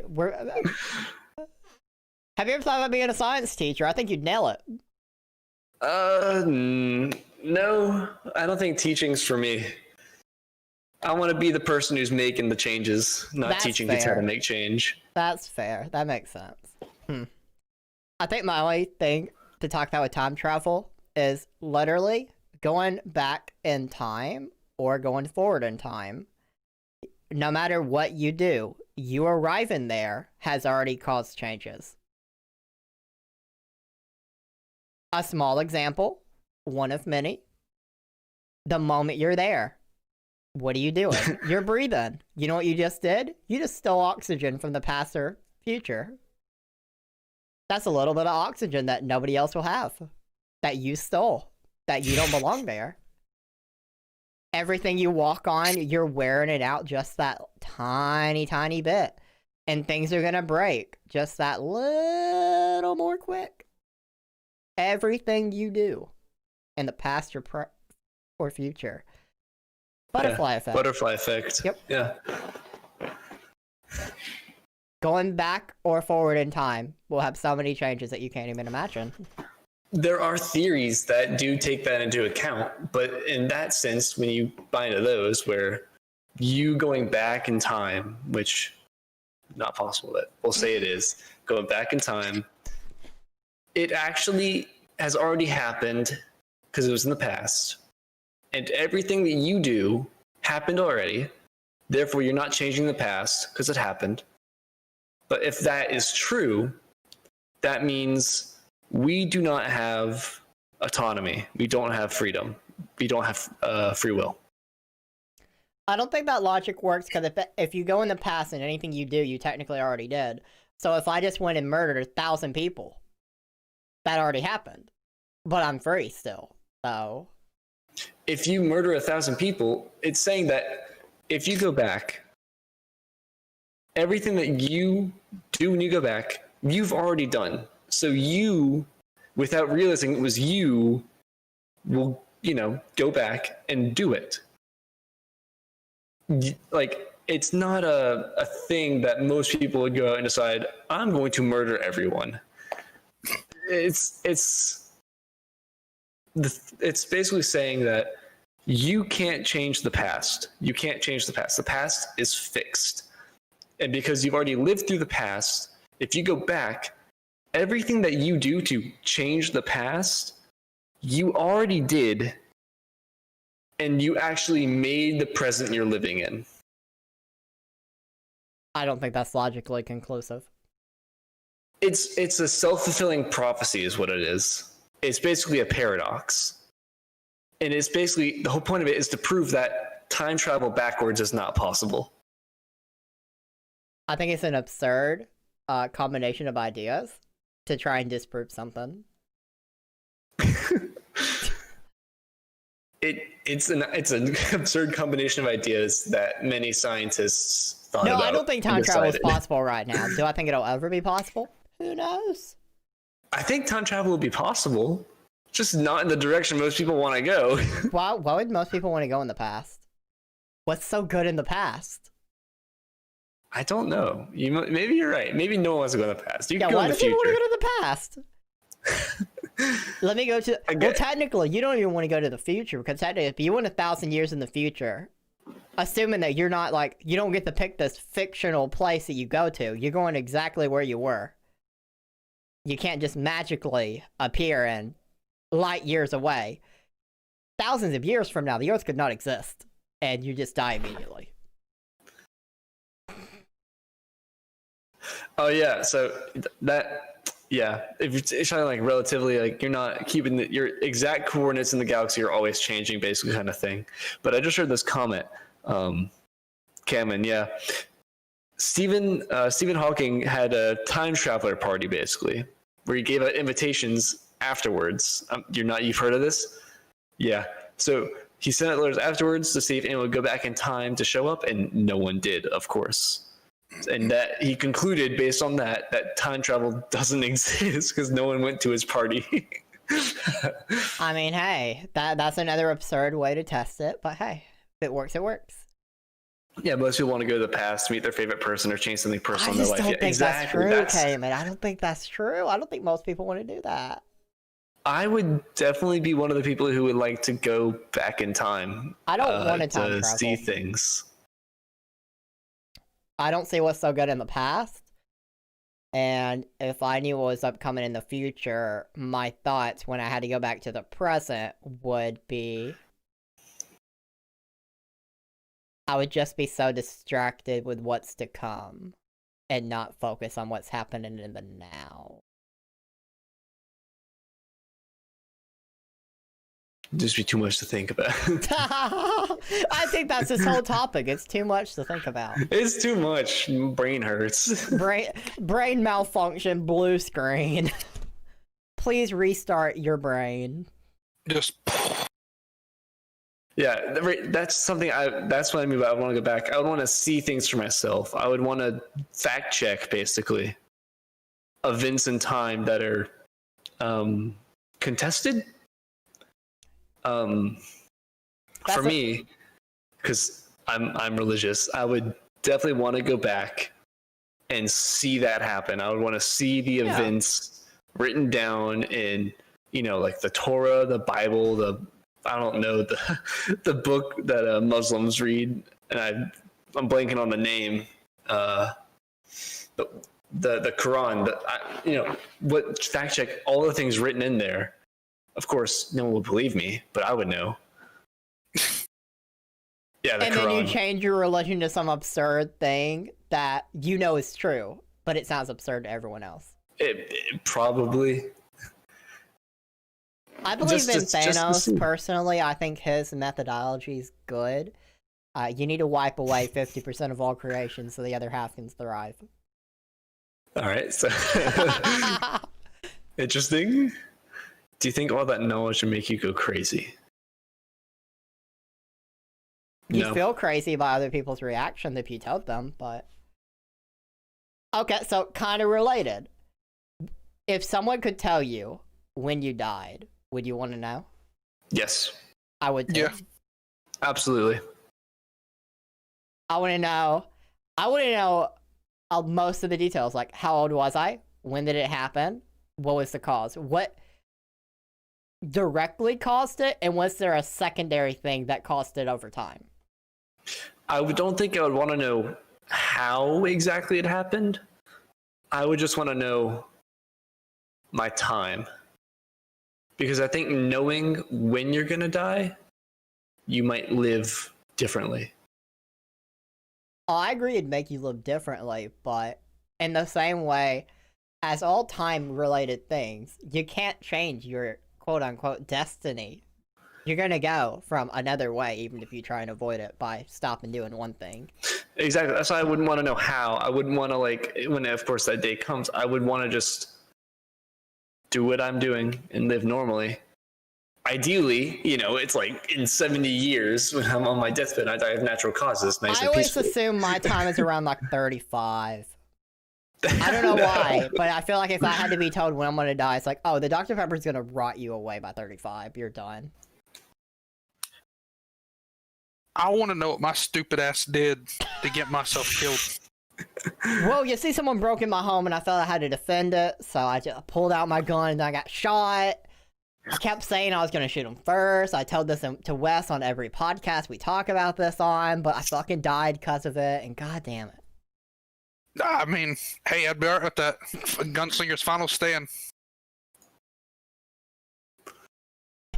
You best believe I'm getting a bullet off. Even if it don't kill him and I die, I'm getting a bullet off.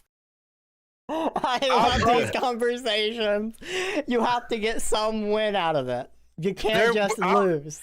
No, I guaranteed a bullet is coming out of my gun. Even if it will be a gunslinger final stand. You hear that click right there? That is my revolver. There's a bullet coming out of that. If someone breaks into my home with the intent to kill, I'm swiveling around and I am shooting. Whether or not they shoot back and kill me, that's fine. I'm going down with a bullet coming out of my gun. Or because they're coming in, they seen you before they seen you, and they had a ton of milliseconds to shoot before you shot them. Because you have to do the whole turn in motion. By the time you're turned, bam, already headshot, done. Maybe so. The bullet's still coming out. I still got the gun in my hand, and the bullet is coming out. Okay. You say so, bud. I believe in you. I believe in this. So, parents, this is from Yahoo, actually. This is like, remember Yahoo, guys? Oh, yeah. Yahoo. Parents created a common sense camp to teach their kids basic life skills. And it comes through t-shirts, apparently. It better come with t-shirts. So summer camp has always been this great opportunity for our kids to realize what they can do without us, and for us to realize what they can do without us. There's so much self-discovery and self-esteem that happens in that space. And blah, blah, blah, blah, blah. Using someone's book, How to Be a Person. 65 hugely useful, super important skills to learn before you've grown up as sort of a camp manual. The family planned 8 themed weeks, each one focusing on a different set of life skills. Themes included kitchen confidence, safety and emergency preparedness, laundry and cleaning, and less physical lessons like anti-racism and social skills. How to Be a Person uses short step-by-step illustrated instructions to teach everything from how to sort laundry to how to plunge a toilet or how to make an apology. I chose to use this book as a guideline because it's written and illustrated with charm and joy and infused with humor and empathy. It's not an adult talking down to kids. It's an adult inviting kids into the world and explaining how you function in daily life. And although they can't recreate everything about camp at home, they realize they could use the camp-like structure to give their kids a similar sense of independence and competency. And they included, like, some of the week's lessons, it's like, today we're discussing knife skills and learn the difference between a mince, a dice, and a chop. Wow. The kids then have a chance to reinforce and practice what they have learned daily. It's not like you teach a skill once and then you're done. And shaping these life lessons through the lens of camp helps the whole family focus and gives the structure to stick to their goals. And there's a long article remaining, but I think that's the general gist of it. They have this common sense camp of a ton of basic life skills that are good to know. It's good to know how to do these things. Yeah. If you need a camp for that, sure. Personally, I'd prefer just a quick Google search every time I need to figure out something. I agree. I mean, rice isn't that hard to make. The difference between a mince, a chop, and a dice, I don't think it's too difficult. I think you should just use a samurai sword when cooking. Who needs Exactly. a knife? Just use a samurai sword. I might accidentally commit seppuku, right? Is that the word? Yes. When I'm trying to cut my onion. Or just use a lightsaber. It cooks it immediately. That's truly what you want to do. You want to just have the lightsaber held down on like the onion to fry it a little bit, and then bam. Done. Exactly. That's it. Cooking, honestly, is so easy. Who needs a camp? Who needs camp when you have Google and YouTube? I mean, honestly, you can solve most things with Google and YouTube. some combination. It's very true. The camp, sure, cool, whatever. But if you're a kid, you won't be doing that. So No, that guiding would be them. if I ever was forced to go to a camp like that, I would be so miserable. Agreed. That's not my vibe at all. You know, that be what it be. So, another interesting thing for me. This one was interesting when I read this. Oh, This one was interesting. the one I currently have it on? Yes. Ah. So, this has been something I've been very interested in a long time, because for people that may not remember, the Harry Potter games, when the series was still going, the movies were still going. I mean, the first three, you could argue, were a varying degree of decent to good. I think Prisoner of Azkaban was my favorite. Some may say Chamber of Secrets. It also really depended on the console you played it on. Those widely changed those games for the first two. I played them on the PC when I was very young. Those games are quality. And to now me. we have this report that, and it's been a rumor for a while, and it keeps going, that a Harry Potter open world game is planned for the PS5 and Xbox Series X. And I mean, honestly, according to the Bloomberg reports, the project's in development at Avalanche Software, known for its work on Disney Infinity before becoming acquired by WB. The game is planned for release in 2021 on multiple platforms, and you can play as a wizard and roam around the grounds on an open world, Hogwarts, and other iconic locales from the popular series. I don't think you have the... Harry Potter has always provided this great game concept that they failed at the first go around. When they did it based on the movies, well, that wasn't what you needed to do. This concept right here, if you just do it how probably millions of people have suggested you do it, there are common themes to make this open world game a legitimate, great experience that will become a hit. Yeah, absolutely. I can totally see this. And they just have to do it. They need to not. They don't need to get in their own head. They don't need to fuck it up like they're probably gonna do. They just need to listen and do it, and just do it right. Because it's not that hard to do it right. You could give people a very satisfactory Harry Potter open world game, and not have to think too hard. Don't be over smart. Just do what you need to do.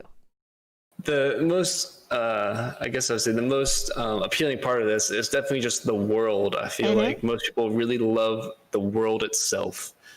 The characters are cool and all, but just that, the whole aspect of the school and all the weird stuff that goes on around it, and the woods and the towns, all of that stuff that, is really interesting and maybe didn't get explored a whole lot in the movies and all that, definitely can be dived into with this open world.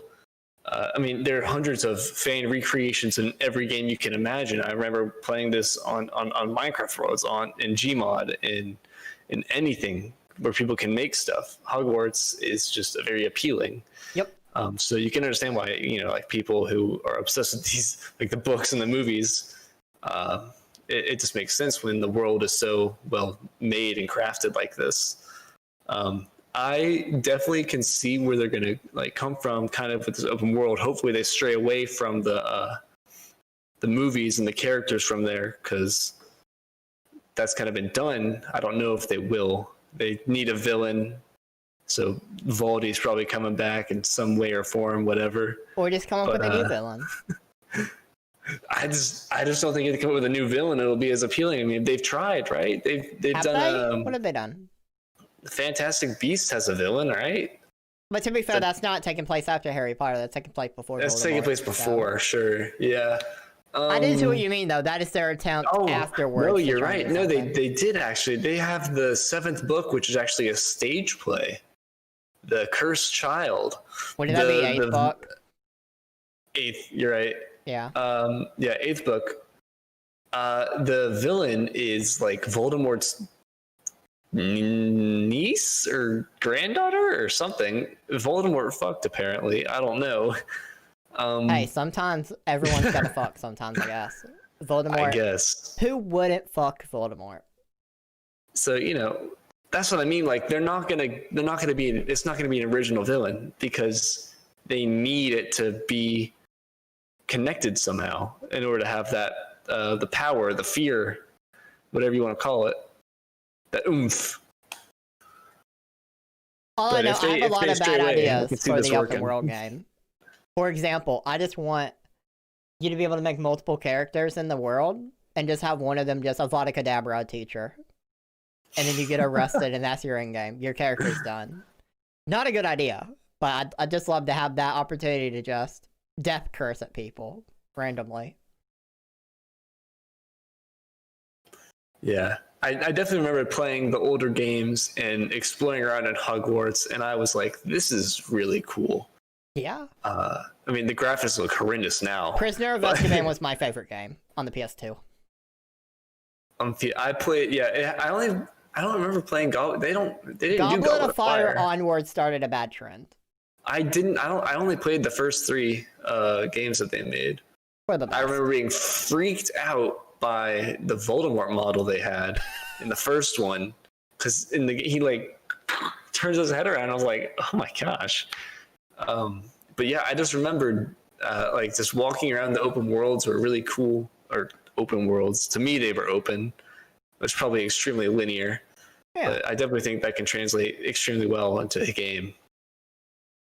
Extremely well, definitely. Yeah, Harry Potter's just that franchise that you could always make a great game with, but they just didn't do it the first go around, and this is their redemption chance. Just do it. Make the great game we all know you can make. How you feeling about this info? I mean, I'm ready for a Harry Potter game. He's ready. Why isn't it coming out right now? People are dumb. Fair. That's fair. People are dumb. Alright, so let's see here. Now I can actually see the topics. I can kind of go around. So, we have this Midna's Pet. Lego Harry Potter. I need to play Lego Harry Potter, but I played one of them. It was fun. It doesn't look like it's going to be a beneficial game to stream. So Probably not. The viewership on it, the average viewership on it year round, not super hot. So I just keep putting it off. I think hairless cats are far cuter than normal cats. To get it out of the way, I am aware that they smell like shit if you don't regularly bathe them. For some reason, this is a pretty common first response to I really want to Sphinx. I cannot explain why. I've tried. The fact that I think Sphinx cats are incredibly cute, normal cats are fine, but something about Sphinx make them way cuter. I've felt this way for a very long time and haven't found anyone who would even seem okay with that opinion, let alone share it. Of course no one wants to share it, because it's wrong. I mean, cats are already, like, the inferior pet. Wow. Obviously. Why would you go with a cat? So if you're going to make the cat even worse by stripping it naked, I just don't understand it. That makes no sense to me. That's very fair. I can see that. You know, I agree that you don't want, I agree on the cat thing when it comes to not hairless cats or better cats. You don't, why do you want the hairless cat over the hair cat? I don't know. Cats are better than dogs. Cows are better than both, but cows are better than both? Yeah. Cows are just big dogs. They really are. They like to play. They do. Cows are really affectionate animals. Cows are affectionate and playful. Yep. Cats are mean and isolated. They hate you. They want you to feed them and go away. And if they want just like me, if they want you to interact with them, it's on their terms. They don't care what you're doing. They will mess you up if you try to do anything that they don't want. They're just mean. Hey, dogs, they don't care. Cats know what they want. Dogs don't care. They're chill. I want. So you I want a somebody pet. you can push over, not somebody that's gonna push you over. Absolutely, it's a pet. It's a pet. If it's my pet, it's not someone that's Are my you equal. saying that you as a species are fundamentally superior to another animal? Yes. Wow. Yes, we are superior to our pets. Considering Wow. I put the collar on them, I get them the food. I put them in a Wow. cage if they're bad. The kennel. We can make this a very dark and horrible thing. Oh, absolutely. I can go dark. I see it. I can envision it right now. A terrible twist, but yeah. No, but the definition of pet, it's beneath us. They're beneath us. We have them because we think they're cute. So we keep them. That's what a pet is. So I'm not afraid of saying that I am above dogs and cats, because I am. They're pets. And I'm not afraid to say that dogs are far superior than cats, because dogs are better pets. How dare you? Dogs will do what I want them to do. Cats will attack me. How dare you tell me what to do? You're Cats thinking just like want a cat freedom. right now. You're thinking like a cat right now. Cats just want freedom. Cats just want food and they want to attack things. Isn't that the ideal life? No, they're mean. The ideal life is to be my friend. So you think your pet's life should be focused on you? Absolutely. Wow. They are my pet. They don't get to have any free will. Their will is to serve They can you. have free will. They can sleep if they're tired. If they want to play, they'll play when I want to.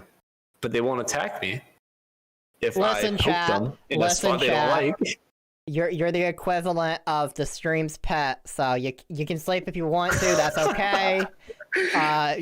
You better not The attack me equivalent of though, the because that's pet. not gonna go well. I mean, you know, it's both very silly statements. The chat is definitely not a pet. The chat is the benevolent demon god that rules over the True. streamers. The chat does rule the streamer, so we're the pets. We are the pets. We're doing a dance and they're laughing at us right now. That's fair. We're the pets. I'm glad we come to this conclusion. So we can sleep if we want to, but we can't If fight. chat wants us to. Yeah, chat wants us to. That's right. bitch. That's right, bitch. Wow. All right. Yeah, I'm glad we agree that dogs are better, though. Glad we came to that conclusion. Oof. And food, tiebreaker. Dogs, cats. I like dogs over cats. Cats are cuter, but I like dogs over cats. All right, new discussion. I know where you're gonna fall, and I know where I fall. Info, small dog, big dog. I'm small dog. Flooge.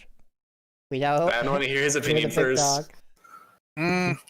It's gonna depend on the dog because I've always wanted a. I've had several little dogs, such as a miniature schnauzer, which is like one of the sweetest animals I've ever owned because of its nature. But like, to me, there's nothing cuter than a chow chow, and those are not small dogs. So, So definitely got- nothing's cuter, which means it's the best. I'm not really sure. Ooh, trying to kinda get it in torn. there. You can't be on the fence. You're not allowed. Yeah, we don't fence it here, Info. Okay, so I guess Shut up, Drew. Medium dog, best dog? That's not an option. It's big or small. Pick. Also, hi Hutchkins. Hope you're doing well. I guess just for the sake of I'm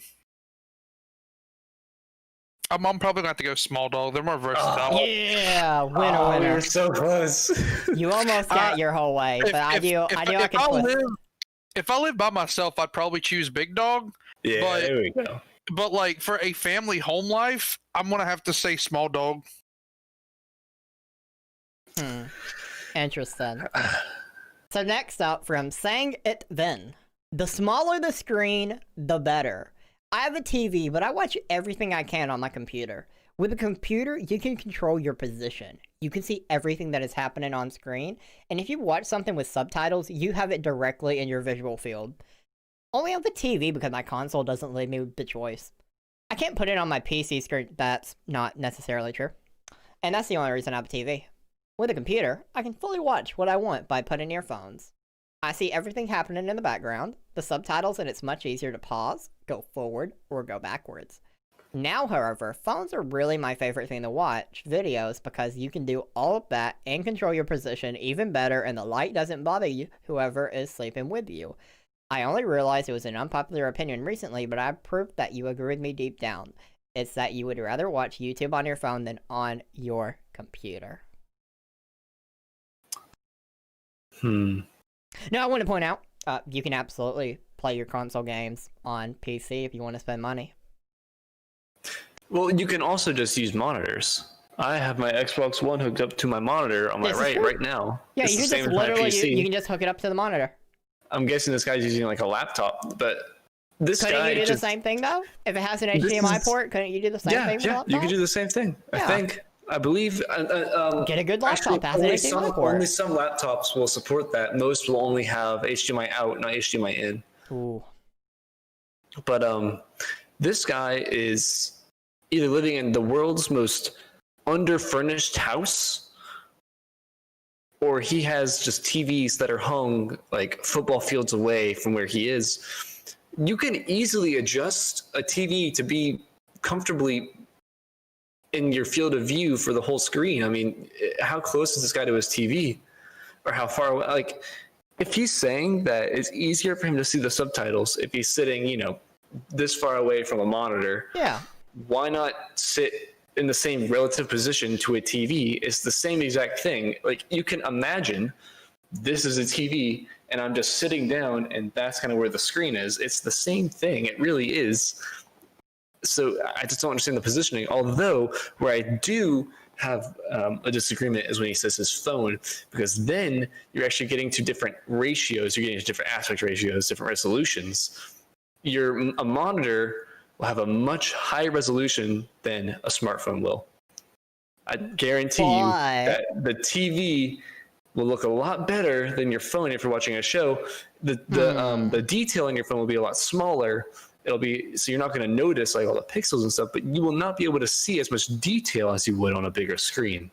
I do think monitors are a healthy medium, but I would much rather watch a TV show or a movie on a TV or a monitor than my phone. Honestly, YouTube's okay. YouTube on a phone is okay because they're short bursts of media. They're short videos that doesn't matter too much. Kind of unrelated, but kind of related.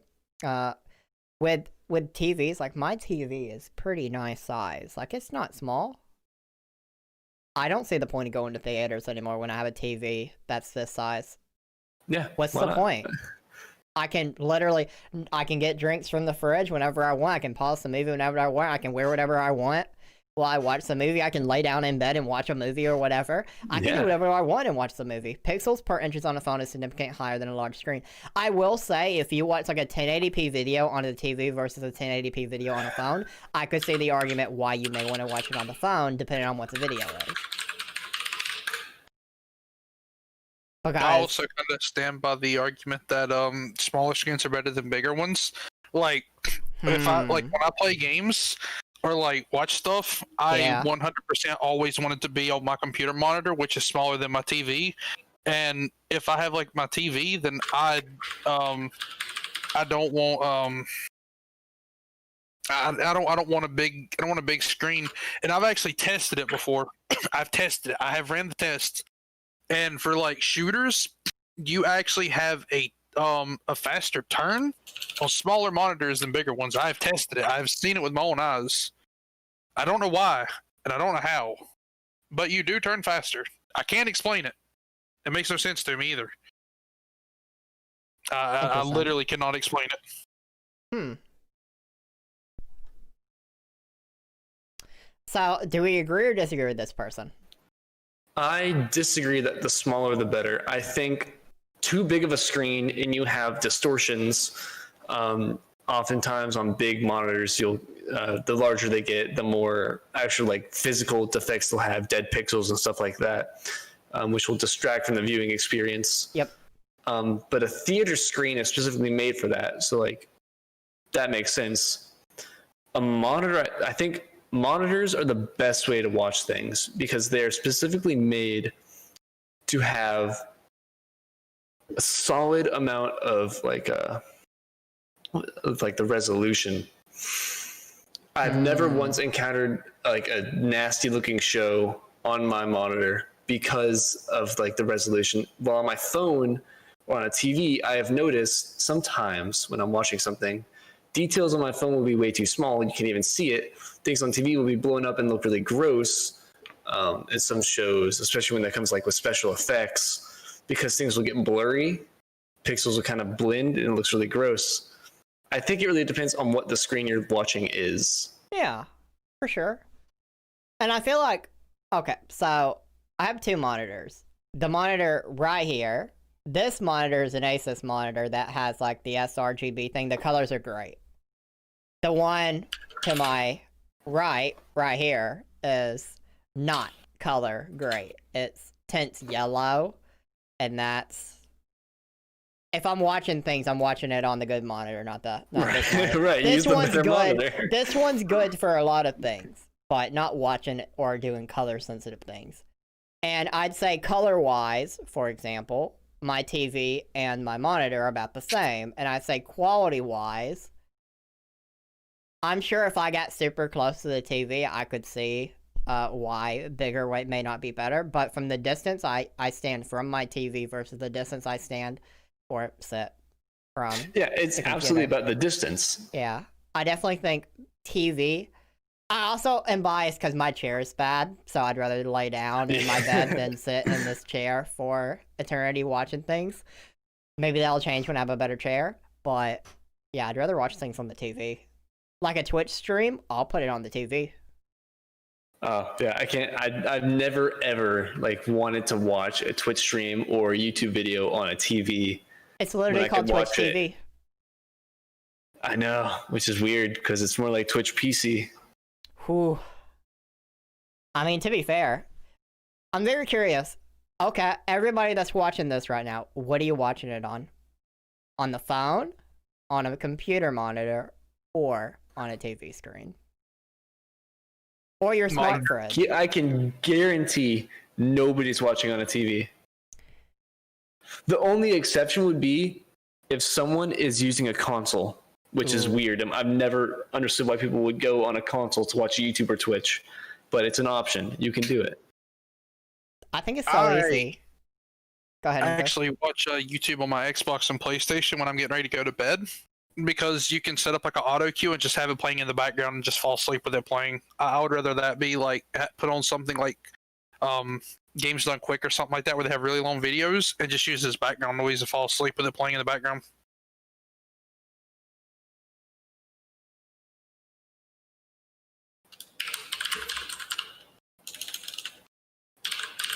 I was watching it on my phone, but I don't like the stream delay. Yeah, stream delay's a thing. If you watch it on, like... I feel like it's okay when you first tune into something, but I feel like PC's probably the best to keep up with a stream and get the least amount of delay, but I feel like you're gonna get delayed no matter what over time. Yeah, I refresh like once every 10 minutes or so if I start to notice it. Yeah. I mean, for me, like, in most scenarios in a gaming stream, the delay is gonna have to be like 45 seconds for me to care.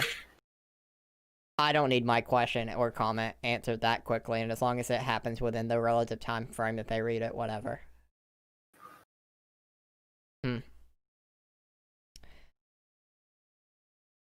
So, another one of these.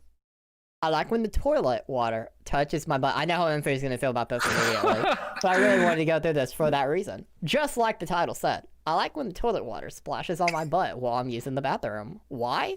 Well, for starters, I don't think it's gross, as toilet water is always fresh and gets filled with new, clean water every time you flush. Secondly, it's almost like a free bidet, and it feels cool and refreshing when it splashes on my butt. However, I don't like it when it's a public bathroom.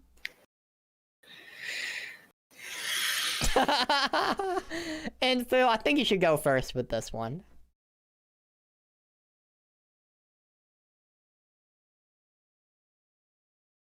And Foobot not responding. I'm looking at his edits, and it's just... I don't even understand what kind of point he's trying to make here. He's failed in his own argument. Wait, what? What is the second edit? What does that mean? You guys saying that it's pee that splashes back. You guys pee before you shit without flushing in between. Okay. I mean, hey. Hey, Drew, nobody ever uses your phone, so your phone can't be the standard for resolution. Oof. My phone's superior. Therefore, I'm using my phone for my examples from my personal life. If I'm you like using your my phone better, phone. if you like your phone better, cool. I'm saying with my phone, I like my monitor's resolution a lot better, and it looks a lot nicer when I'm sitting this distance away. Sorry, my friend was saying that he disproved me with facts and logic. That can't happen. I have the S7, and I will say, you know, I don't think watching things is a bad experience on this phone, but it's definitely, I'd rather cast it, because I can literally just smart cast to the TV, or whatever. I'd rather do that. Right. Oh, yeah. But these edits are goofy. Who does that? Not a single person on the planet does that. You know. This guy's wasting so much water. Android user. So do we all, I mean, not including the edits, do we agree or disagree with it? I like when Absolutely the toilet water touches not. my- Absolutely not. Yeah, I definitely think you're gonna have to go with a disagree because this is a different kind of water here. And acting I like think this toilet guy's water. off his rocker. Yeah, This guy's nasty. I agree. Definitely agree. Alright, let's see. What? Arrow keys are better than WASD. They are arrows. They literally say the direction. It's perfect. I don't know why WASD is even an option. It's an off-center, letter-based, odd form of movement. Plus, the arrow keys are closer to your hand. I wouldn't be surprised if most people liked arrow keys, but I only ever see people use WASD. It's so weird to me.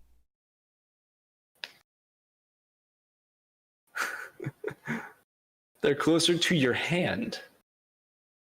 I mean, Your right hand. No, I guess what he's saying, I guess that would make sense if you're closer to the mouse. The reason arrow keys are so prevalent, though, is because the other buttons near it. It's not like arrow keys on my keyboard are isolated. Yep. And most times they're near a number pad. Yep. I used to use arrow keys when I played like really, really young, like when I was middle school, Back in even your day. elementary school still. Like when I was young and playing Roblox, like that young. And I was like, this is the way to go. And then my friends were like, no, dude, use Wasta. And I was like, what? No, gross. Why would I do that? And the second I started using it, I'm like, why haven't I not been doing this before? This guy's backwards. I've used the arrow keys before, and as long as it doesn't require me to hit the space bar ever, then, I mean, I'm all for the arrow keys, but that doesn't really happen, so, you know. So, we're gonna go with a final topic here, because we seem to, you know, WASD is not better than arrow keys. And, It is not.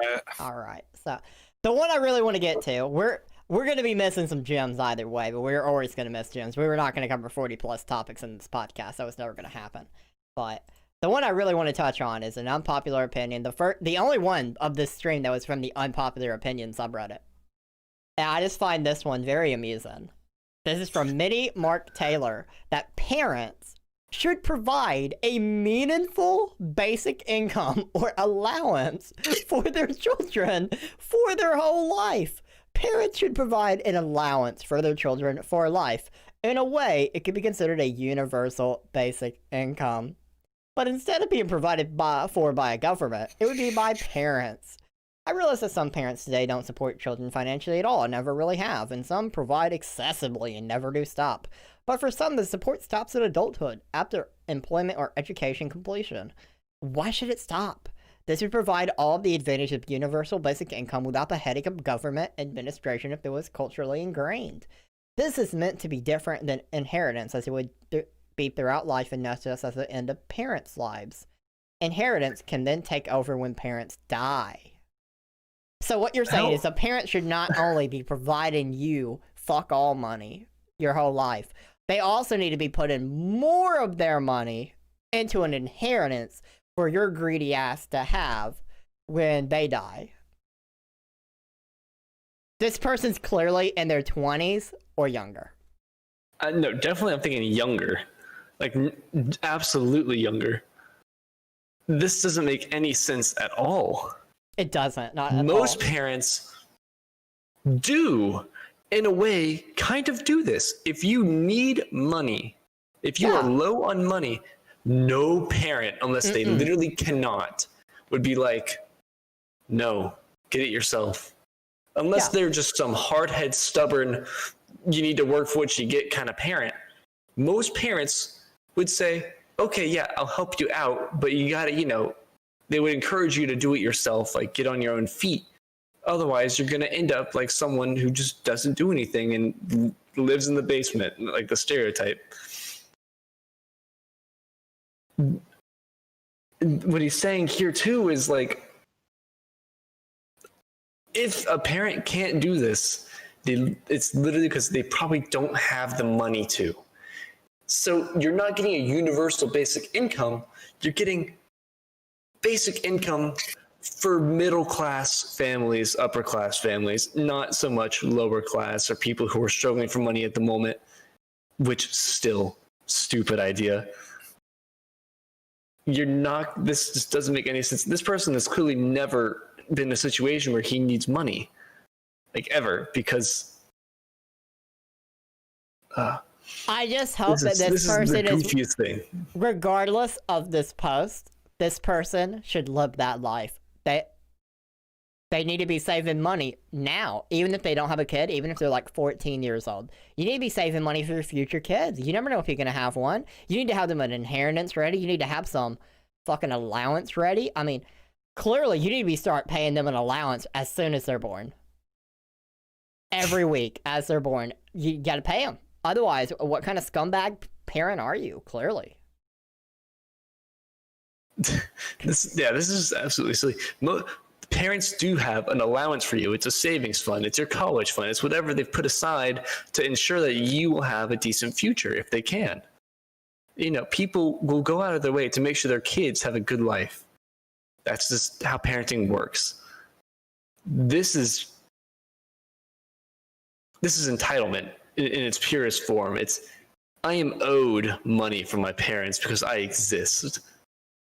I think Enthu should pay me money every time he comes on the podcast. Let me just pull out my wallet and open it up so you can see the dust fly right out. Thank you. I'll take that dust. I need all that dust every week. All right, then. I'll sell it for money.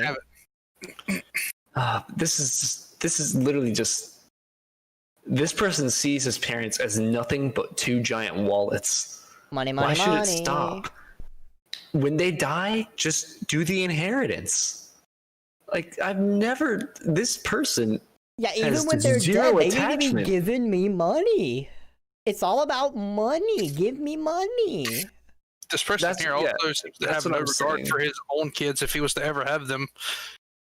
Like, I want to see them follow that exact structure with their kids and see how that goes for them. I bet that attitude changes when they have a kid. Wouldn't even do that. Yeah, that's kind of what I'm saying. If the parents are bad, then of course they're probably not going to ensure their kids, have a fair shot at anything. They're probably going to focus on themselves, or they might be wasting money on stuff they don't need, or things kind of like that. But in the situation that I feel like most people fall under, where a parent kind of cares about you doing pretty well, they will give you money if you really need it. They will provide what you can't compensate for on your own, because that's what parents do. Parents are providers when you need it. But when you're kind of growing into that adult age, you're supposed to be able to provide for yourself because you're supposed to be the parent now. You're supposed to be the one who's going to take over and be able to take care of not only them when they're older, but your own kids too. It's a responsibility thing. You have to be able to get your own money. This whole thing where they're just paying you an allowance for your whole life is goofy. It's goofy. There's no other word to describe this. It's just goofy. It's absurd. Yeah, we're definitely all gonna have to disagree with this, I feel. Yeah, I would love for someone to disagree or disagree with us on this and pitch why this is any way good. I mean, it's good if you live in a fantasy land. I mean, yeah. I mean, I think everyone else in the country should help give me some money. The taxpayer money should go to me. That just makes the most sense. I'm the only person that matters. Exactly. Exactly. So, with us doing that as the final topic, how did you feel about your experience on the BS Back in the Shed? I think it was a pretty good time. Had some funny moments. Yeah, I think some it's interesting pretty fun. conversations. The Definitely. longest podcast we've done in a long time. Really? yeah. Well, Yeah. that's glad it could be me. Hopefully. And we didn't even get all the topics on. We could go another like 2 hours. yeah, with these there's topics. still a lot. I've seen a lot of tabs there. Yeah, let's see. I think it kind of cuts off for the stream on the actual tabs. Let's see. So, you kind of got a lot of tabs. You can't quite see them all, but there's still a ton. A ton that you can't super see. You know. They happen. There's a lot of tabs.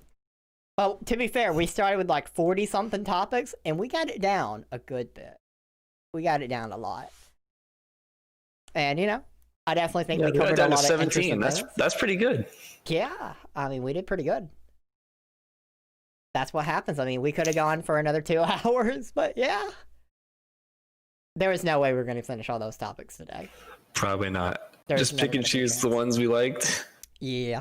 And then whatever's left over, maybe they come back in a later date. Maybe they don't. We'll see. Who knows?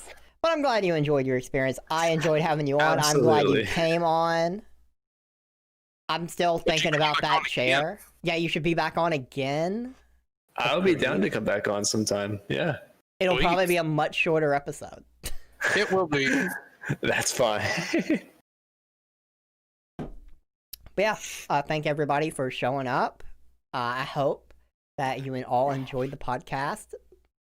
I don't know who the guest is going to be next week, but You should check it out regardless. oh, This is quality content right here. quality content. And especially like now that we're branching out and Info and I are getting people from our Twitch adventures, I think it's a good time. It just breeds active, interesting streamers at the time. Yeah. Goodbye, everyone. Goodbye. Bye, everybody.